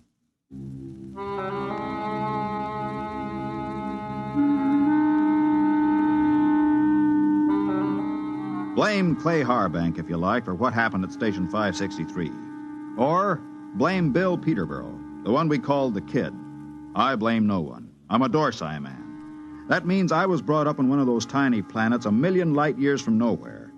Being a Dorsai man is quite a responsibility. We are a very polite people. We have to be. Because when we get angry, we fight to the death.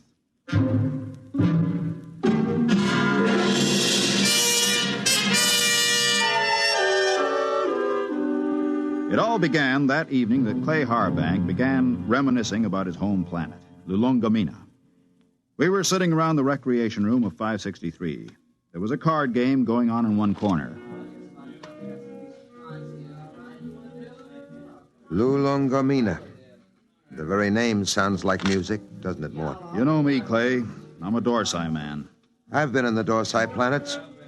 I've seen them all knocking around this universe for 35 years. But when it comes to sheer beauty, Lulungamina. How long since you've been home, Clay? Home? 20 years, Mort. 20 stinking, miserable years. Well, that'll be over soon. Another 10 days. You gonna miss old 563? Miss this godforsaken little asteroid? Not for a minute.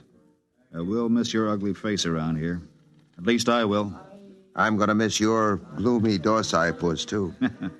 Mort, why don't you get out of it? You've had more years in space service than any of us. You've probably got enough credits to get out, too. Me? I wouldn't know what to do with myself. Couldn't you go home? You should know better than that. The Denebrian trouble? The Denebrian trouble? You could go to Earth. What for? Ever been there? Never once. And I've never wanted to. I've seen too many Earthmen. Like the Kid over there. He's green in service. He's full of greed and stupid hate like the rest of them. No, that's not for me. Looks as if the game's breaking up. Here he comes. Well, if it isn't the big gambler from the windy planet. What's its name? Lulungamina. Yeah. How's the piggy bank coming, Dad? The piggy's a gentleman, Kid. He never overeats, so he won't ever get indigestion. Sour grapes. You see this wad of credits? 500. How long you have to work for 500 credits, Dad? How many trips you have to make around this asteroid? How much closer to fall in your grave you have to come? You look as if you made a killing. I always make a killing. I'm a natural-born gambler. And I don't just talk about it like some. I think I'll go out and take a turn around the station, Mort. Fine, I'll go with you. It's, stuffy in here. Don't bother. I'd rather be alone. Big shot. Knocked around the planets for 35 years. Used to have a reputation as the hottest gambler in the systems. Comes from the most beautiful planet in the universe. Bull. Why don't you lay off him? Kid, let me give you a piece of sound advice. Go ahead. Lay off Clay Harbank. He's been around the systems a lot longer than you have. He may not be any chicken, but he's a tough baby when the situation calls for it. You trying to scare me, Mort? I thought you Dorsai guys were smarter than that. I'm beginning... No, look, kid. No, look. No offense, Morty. I mean, I wasn't trying to insult the Dorsai people or anything. I gotta go do a flight check. I'll see you.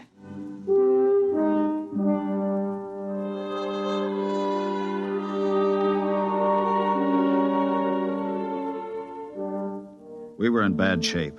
The 20 of us at Frontier Station 563 on the very edge of the human area had gone sour. Half the men had applications for transfer in already. What I'd told the Kid about Clay being tough, well, that was a bluff to keep him off. Nobody knew better than I did that Clay was burned out inside like a used-up rocket. I put on a spacesuit and went out to join him. Oh, hi, Mort. Hi. Beautiful night, huh? Nice.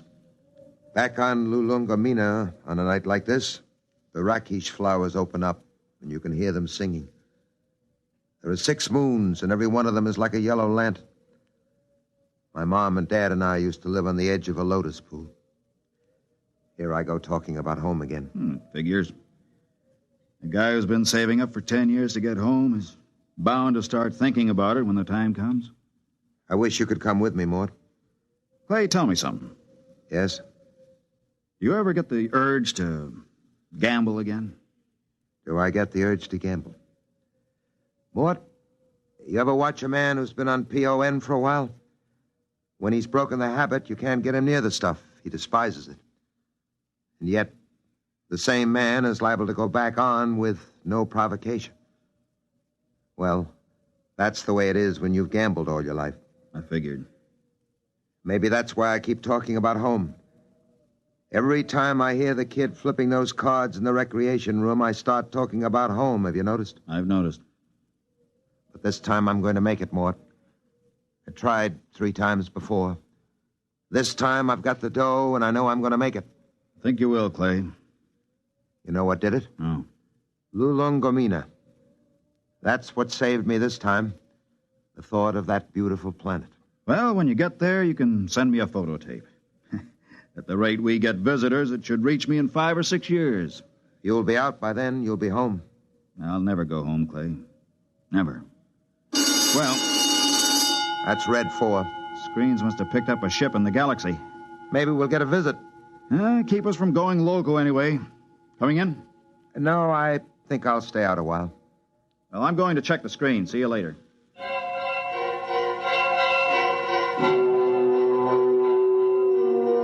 Red 4 meant simply that a ship was entering the galaxy.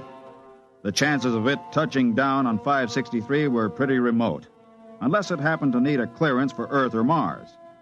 The screen was black by the time I got there, but the kid was filing a report. Oh, hiya, Mort. Hey, what's a Hickok like? Why? We're having one for a visitor. You don't say. I just came in over the receiver. What'll he be like? A Hickok? Stiff as a poker, proud as Lucifer, honest as sunlight, and tied as a camel on his way through the eye of a needle. What do they look like? Oh, they're kind of humanoid, but they have a deadpan face that never changes, like a mask. Well, they're a little scary, I hear. That's a green skin and the scales. Also, they run about 8 feet tall. I wouldn't tangle with one if I were you. Back on Denebria once, I saw a Hickok rip a man to ribbons with its claws. Why? The man made the mistake of insulting Hicksa. That's one of the twin planets they come from. Pretty touchy, aren't they? Not really. They're a very level-headed race. You know the Hickok reputation, don't you? No, you didn't hear much about them on Earth. Well, they're the first and only mercenary political arbitrators in the known universe. A Hickok can be hired, but he's absolutely incapable of being influenced or bribed. He tells the cold truth and nothing but the cold truth. And, brother, when a Hickok tells you the truth, it's plenty cold. It really lets you have it, huh? They're a small race and very much in demand. If some kind of political dispute comes up from planetary to inter-alien, both sides hire a Hickok to represent them. That way they know the other side is being completely honest. Oh, that's very interesting, you know. Very interesting.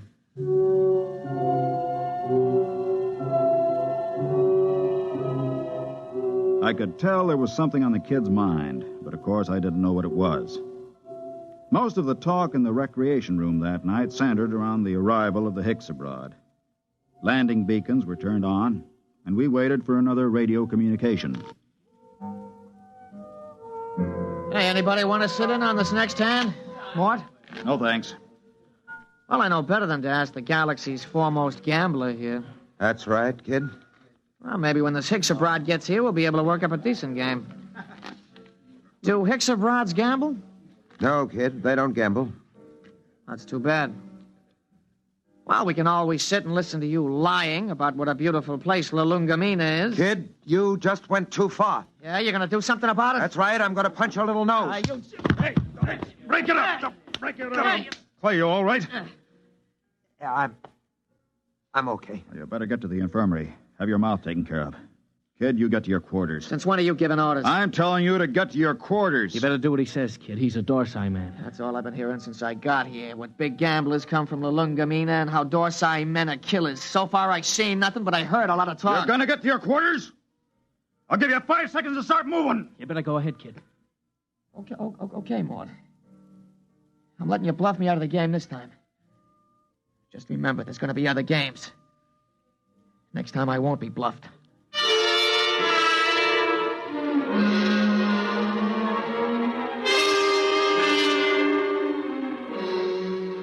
He left the recreation room. I felt a slight and not unpleasant shiver run down between my shoulder blades, and my eyes were still hot.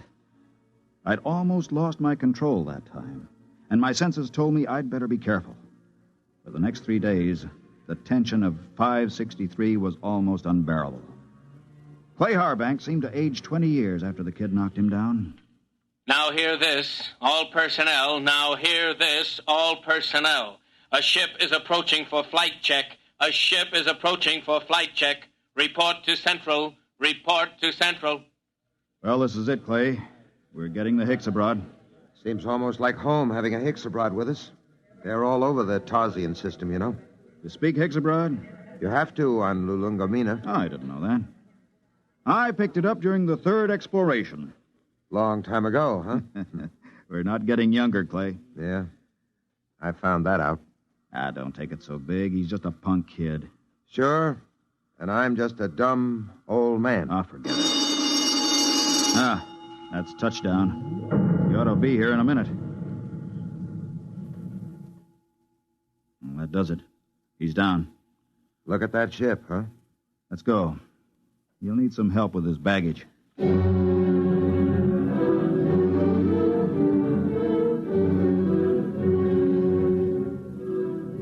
The ship was a silvery one-man job, the kind that have taken the Hicksabrods all over the universe.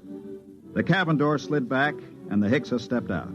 He was as green and scaly as a lizard, but there was a certain unmistakable dignity in his bearing. Since I spoke the language, I was the first to greet him. Belt the Hutchin, Hicksabroad. Welcome to this place. I greet you, Dorsai man.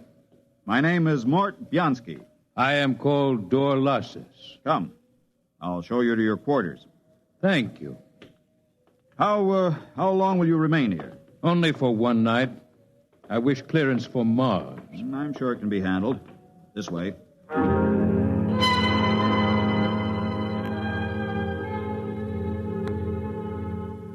I wondered how he knew I was a Dorsai man.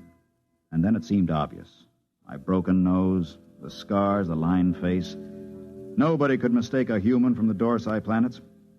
Still, it scared me a little. I kept wondering if he had anything to do with interplanetary police. I tried to put it out of my mind. It was no use.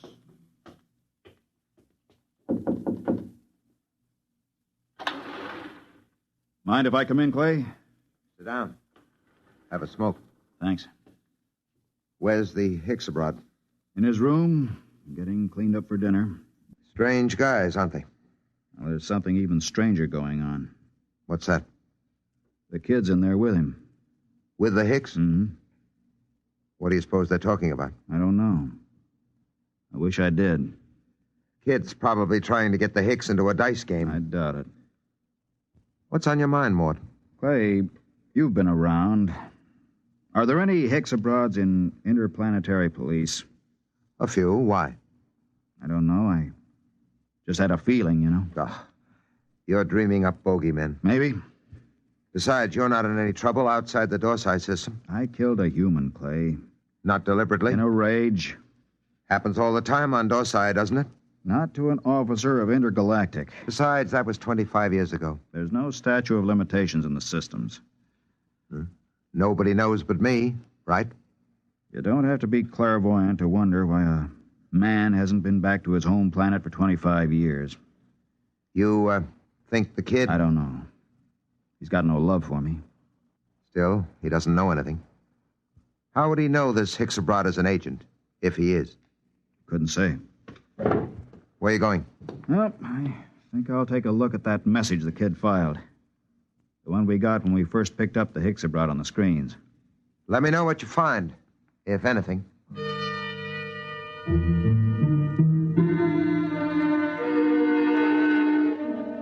I walked through the empty corridors to the communication center. I went directly to the files where incoming messages are kept and flicked the tab until I got to Notices of Arrivals. There, 2 days before, was a report of the arrival of Dorlasses. I ran my finger down the statistics until I came to the line that said, point of origin of flight. It read, Tarsian Galaxy. That was where Clay Harbank's Lulongamina was. I read further, where it said nature of business. My blood ran cold as I spelled out the words criminal. Come in. Belt the Hutchin, Hicksebrod. I greet you, Dorsai man. Is there anything you require? Nothing, thank you. I came to tell you that we'll have dinner tonight at 800 hours. The young Earthman has already informed me. There's a shortage of raw meat here. I've brought my own food, thank you. I see you came in from the Tarsian planets. Yes? You didn't happen to be in the Dorsai planets before that? No. Oh, I thought perhaps you might have some news. I came from intergalactic headquarters. Yes, I saw your flight check. Then you know my mission. Yes. Good. How long do I have to pack? I will be leaving at 700 hours tomorrow morning. Can you be ready by then? Yes, I guess so. Good. I don't suppose there's any point in appealing to you. Hicksebrods are supposed to be totally without emotion. There is no point in appealing. Funny thing. I've been running away from this moment for 25 years, and now that it's come, I'm glad. We'll be going back to the Dorsites? Yes, to intergalactic headquarters. For all these years. Home. I don't suppose a Hicksebrod knows what that feeling is like. I will expect you at 700 hours. Now, if you don't mind, I wish to prepare my food. One thing. Yes? Did the young Earthman tip you off about me? No. Funny. I could have sworn it was him.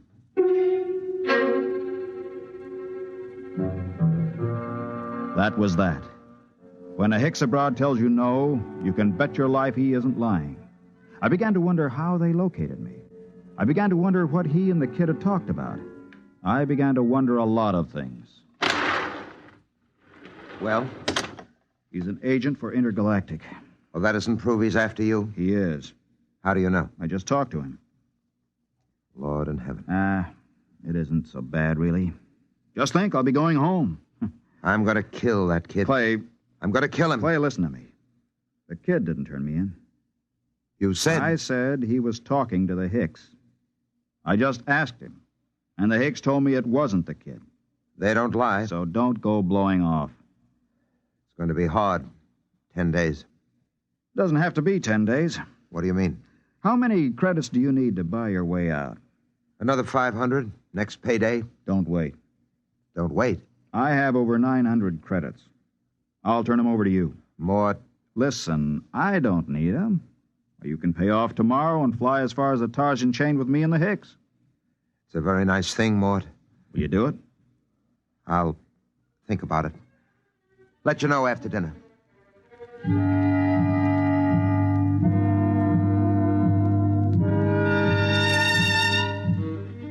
I thought of running away, but there was really no place to run once they tracked you down. And the Hicksebrods were utterly relentless once they'd agreed to bring a man in. Since they had no feelings, they made no judgments. They were absolutely certain that a man would get a fair trial. I packed my stuff and went in to dinner. The Hicksebrod was at the head of the table eating his raw chinsu meat. Pass the gravy, please. Dorlasis. Yes? They tell me that the Hicksebrod home planet is a very beautiful place. It is true. Well, I'm from Earth myself. Yes. I'm curious to know what this beautiful planet of yours looks like. The kid's pretty talkative tonight. What's cooking? I don't know, but I don't trust it. The flora and fauna are maintained in excellent natural balance. No local surplus has exceeded 1% of the normal population for the last 60,000 years. Life on Hixa is predictable. The weather is controlled within the greatest limits of feasibility. The symmetry of the landscape is without parallel in the universe. Very pretty picture. Very attractive home world. But I regret to inform you, Dorlasis, that I've been given to understand that it pales into insignificance when compared with another beauty spot in our universe. Your Earth? I wish I could say yes. No. This place is so wonderful, I doubt if an Earthman like me could get in. In fact, I've never seen it. But I've been hearing about it for some months now. And either it's the most wonderful place in the universe, or the man who's been telling me about it is a rotten liar. Get your gun, kid. Get your gun. Why guns? You call me a liar. Why use guns when it's possible to prove the thing one way or another with complete certainty? For months now, you've been telling me two things. One, that you used to be a gambler. Two, your precious Lulungamina is the most wonderful place in the universe. The question is either statement true? They're both true. You'll back them up? With my life. I'm not asking you to back them with your life. Just back them with that nice little hoard you've been accumulating all these years. Clay, don't. Well, you said you were a gambler. Bet with me and prove it. Suppose I do. How do we prove my statement about Lulungomina? It's easy. We have with us at this table a Hixabrod. In a conversation with him, I found out that he's just visited every planet in the Tarsian chain. Now, as everyone knows, a Hixabrod never lies. Do you think you could judge this point, Dorlasis? The point can be judged. Well, gambler? Clay, it's a trick. Don't bet. How much will you bet, kid? All I got. The equivalent of 10 years' pay. Well? You're on. Dorlasis, okay if I question you? Proceed. You've been to the planet in the Tarsian chain, which this man calls his home? I must ascertain the position of the planet. The fourth planet. Ah, yes. The one with 6 moons. That's it. I've been there recently. As you well know, since we spoke of it only this afternoon. We did speak of it, that's true. Now, will you tell me, you know the planet? Yes. You know its geography? I do not repeat myself. Is it a large planet? No. Is it a rich planet? No. Was there not a rain of radioactive fallout from an explosion of a nearby star only 5 months ago? There was. Did it not destroy every piece of vegetation and leave this planet a gutted, smoking ruins, charred and ugly? It did. Well, gambler? You haven't asked him the main question yet, kid. Would you like to ask him? All right. Hixabrod, the question to be judged is this. Is Lulungomina the most beautiful and the most wonderful place in the universe? Yes. It is. What? Well, kid? It's a trick. It's a rotten trick. I don't believe it. The Hixes... The eyes of the Hixabrod were narrow and baleful as he pushed back his chair. You could almost feel them burning as he dragged his scaly feet over toward the kid. He stopped about 6 inches from the kid and held both his hands up, palms near the kid's eyes. There was a clicking sound, and we watched 11 sets of gleaming razor-like claws shoot up from the tips of the Hixabrod's fingers. Their points were almost against the kid's eyes. Look at my hands, Earthman. Are they not clean? Yes. Do you doubt that I have told the truth? No. Then there is nothing further to discuss. I bow to you, gentlemen. I thank you for your hospitality. You will excuse me.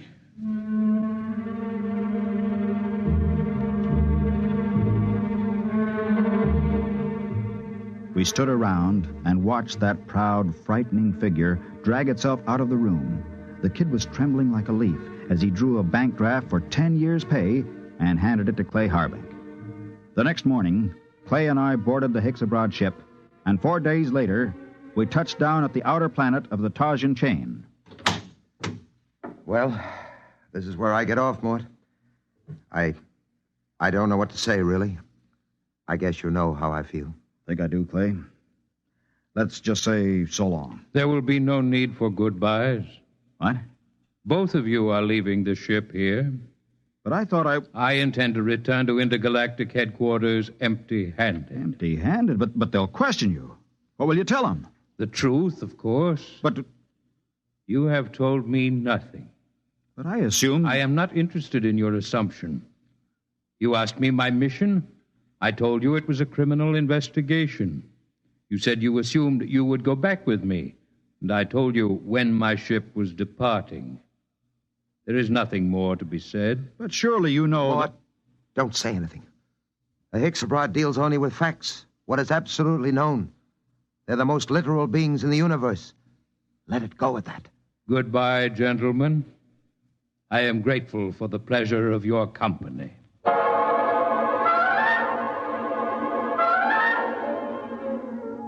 5 minutes later, Clay Harbank and I shook hands at the exit of the spaceport on Tarsus 10. But before we parted, there was one thing I had to know. Clay, one thing before you go. Yes? How did you know the Hicksobrod would lie about Lulungamina? He didn't lie, Mort. A Hicksobrod never lies. But Lulungamina... Mort, let me tell you something. Lulungamina is a word in use throughout the Tarsian planets. Actually, it's a Hicksobrod word. It means home. All I did was ask the Hicksobrod if home was beautiful. He simply said yes. And a Hicksobrod, as everybody knows, doesn't lie.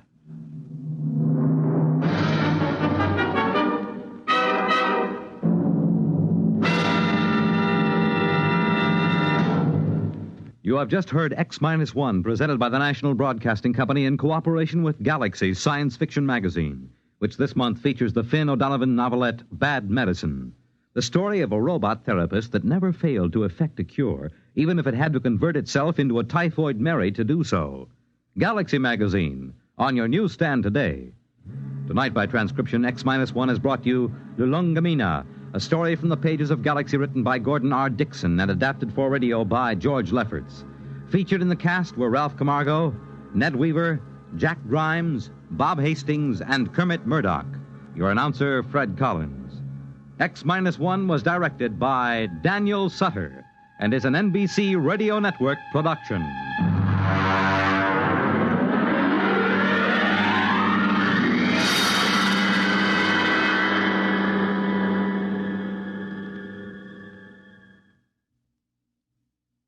X-1 came to you from our Radio City studios in New York. Next week, listen to Project Mastodon, Clifford Seamock's story on X-1. Follow the news with Chet Huntley tonight on the NBC Radio Network.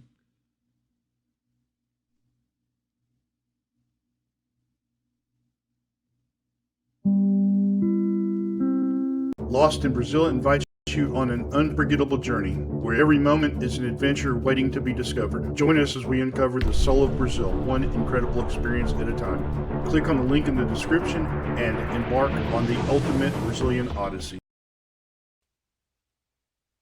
We present now a special transcribed Christmas message from the President of the United States to the American people. My fellow countrymen, all over our country and in many other parts of the world, men, women, and children are preparing to celebrate the birthday of Christ. Never before in our lives has a Christmas seemed so important. I'm not thinking of turkey dinners and stacks of gifts.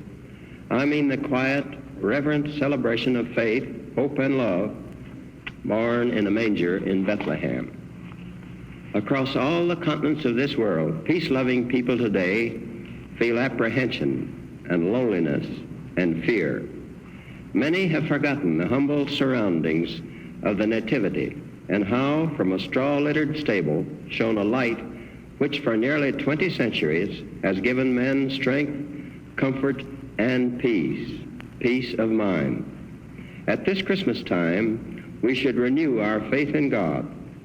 We celebrate the hour in which God came to man. It is fitting that we should turn to Him. Many of us are fortunate enough to celebrate Christmas at our own fireside. But there are many others who are away from their homes and loved ones on this day. Thousands of our boys are on the cold and dreary battlefield of Korea. But all of us, at home, at war, wherever we may be, are within reach of God's love and power. We can all pray. All of us should pray. We should ask the fulfillment of God's will. We should ask for courage, for wisdom, for the quietness of soul which comes alone to them who place their lives in His hands. We should pray for a peace which is based on righteousness. The nation already is in the midst of a crusade of prayer. On the last Sunday of the old year, there will be special services devoted to a revival of faith in God. I call upon all of you to enlist in this common cause. I call upon you no matter what your spiritual allegiance may be. We're all joined in the fight against the tyranny of communism. Communism is godless. Democracy is the foundation of faith. Faith in oneself, faith in one's neighbors, faith in God. Democracy's most powerful weapon is not a gun, a tank, or a bomb. It is faith. Faith in the brotherhood and dignity of man under God. Let us pray at this Christmas time for the wisdom, the humility, and the courage to carry on in this faith. Ladies and gentlemen, you have just heard President Truman's Christmas message to the American people. This is NBC, the National Broadcasting Company.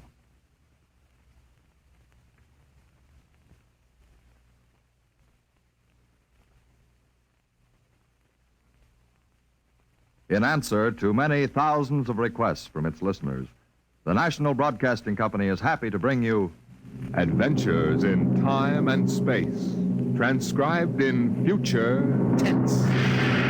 Dimension X.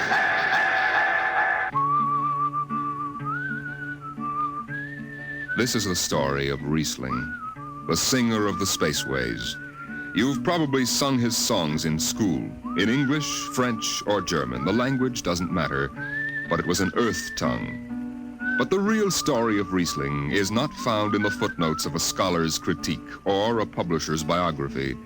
It is in the memories of the old-time spacemen, the pioneers who pushed the thundering old-fashioned rockets to the far, strange ports that are our commonplace heritage. These men know the true story of Riesling. The arching sky is calling spacemen back to their trade.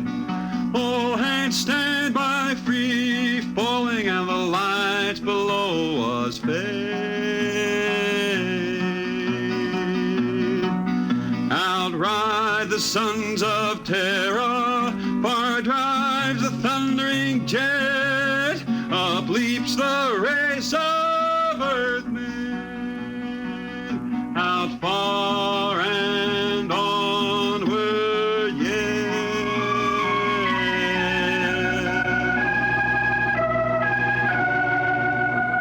When I first met Riesling, he was hustling drinks in the Twin Moons bar at Drywater, Mars. He'd won a guitar off a Chinese barkeep at Luna City by cheating at one thumb, and he made his whiskey by singing in the bar and passing the hat. Listen to her, Hudson. Don't she strum pretty? Like a 16-year-old gal. Say, how much you collect on that last song? $3 Martian and a slug. Al grabbed it from my bill. He don't trust me no more. Funny, never did have no luck with hound dogs nor Martian barkeep. Hey, Riesling, look over there by the bar. There's an Institute 4 striper giving it the eye. Know him? Captain Hicks off the Goshawk. He's sure giving you the once-over. Maybe he's got a job. They don't make never no mind to me. I've been blacklisted. Hicks logged me for making up a song on watch. Right fine song, too. Hold it. Here comes the brass arm. Riesling, I've been looking for you. I've been right here, Skipper. You saw to that. I need a jetman on the Goshawk. Interesting. Real interesting. Well? I got news for you, Skipper. You blacklisted me, remember? Well, you kept your nose clean, and we need an experienced man. Been a little changing down aft in the Goshawk, ain't there, Skipper? How'd you know that? You got that new atomic pile drive. Last 3 of them tea kettles blew somewhere in the asteroids. Look, it's double pay, but if you're scared... Scared? Listen, fella. For double pay, I'd jump off the top of the Harriman Tower if you allowed me rubber heels for the landing. All right, then. You show up tonight to sign the book. Sober. Got no choice, Skipper. Money and me is total strangers. We lift at 11:30 Mars time. Sober, you understand, Riesling? You taking the job? Well, that Goshawk is one stinking old tub. Her engine's got more bugs than a beagle dog in spring. And that new drive is about as safe as a pretty gal in the Ozarks. But I reckon she'll do for one more trip.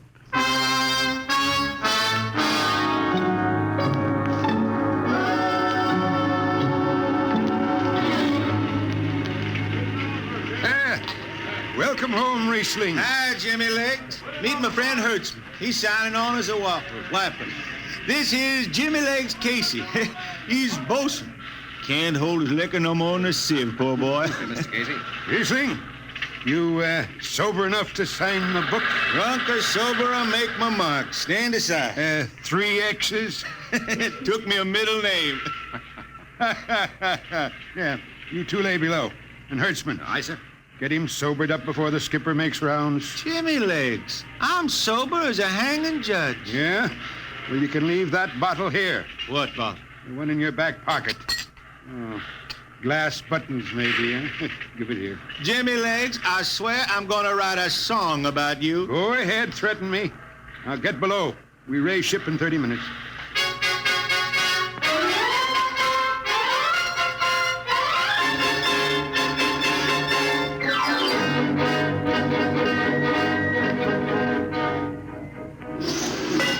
Hi, Skipper. Riesling, what the devil are you doing up here on the bridge without permission? Figured I'd take a little stroll. Riesling, get below before I have... Hold on, Skipper. You'll have that gold braid just crawling up your arm. I'm up here on business. Well? That number 2 jet ain't fit. Cadmium dampers are warped. Why tell me? Tell the chief engineer. I did. He says they'll hold. Well? He's wrong. He's wrong. He's got a Harriman Institute degree in power electronics. And some drunk space rat says he's wrong. Skipper, I was damping jets when that shirt-tail Tad wore pins for buttons. I've got no time for you, Riesling. Casey, sound takeoff. Aye, sir. I'm telling you, Skipper, that number 2 jet's gonna blow. Dampers warp crooked like a turtle's back. Riesling, drag your deadhead out of here. Get below. Go ahead from control tower, Captain. All right, Casey. Fire 1 and 4.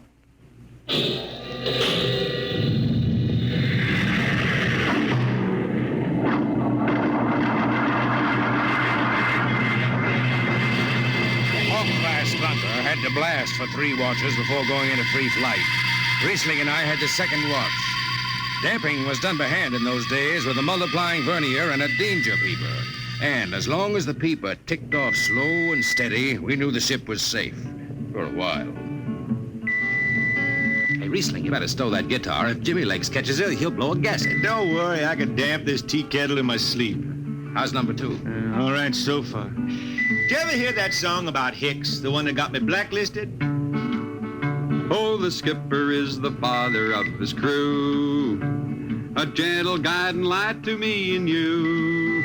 But on Mars he likes his women if they walk or if they're swimming, or if they've got 6 arms instead of 2. Hey, the second verse is better. Now the skipper likes his liquor by the quart. Yes, he'd go from Mars to Venus for a snort. He'll drink rocket fuel and... Hell, hi, Skip. Didn't see you come in. You were too busy, eh? Who's watching the gauge? I got an eye on it. Don't you fret none. Riesling, I'm going to fix it so you can't get a berth on a rocket-powered pogo stick. Report to Casey under arrest. I don't rightly think I will. You what? You kind of forget, Skipper. According to Space Code, you can't remove a jetman till the end of the watch, right? Now, look, you corn-fed space lawyer. Now, is that a rule or ain't it? Riesling, your ship is over at 2300. And I'll see you ride the rest of the way in slop locker. Maybe. Maybe. In the meantime, you clear out of my power room. I gotta make me up a 3rd verse for my song.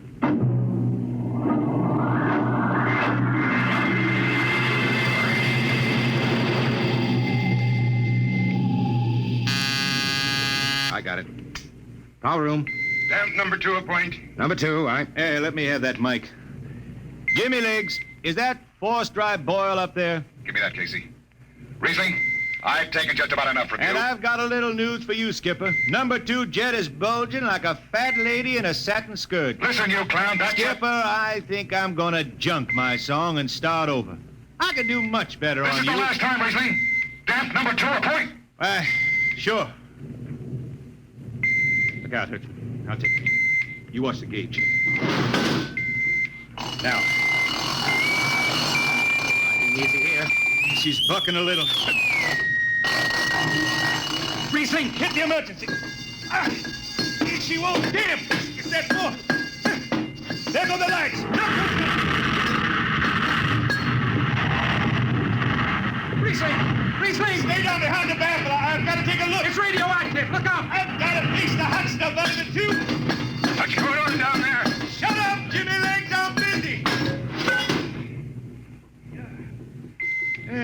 She's tight now. What happened? Number 2 blew, you lunk-headed space rat. You all right? A little sunburn. The lights are gone.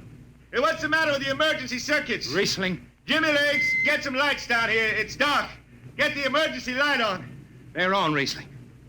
They went on after the blast. The lights are on. What are you talking about? Jimmy Legs. Jimmy Legs, turn on the lights. It's dark. Turn on the lights.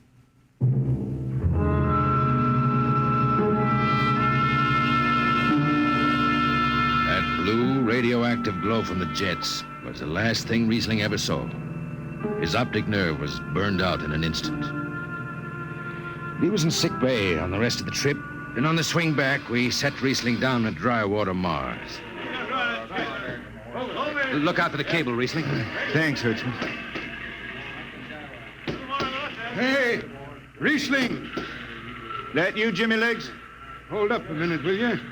Oh, Riesling. Jimmy Legs, I promised I'd write a song about you, didn't I?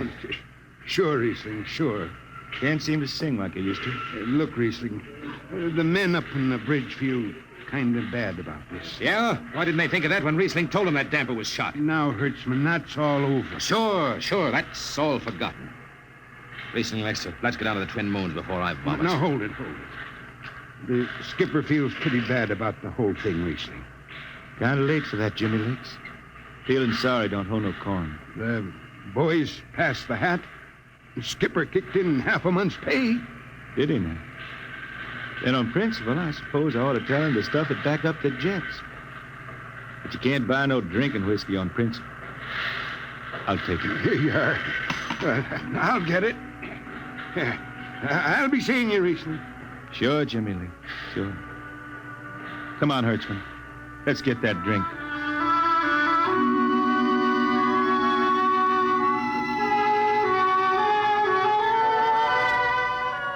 That was all. Just another space bum who didn't have the good sense to finish before his luck ran out.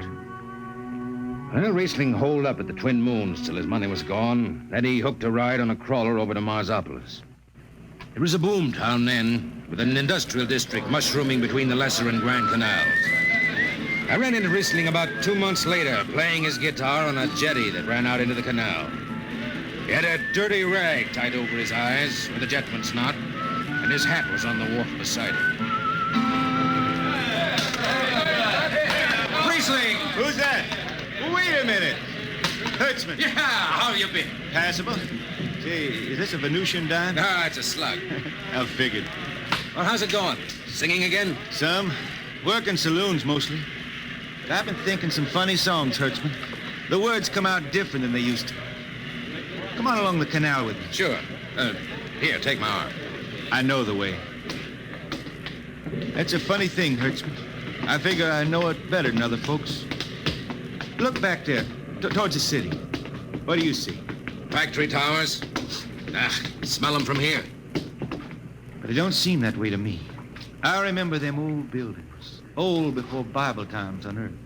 Thin and graceful like the fairy palaces my Grammy used to tell about down home in the hills. They've torn them down now, or else blocked them up with cinder bricks. Hertzman, when I stand out here on the canal, I can see it the way it used to be. The water, ice blue with the stars shining up out of it. Way off there, the city with the towers sweeping up like a bird flying off a tree. I can see it. It's the dirtiest stinkhole in the system. Not always. Depends on how you see it.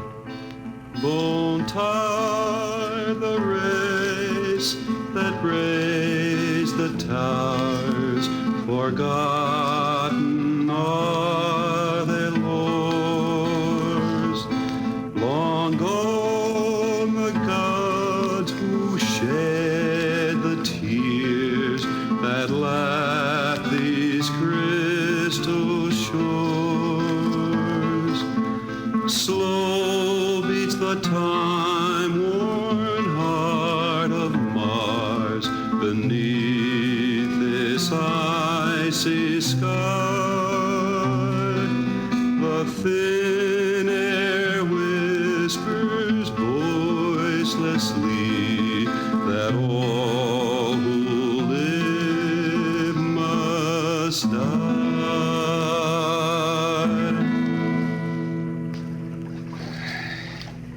You make that up.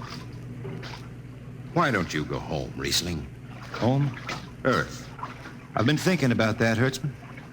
When I was a youngster down in the Ozarks, I used to climb a big old oak tree my daddy had in the dooryard. You could see the hills for miles, green and cool. I've been thinking about that. Why don't you go back then? I couldn't see them hills no more now. I couldn't stand to see black when I knew they was lying all around me, cool and green in the sun. I couldn't stand that. Yeah. Well, let's get back to town, Hertzman. Today I made $3.50 Martian. I'm all set to drink it down before dawn. Come on!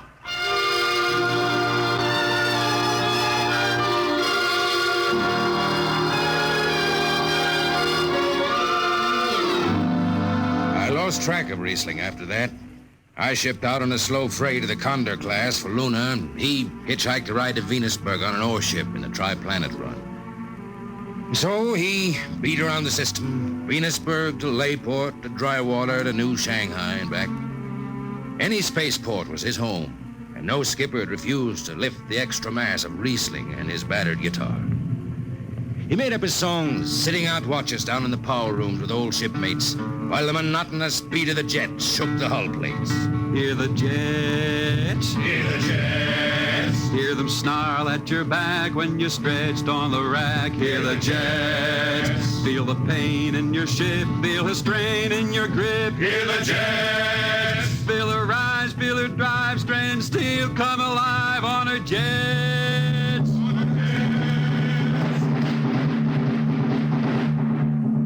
Little by little, his songs began to travel along the spaceways ahead of him. Raw spaceman songs with titles like Since the Pusher Met My Cousin and The Spacesuit Built for Two. But more and more, we began to hear a different kind of song. Strange, sad songs, the ones you find printed in the centennial editions. Dark Star Passing, Death Song of a Woods Cove. And then, finally, The Green Hills of Earth. It grew for 20 years, that song. They say it started way back when Riesling was down in the labor camps on Venus, singing for the indentured men. Now, if someone will kindly pass a bottle. Oh, it is not much, Riesling. Here. It'll do. What is that stuff? Tequila. You cannot make him good here on Venus. What do you use? Caracbush. Home it is different. Where are you from, son? Tasco, Mexico. It's a long way from here. See, a long way. How'd you come to sign on? The man comes out to the village from the city in the shining automobile, very big. He says there is work. You sign the paper for 10 years and you work. Yeah, work. There is work here, all right. 10 stinking hours in the jungle with machete. I tell you, when I get home to Earth... What'll you do, son? What is the use? We aren't getting home. You know how many men die out there in the swamp today? 10 men, 10! What is the use? My mother, she's dead. My father don't care. A girl? Oh, she says she wait. I don't know. Sure, son. You sing some more, Riesling. We drink, you sing.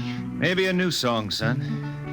We rot in the molds of Venus. We wretched her tainted breath. Foul are her flooded jungles, a-crawling with unclean death. Let the... What is the matter? Finish the song, Riesling. I can't. Can't yet. It just don't come. I'll finish it when I go home. That's it. When I go home to the hills. Now pass that bottle. The dawn whistle don't blow for 4 hours.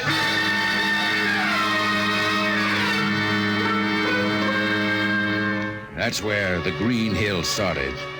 And I was there when it was finished. It was 20 years after that. And there wasn't a man flying or on the beach hadn't heard of Riesling and his songs.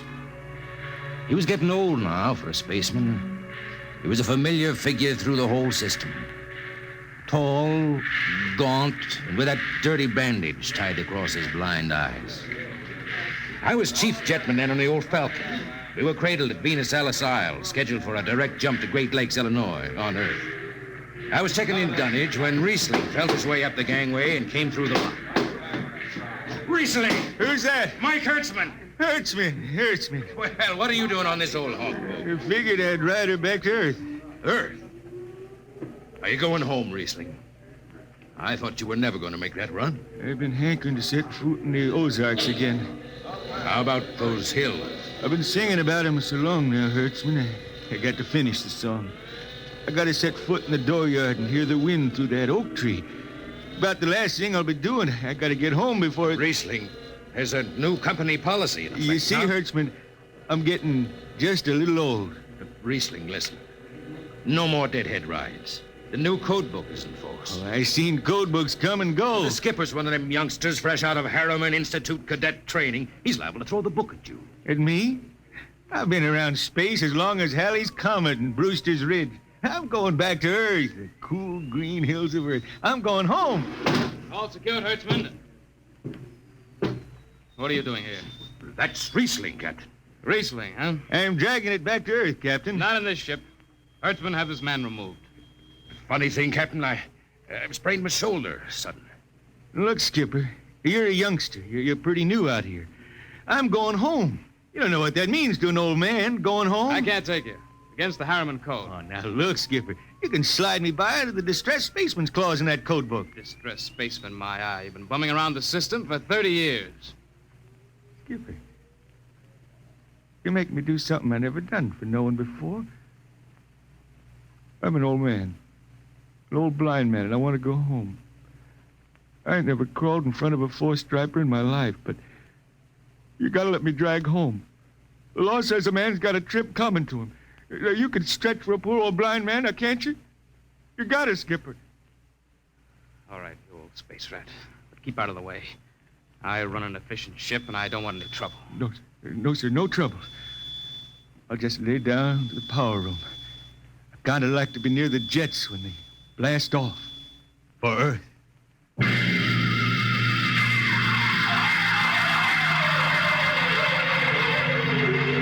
Sit down, Riesling. Take a load off your feet.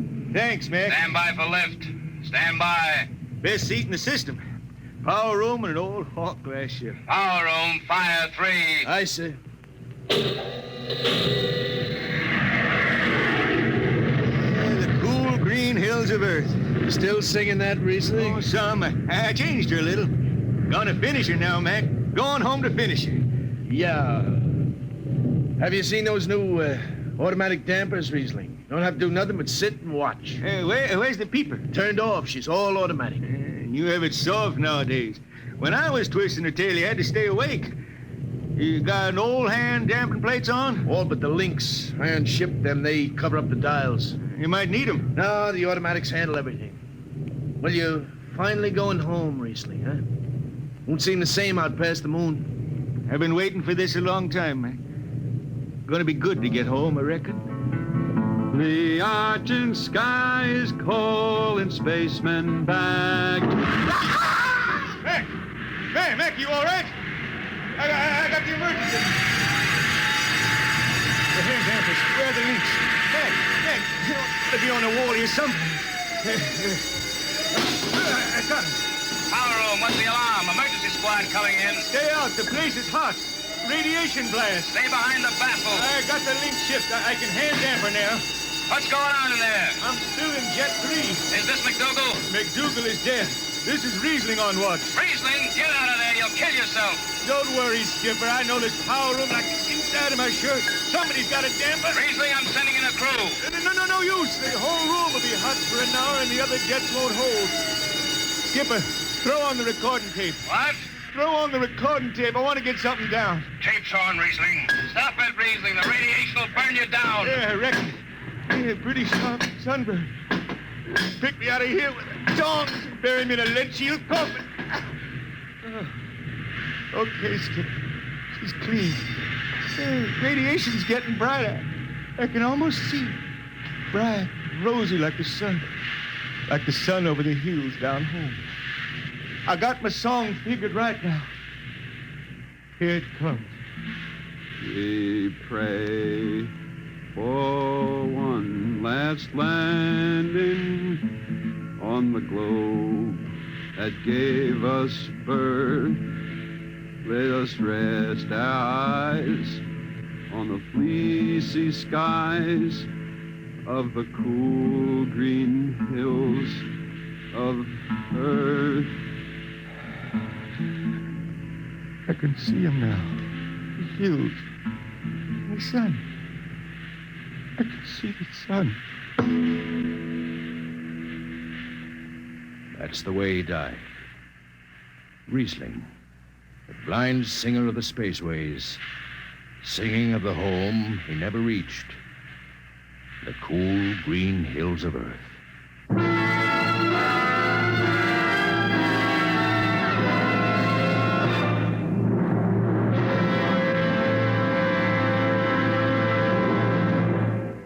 Next week, we bring you another story many of you have requested that we repeat. It's the strange tale of man's first visit to another planet and why he decides that Mars is heaven. Be with us at this same time next week for another adventure into the unknown world of Dimension X. This program was transcribed. Now, dynamic Tallulah Bankhead brings you The Big Show on NBC.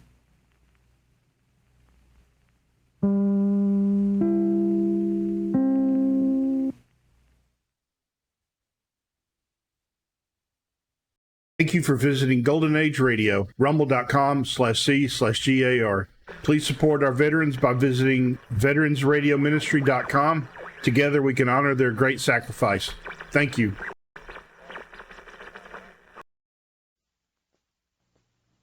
Ladies and gentlemen, the Granite Furniture Company, with stores in Sugar House, Murray, and Provo, presents The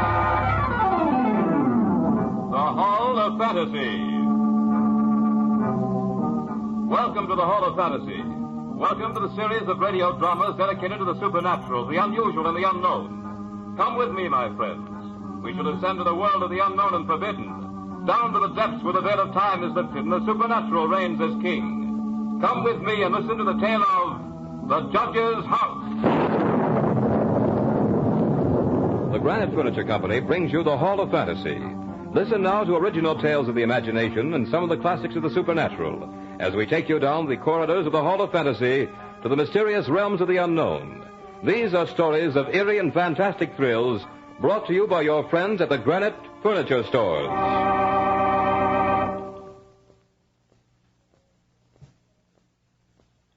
And now for tonight's story, a radio adaptation by Bob Olson of Bram Stoker's story entitled The Judge's House.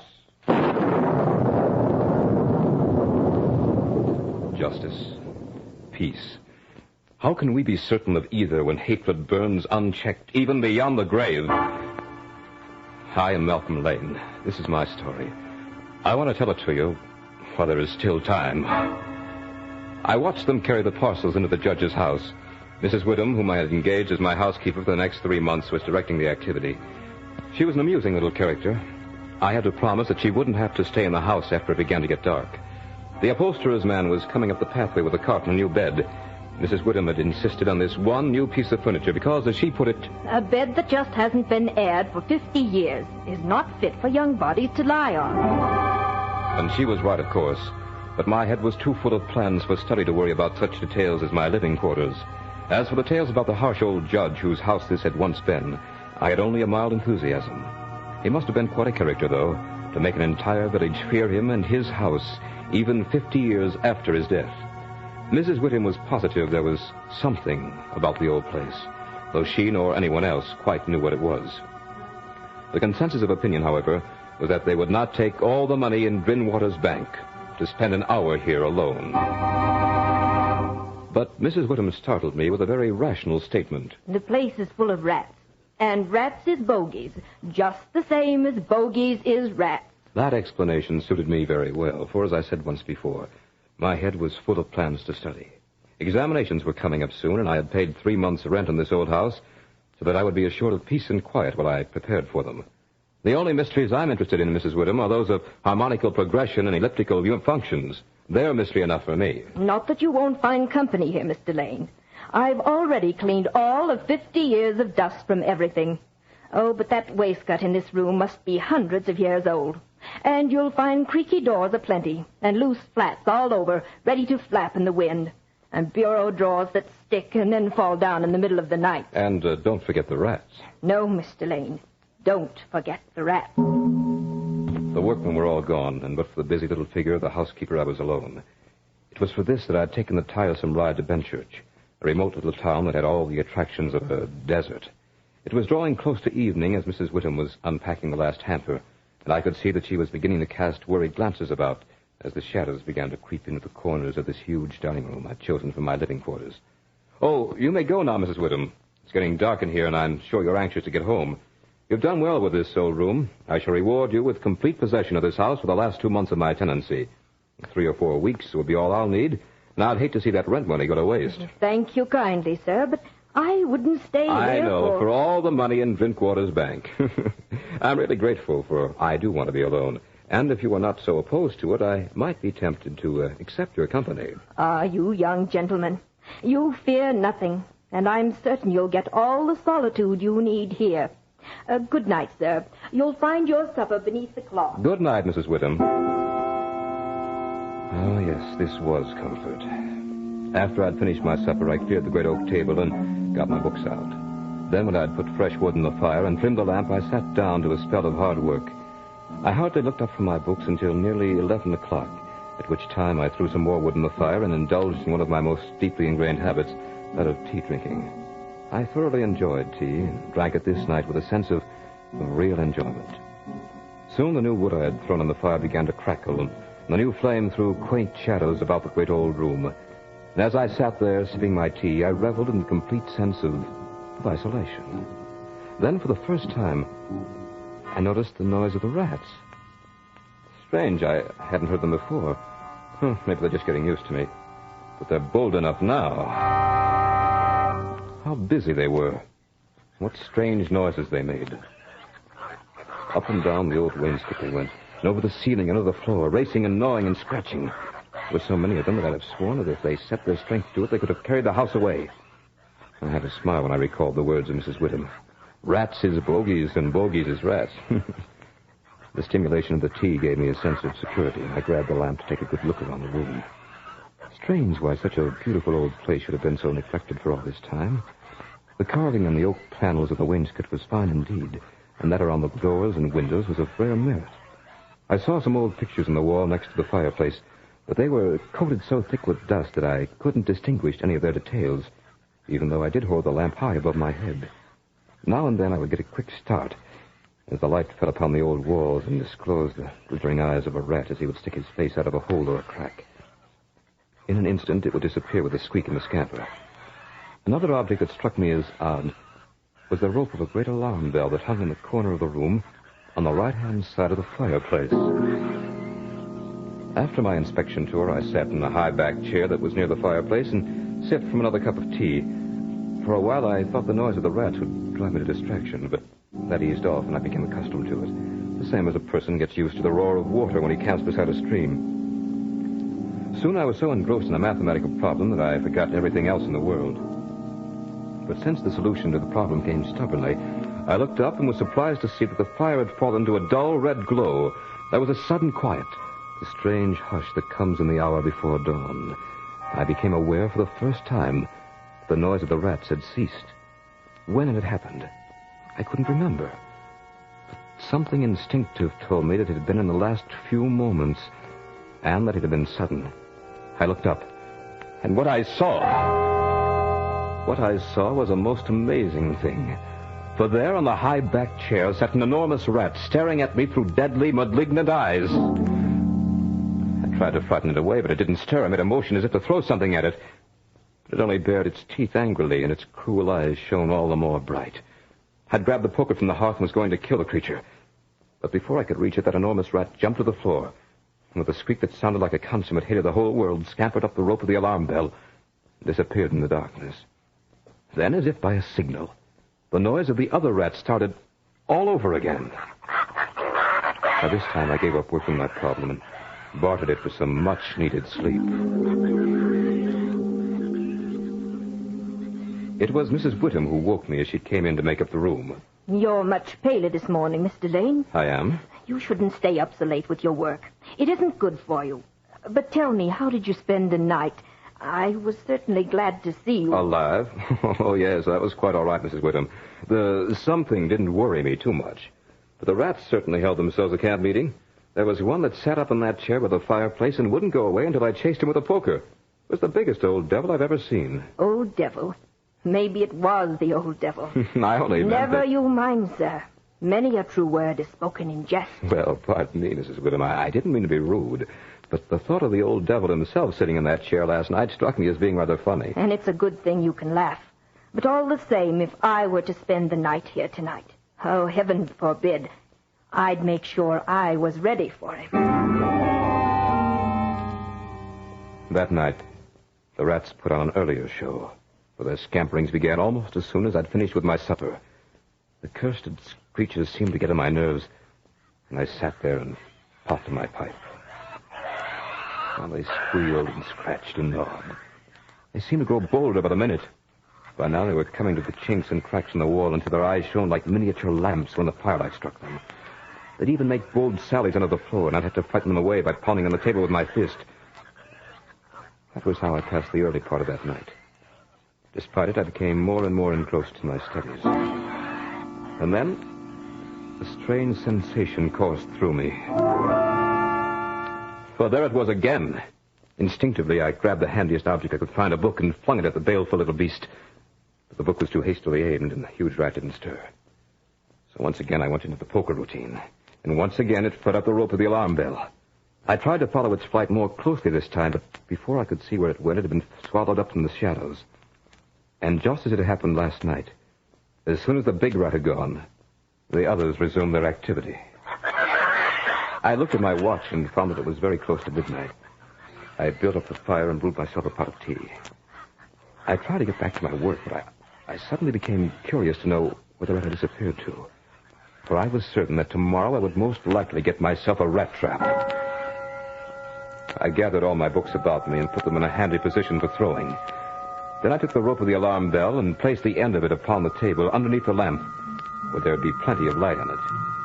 As I picked up the rope, I was amazed how pliable and strong it was. Ideal, I thought, for hanging a man. Soon my preparations were complete. Now, this time, my friend, I intend to learn more about you. Once again, I was hard at my work, and the noise of the rats was forgotten. But just as suddenly as before, I was aroused by that same sense of startling silence. I was conscious of a slight movement in the rope at my elbow. Without stirring, I checked to see if my pile of books was in easy reach. It was. I cast my glance at the rope just in time to see the huge rat drop from it to the back of the high oak chair. I grabbed the book and hurled it. With amazing agility, the rat sprang aside and dodged it. I threw a second and a third, but each time it managed to dodge my battery. It was almost funny, almost. Finally, when I was down to the last book, I took careful aim, and as I did this, the rat squeaked and seemed afraid. I let the book fly. It struck the rat with a resounding thud. It gave out a shrill, terrified shriek, and running up the back of the chair, made a desperate leap, and with the speed of a bolt of lightning ran up the bell rope. The lamp rocked with a strain, but it didn't topple. Then I saw the rat leap to a molding and disappear through the hole in one of the big pictures that hung on the wall. I made a mental note of the exact spot. Third picture from the fireplace, huh? I'll remember that and have Mrs. Whittem scrub it clean the first thing tomorrow morning. I began to pick up the books I had thrown at the rat. As I did so, I took a good look at their titles. Conic sections. Mr. Rat doesn't seem to mind that. Neither did this one on cycloidal oscillations. And this one on thermodynamics he dodged very neatly. Oh, here's the book that got him. As I looked at the title of the book that had finally hit the huge rat, I could feel a pallor spread across my face. For the title of that book was The Holy Bible.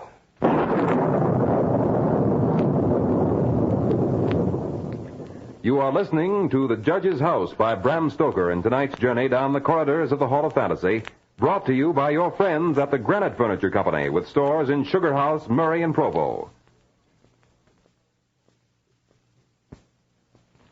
And now back to the story by Bram Stoker entitled The Judge's House.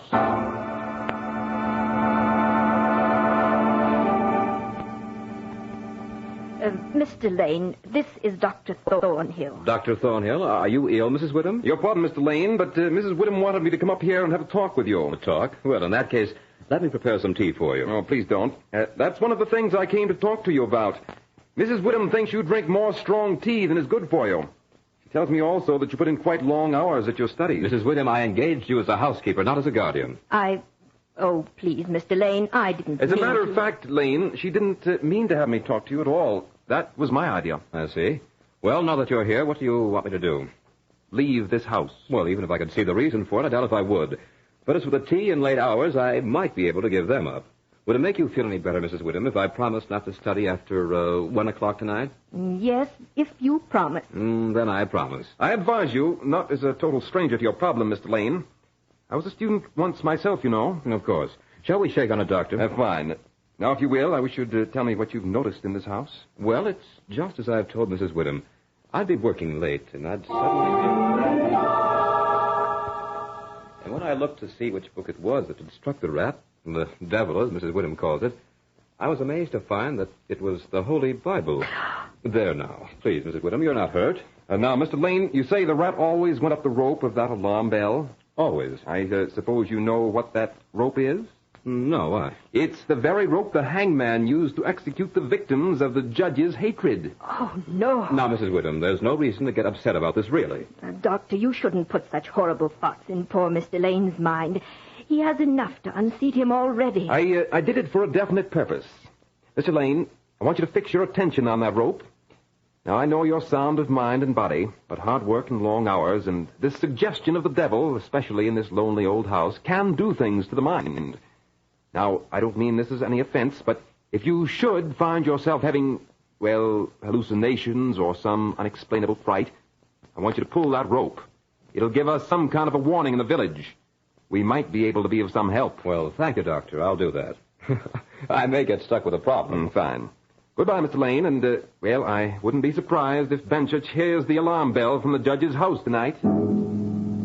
I didn't quite share the doctor's views, but just the same, I caught myself staring at the bell rope. The more I stared, the more restless I became, and every now and then my mind would conjure up the vision of some wretched victim dangling from the end of it. But that line of thinking would have me out of my mind in a hurry. Mrs. Whittam had made the place neat and homely. I wandered over to one of the big windows and flung it open. I was surprised to find that a sharp wind had come up, a very cold wind for April. It was more than a sharp wind, really, for it was carrying a storm. Little drops of rain began to pelt me in the face until soon it became a thing of fury. I bolted the shutters and built up the fire with some fresh wood. I was uncomfortable and was only vaguely conscious of the reason. Suddenly I knew. The rats were quiet tonight. It gave me a slight case of the jitters, and I instinctively took a hasty glance at the bell rope. The rope was quite still. I wanted a hot cup of tea, but remembering my promise to Mrs. Whittam, I desisted. Instead, I sat at the great oak table and opened my books. Soon I had started a problem, and the noise of the rats began. For the first time since I had taken up residence in the judge's house, I was glad to hear those rats. I had worked for an hour or so and suddenly became conscious of the furious storm outside. I was thankful that I didn't have to be out of it. The faint movement of the bell rope compelled me to walk over to it and take it in my hand. I saw nothing. It had only been the wind, and the rope was rising and falling gently with each new gust of air, which caused the bell to sway back and forth a little. That rope had a deadly fascination to it. I wondered why the judge wanted such a grisly memento in his house. The thought of it sent a chill through me. Or was it a thought? Didn't I sense a tremor along that rope? I couldn't be sure, but at that moment I remembered the picture. I walked over to the table, picked up the lamp, and approached the spot where I'd seen the picture the night before. I counted out the pictures until I came to the third one from the fireplace. Even before I raised the lamp, I could see that Mrs. Whittam had washed it clean as I had told her to do. Then what I saw gave me such a start that I nearly dropped the lamp.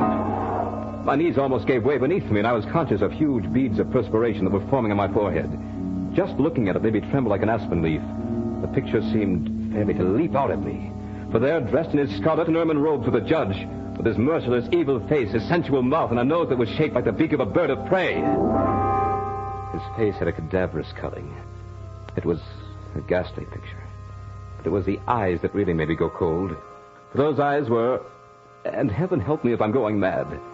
Those eyes were the exact duplicate of the evil eyes of the great rat. The picture had been painted in this very room. I began to compare the two, and as my eyes swept the room, they were suddenly riveted to the judge's chair. For there, with the rope hanging behind it, sat the huge rat with the judge's eyes. And the hatefulness was now intensified with a fiendish leer. Never did the wind howl so.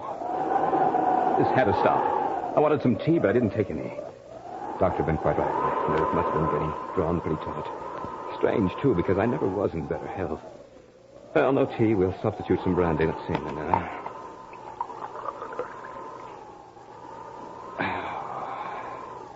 I had a stiff glass of the brandy and went back to work. The rats were at it again, and I was glad to hear them, for they had become a sort of symbol of normalcy. The storm raised such a fury that I was unaware of anything else. But once, during a sharp, silent lull, I heard another sound, a faint, squeaking noise. I listened for it again and soon detected it. It was coming from the corner of the room where the bell rope hung. At first, I thought it was just the motion of the rope in the storm, but I looked up and saw something in the dim light that made me all the more positive that I was going mad. For there was the great rat, clinging to the rope and gnawing at it. I could see the lighter coloring where the bare strands were exposed. Just then, the rat finished the job, and the rope fell to the floor with a thud. For a moment, the huge rat just hung there like a tassel. It was then that I realized what had happened. My only contact with the village was now gone. I don't know why, but I rushed to the lamp on the table, snatched off the shade, and ran over to the picture of the judge. A chill of horror went through me. But I think I must have expected what I saw. It seemed more like a confirmation than a shock. For there in the center of the picture was a great patch of brown canvas, as clean and as fresh as the day it had been drawn over the frame. And where the portrait of the judge himself had been, there was nothing. I heard a sound behind me. When I turned around, I really got the palsy. I suddenly became incapable of movement. I could hardly think.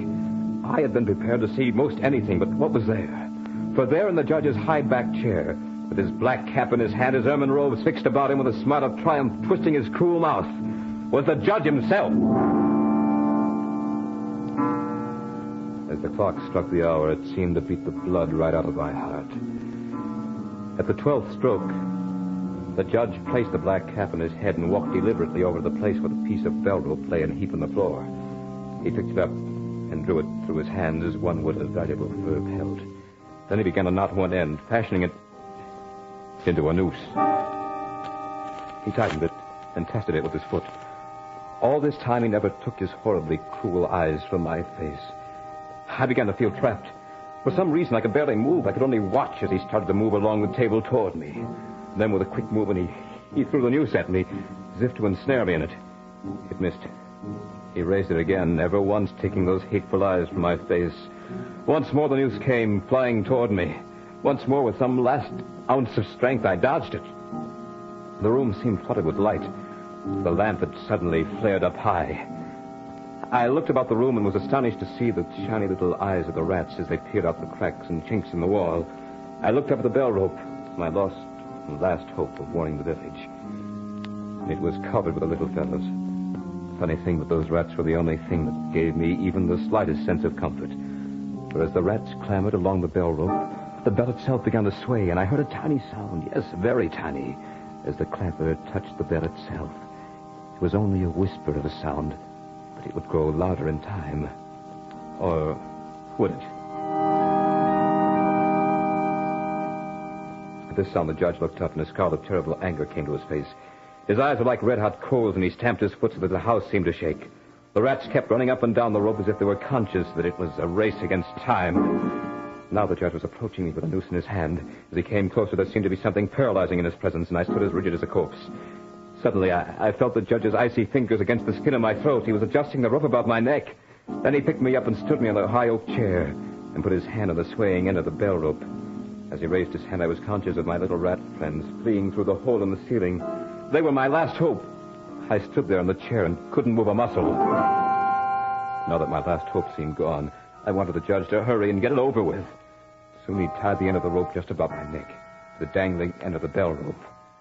Then he jumped down to the floor and looked at me with those eyes that hated me so. The smile of diabolical triumph seemed to wreathe him in horror. I began to wonder about hanging. I wondered how long it would take. Whether the doctor in the village could possibly reach me in time. For I knew that I would soon be sounding the alarm bell. I even wondered what kind of a shadow I'd cast on the wall as I dangled from the end of the rope in this grotesque candlelight. But I didn't wonder for long. Because suddenly, the judge grabbed the chair on which I was standing with a sudden movement, jerked it out from under me.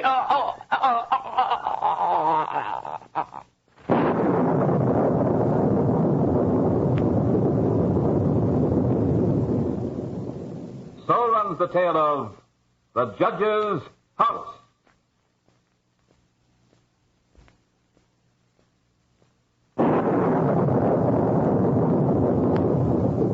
Remember to join us next week at the same time for another journey down the corridors of the Hall of Fantasy.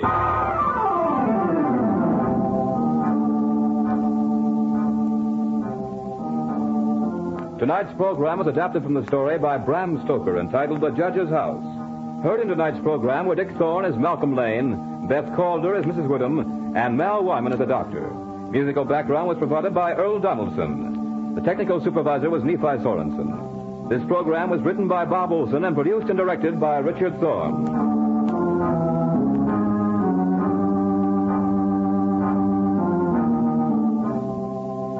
Remember, be with us again next Sunday night on call at 8:30 p.m. when the Granite Furniture Stores in Sugar House, Murray, and Provo will take you on another journey down the corridors of the Hall of Fantasy.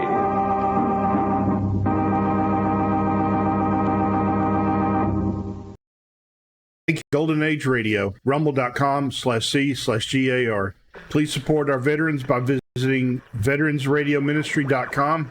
Together we can honor their great sacrifice. Thank you.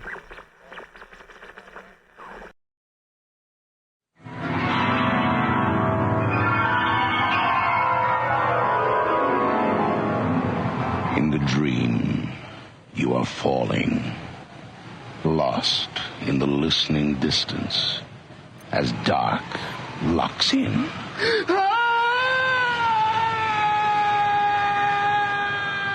Nightfall.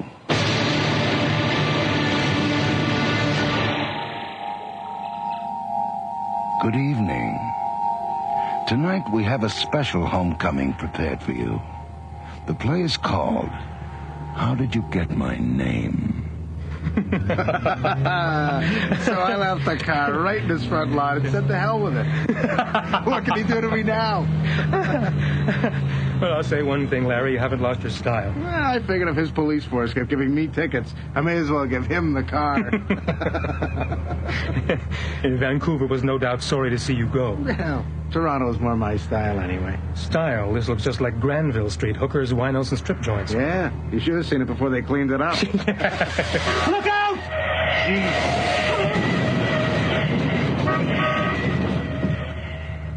My God, they hit the pole. We'd better get out. No, they're okay.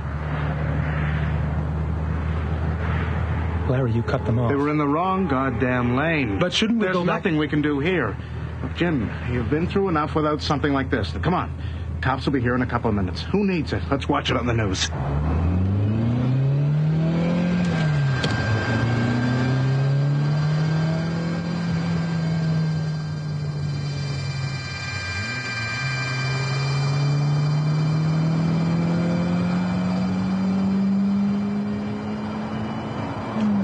You okay? Yeah. Hey, you've been away for a while. Things are bound to shake you up a little. Give yourself a little time. Yeah. Did I,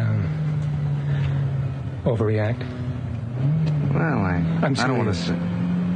This is important, did I? Look, Jim, lighten up. I mean, if a guy who spent 4 years in a straitjacket, you handled it great. I wasn't in a straitjacket. Okay, a cummerbund, or whatever you guys wear in those European hospitals. Ease up on the jokes, will you? A lot of times I wondered if I'd ever come back. Well, after a while, everyone figured you were dead. Except me. Thanks. What made you so sure I was still alive? Gut feeling, I guess. I figured if I kept sending letters and phoning around, sooner or later I'd find you. Must have been expensive. Where'd you get the money? I robbed a bank. Just kidding. It was a gas station. Larry, you haven't lost your style.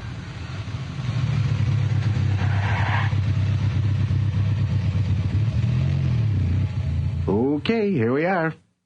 Oh, great. What's up? Stay in the car. What? Why?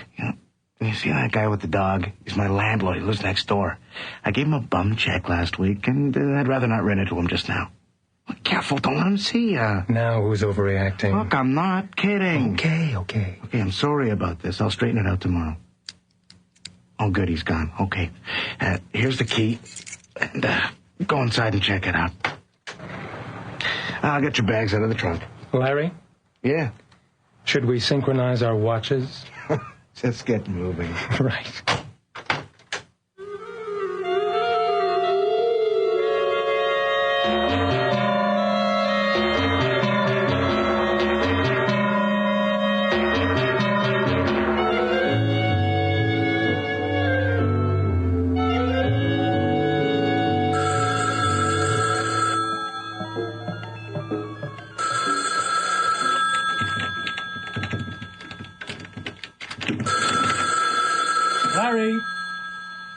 Larry, should I get that? Claire?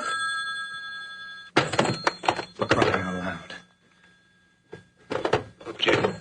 Jim Brent? Hello? Is this Mr. Brent? Well, yes. Who's this? My name isn't important. How did you get my name? You were in the computer. But my house. What do you want? We'd like to know whether you've ever been involved in a serious accident. Who are you? We just want you to answer a few questions. How did you find me? The computer, sir. Now, have you ever been involved in a serious... No. No accidents. Do you have a criminal record? What? No, I don't have you ever been treated for mental illness? Mental illness? How did you find Give me that receiver. What's going on? Come on, man. Give yourself a shake. I'm sorry to cut you off, but you were freaking out. Who was that? I don't know. But he knew my name. He called me by my name. What? He called me by my name. And, well, he even knew I'd been sick. Slow down, Jimmy. He called you by name. Yeah.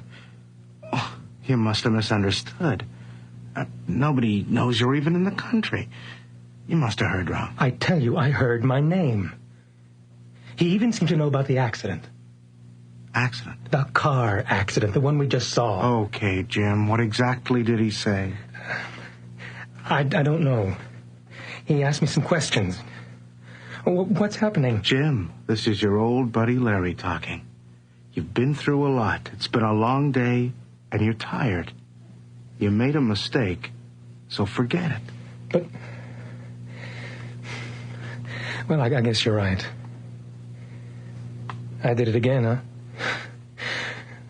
Overboard, I mean? Well, you had me worried there for a minute. Now, why don't you get some sleep? Sorry.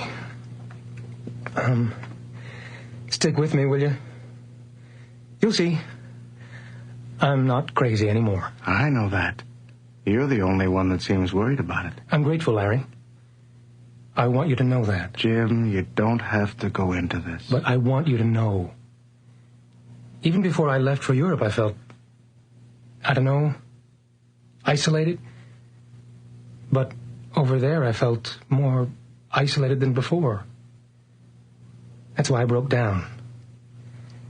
Your letter gave me strength. Made me feel I belong somewhere. Come on, kid, it was just a letter. But it gave me the courage to become Jim Brent again. Stick with me, huh? Come on, let's get you unpacked.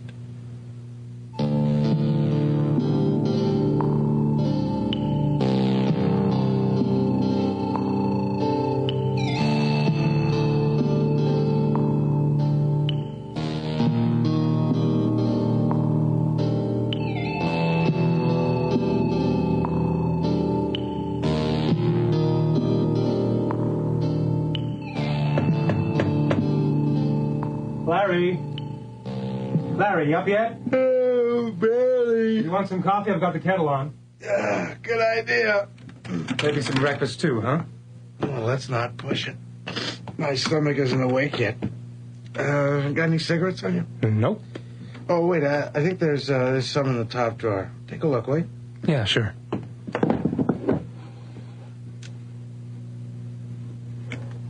Were you afraid of me coming here, Larry? What? Did you think I was going to attack you? What are you talking? Oh, the gun. It's loaded, too. Yeah, sorry. I forgot it was there. I won in a poker game a couple of months ago. I probably should have locked it away with the sharp objects, huh? Very funny. Here's your cigarettes and your lighter and your socks and your shoes. Okay. Can't you take a joke? You know me. Sick joke's a specialty. All right. How about that coffee? Or do you trust me with a hot kettle? I don't know. The way you reacted to that phone call last night. Yeah, I guess I was a bit jumpy. I'll make the coffee. And I'll be down in a minute. Looks like a nice day. God, I slept like a log. Larry, where's the coffee? Larry? What? The coffee. Middle cupboard.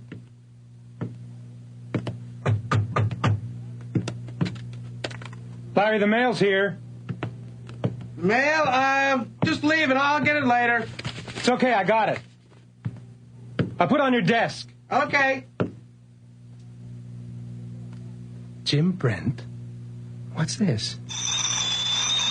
Get that thing off the heat, will you? What? Oh, yeah, okay. Larry, get down here, will you? Ow. I knew something weird's going on here. Larry! I'm in the living room, Jim. Look at this. What? They're all addressed to me. Jesus H. Christ. Well, here, look. Not again. Well? Jim, stop it. These are just bills. Bills? What do you mean? Give them to me. Jim, are you crazy? Just look at them. I'll get it. No, I'll get it. Hello. Mr. Brent? Jim Brent? Yes, this is Jim Brent. There. Are you happy now? Maybe you'd like to talk to your funny friend, Larry. Look, pal, this isn't funny anymore. Jim, hang up the telephone. And you? You're supposed to be my friend. This is a sick joke, Larry, even for you. Mr. Brent, we'd just like to ask you a couple of... There. That's what I think is your goddamn sense of humor. Man, you're really flipping out. I don't know what you're talking about, and I sure as hell don't have anything to do with it. Who the hell else knows I'm here? It's gotta be you. They never should have let you out. Why, you son of a bitch. Oh. I gotta get out of here.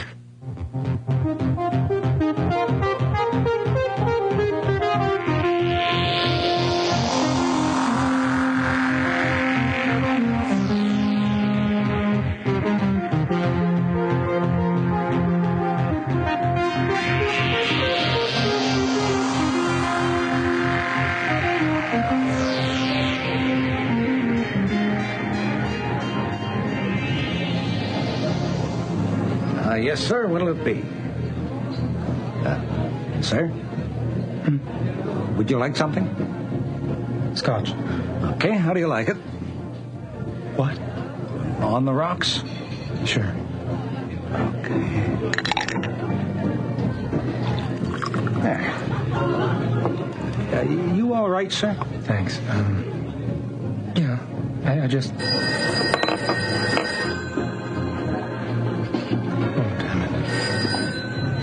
Plaza Bar, Steve here. Who? Jim who? Well, I don't know. I'll check. Is Jim McCullough here? Jim McCullough? Oh, sorry, lady. Okay. Oh.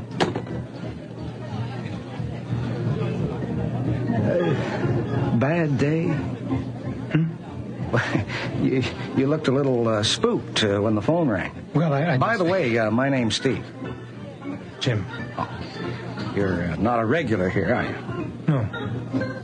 From out west. Vancouver. Oh, just got here, didn't you? Something like that. Uh-huh. Live around here, Dan? Yeah. Whereabouts? Around the corner. Dundonald. Oh, one of the high-rises? The house on the corner. What did you say your name was? Jim Brent. Oh, so you're Jim Brent. In kind of early, aren't you? Early? Well, Arnie doesn't take over till 6. God, he's always telling me what a crazy guy you are. I don't know that time at the Brunswick house last year, huh? Wait, how about that hassle you had with the Hare Krishna? Oh, boy, hey, you're right out of your mind. I think you got the wrong guy. What? You did say you're Jim Brent, didn't you? Yeah. Yeah, from Vancouver? Huh? And you live around the corner? Well, yeah, but I think you've mixed me up with somebody else. I've never been here before. What? Hey, that's strange. How can there be... Oh, yeah, wait a minute. Never been here before. No. Oh, God, you really had me going there for a while. You really are crazy. Maybe you're right. Look, how much do I owe you? Terrific. I left my wallet back at the house. No problem. I'll put it on your tab. Well, sure. I've got to get going. Jim? Yeah. Jim Brent. I thought it was you. Hey, watch out.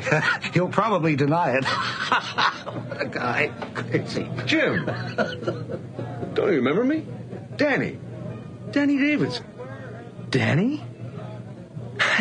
Danny Davidson, of course. What are you doing here? I know. I said I'd never leave the coast. But they made me national sales manager. Well, what's with you? Didn't you go to Europe? Yeah, but I got sick and it took me a while to get over it. I got back yesterday, as a matter of fact. No kidding. Say, I was out in Vancouver a couple of weeks ago. You wouldn't recognize the old neighborhood. It's all rooming houses. Of course, most of the old gang's still out there. I guess you heard about Larry. Larry? Collins. You two were pretty close, weren't you? Of course, it was no surprise. I mean, the way the guy drove, he was bound to get it eventually. Still, he's a crazy guy. Lots of laughs. What are you talking about? I'm sorry. I guess you didn't know. It must have been about a year after you left. His car went off Burnaby Mountain, burst into flames. Never had a chance. What are you telling me? Larry's dead? I'm afraid so. But he can't be dead. It's impossible. He can't be.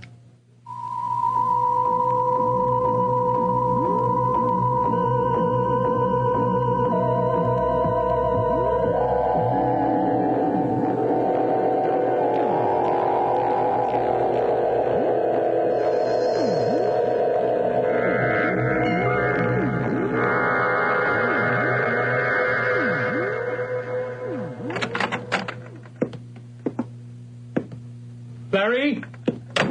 Where are you? Damn it, you gotta be here.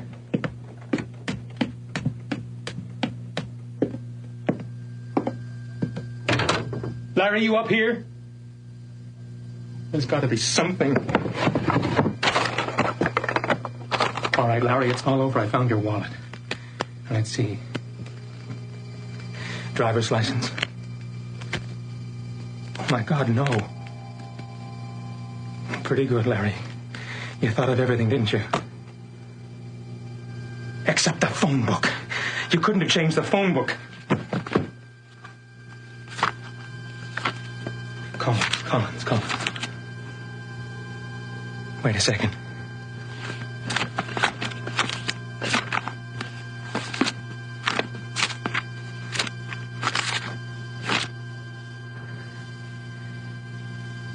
Jim Brent. 12 Dundonald.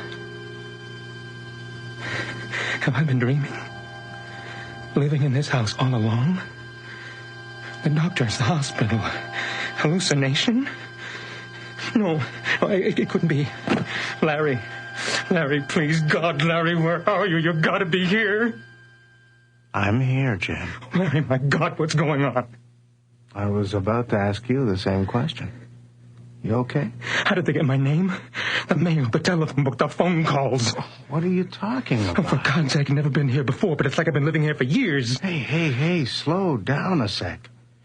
What do you mean, like you've been living here for years? Well, all the mail's from me, the phone calls, my name's in the book. So? All right, Larry. This is going to seem like a strange question, but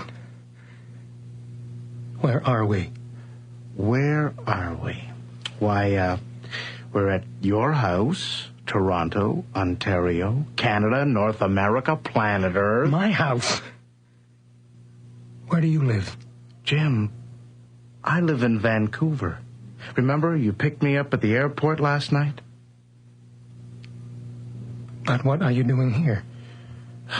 I came to visit you. Jim, you've been acting very strangely. Look, I've got the kettle on. Why don't I make some coffee? Sure. Okay.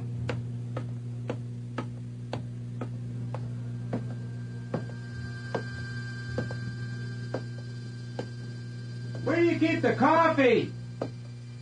Middle cupboard. Jim? The middle cupboard. Looks like a nice day.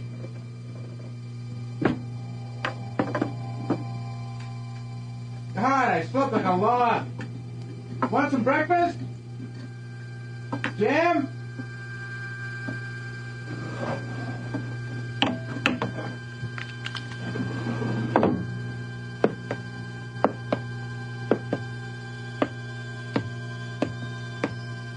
Take the kettle off the heat, will you, Larry?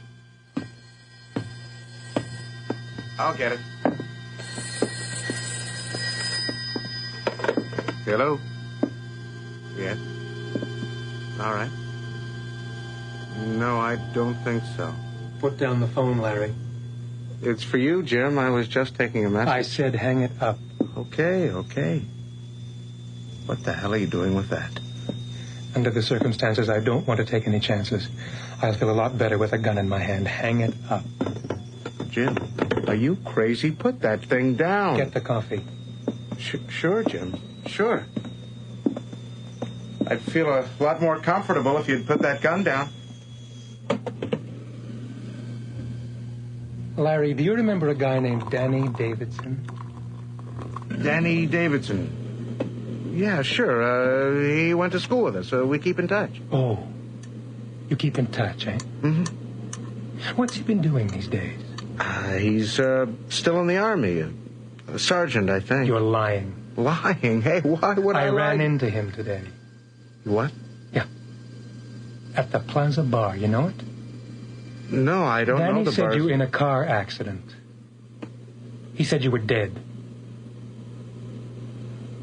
One lump or two. Black's fine. The way I figure it, Larry Collins is already dead. So it won't matter if he dies here in my kitchen. And let's face it, Larry, someone in my state of mind could do almost anything. Here's your coffee. Why, Larry? You don't have to know that. Listen, there's $100,000 in it for you if you just get out of town. God damn it, Larry, I want an explanation. Okay, take it easy. See, right after you disappeared, I made a lot of money on a dope deal. Big money. But things got complicated and I got burned. A guy crossed me at the last minute. It was either him or me. Then I got scared. I mean, I'd done a lot of crazy things before, but I never wasted anyone. Then I thought of you. Seemed like the perfect scam since everybody thought you were dead. So I planted my ID on this guy's body and set up the accident. You should have seen it. It looked like an A-bomb. No way anyone could identify that body. So, Larry Collins died in a Vancouver car crash, and Jim Brent was reborn in Toronto. That's right, Jim boy. I've been living your life for the past 3 years. Of course.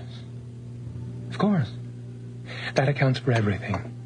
The phone book, the mail, the bartender at the plaza. But who made those phone calls? I don't know, but anyone phoning here would be asking for Jim Brent. Hey, how about putting that gun down? I don't think so, Larry. Tell me, why did you bring me back? I was no threat where I was. But I didn't know where you were. See, everybody thought you were dead, but I couldn't afford to go with that. I had to know for sure. Every morning I wondered, will this be the day I run into him? Oh, Christ, I thought I saw you 1,000,000 times on a bus, in the street, in a bar somewhere, in my nightmares. So I just kept sending letters and making phone calls till I found you. Alive. I couldn't believe it. Lucky Larry. So you brought me here to keep an eye on me? Well, yeah. But I had to keep you under wraps till I figured out what to do. I thought we could work something out, but once you got here, I realized you weren't in any shape to handle it. I think I need some more of that coffee. So you were going to kill me? No, Jim. I'm not a murderer. What about the guy in Vancouver? Well, I was different. Besides, once you got here, he acted so wingy, I thought you might... I thought... That, with a little help, I might do the job for you? Something like that. You bastard. And if that didn't work? Well, then I'd have to take matters into my own hands. Ow! My eyes! My eyes!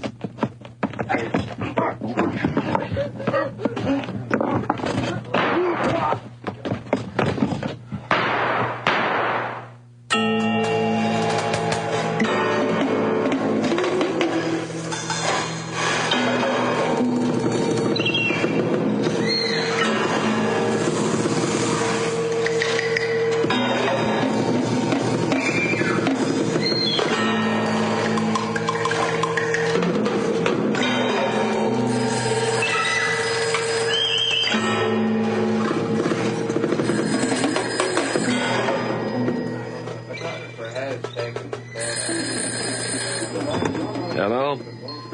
Mr. Brent? No. Who's calling, please? Well, may I leave a message? This is Lieutenant McGrath. Who's calling, please? I represent Dominion Insurance Group. We're doing a survey, and I just wanted to ask him some questions. I'm sorry. Mr. Brent won't be answering any questions. Lieutenant, we can't seem to get anything out of him. What's it look like? I don't know. He must have surprised him during the burglary. What about the suspect?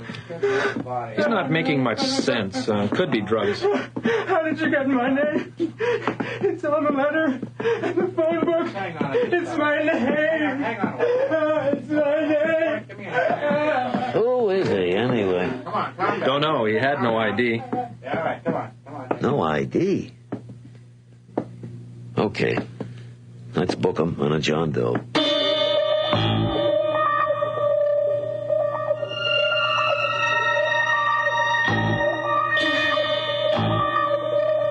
You have just heard How Did You Get My Name by Don Dickinson and Alan Gutman. Featured tonight were Gordon Thompson as Jim Brent and John Stalker as Larry Collins. August Schellenberg was heard as Danny Davidson, with David Hughes as Steve, the bartender, Sandy Webster as Lieutenant McGraw, and Robin McCulloch as the police constable. The telephone solicitor was the voice of the late Don Mason. Our recording engineer tonight is Jan Wright, and sound effects are by Matt Wilcott, with the production assistance of Doris Buchanan. Nightfall is produced and directed for CBC Radio by Bill Howell.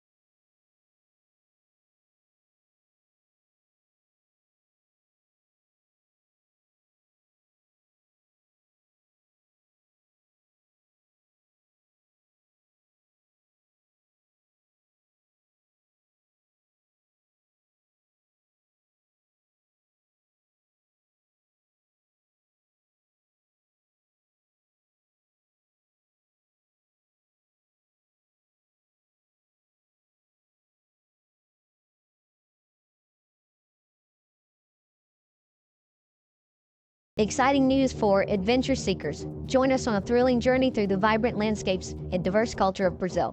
Lost in Brazil brings you to captivating videos showcasing heart-pounding adventures, mouth-watering cuisine, and hidden gems of this incredible country. From bustling cities to tranquil beaches, our videos capture the essence of Brazil's beauty. Experience the warmth of its people, the rhythm of its music, and the thrill of exploration. Click on the link in the description to find out more. I would like to extend my sincere gratitude to Old Time Radio Research Group for their remarkable efforts in preserving and archiving the captivating world of old-time radio programs. Their invaluable contribution allows us to step back in time and experience the magic of radio history firsthand. Their link is in the description below.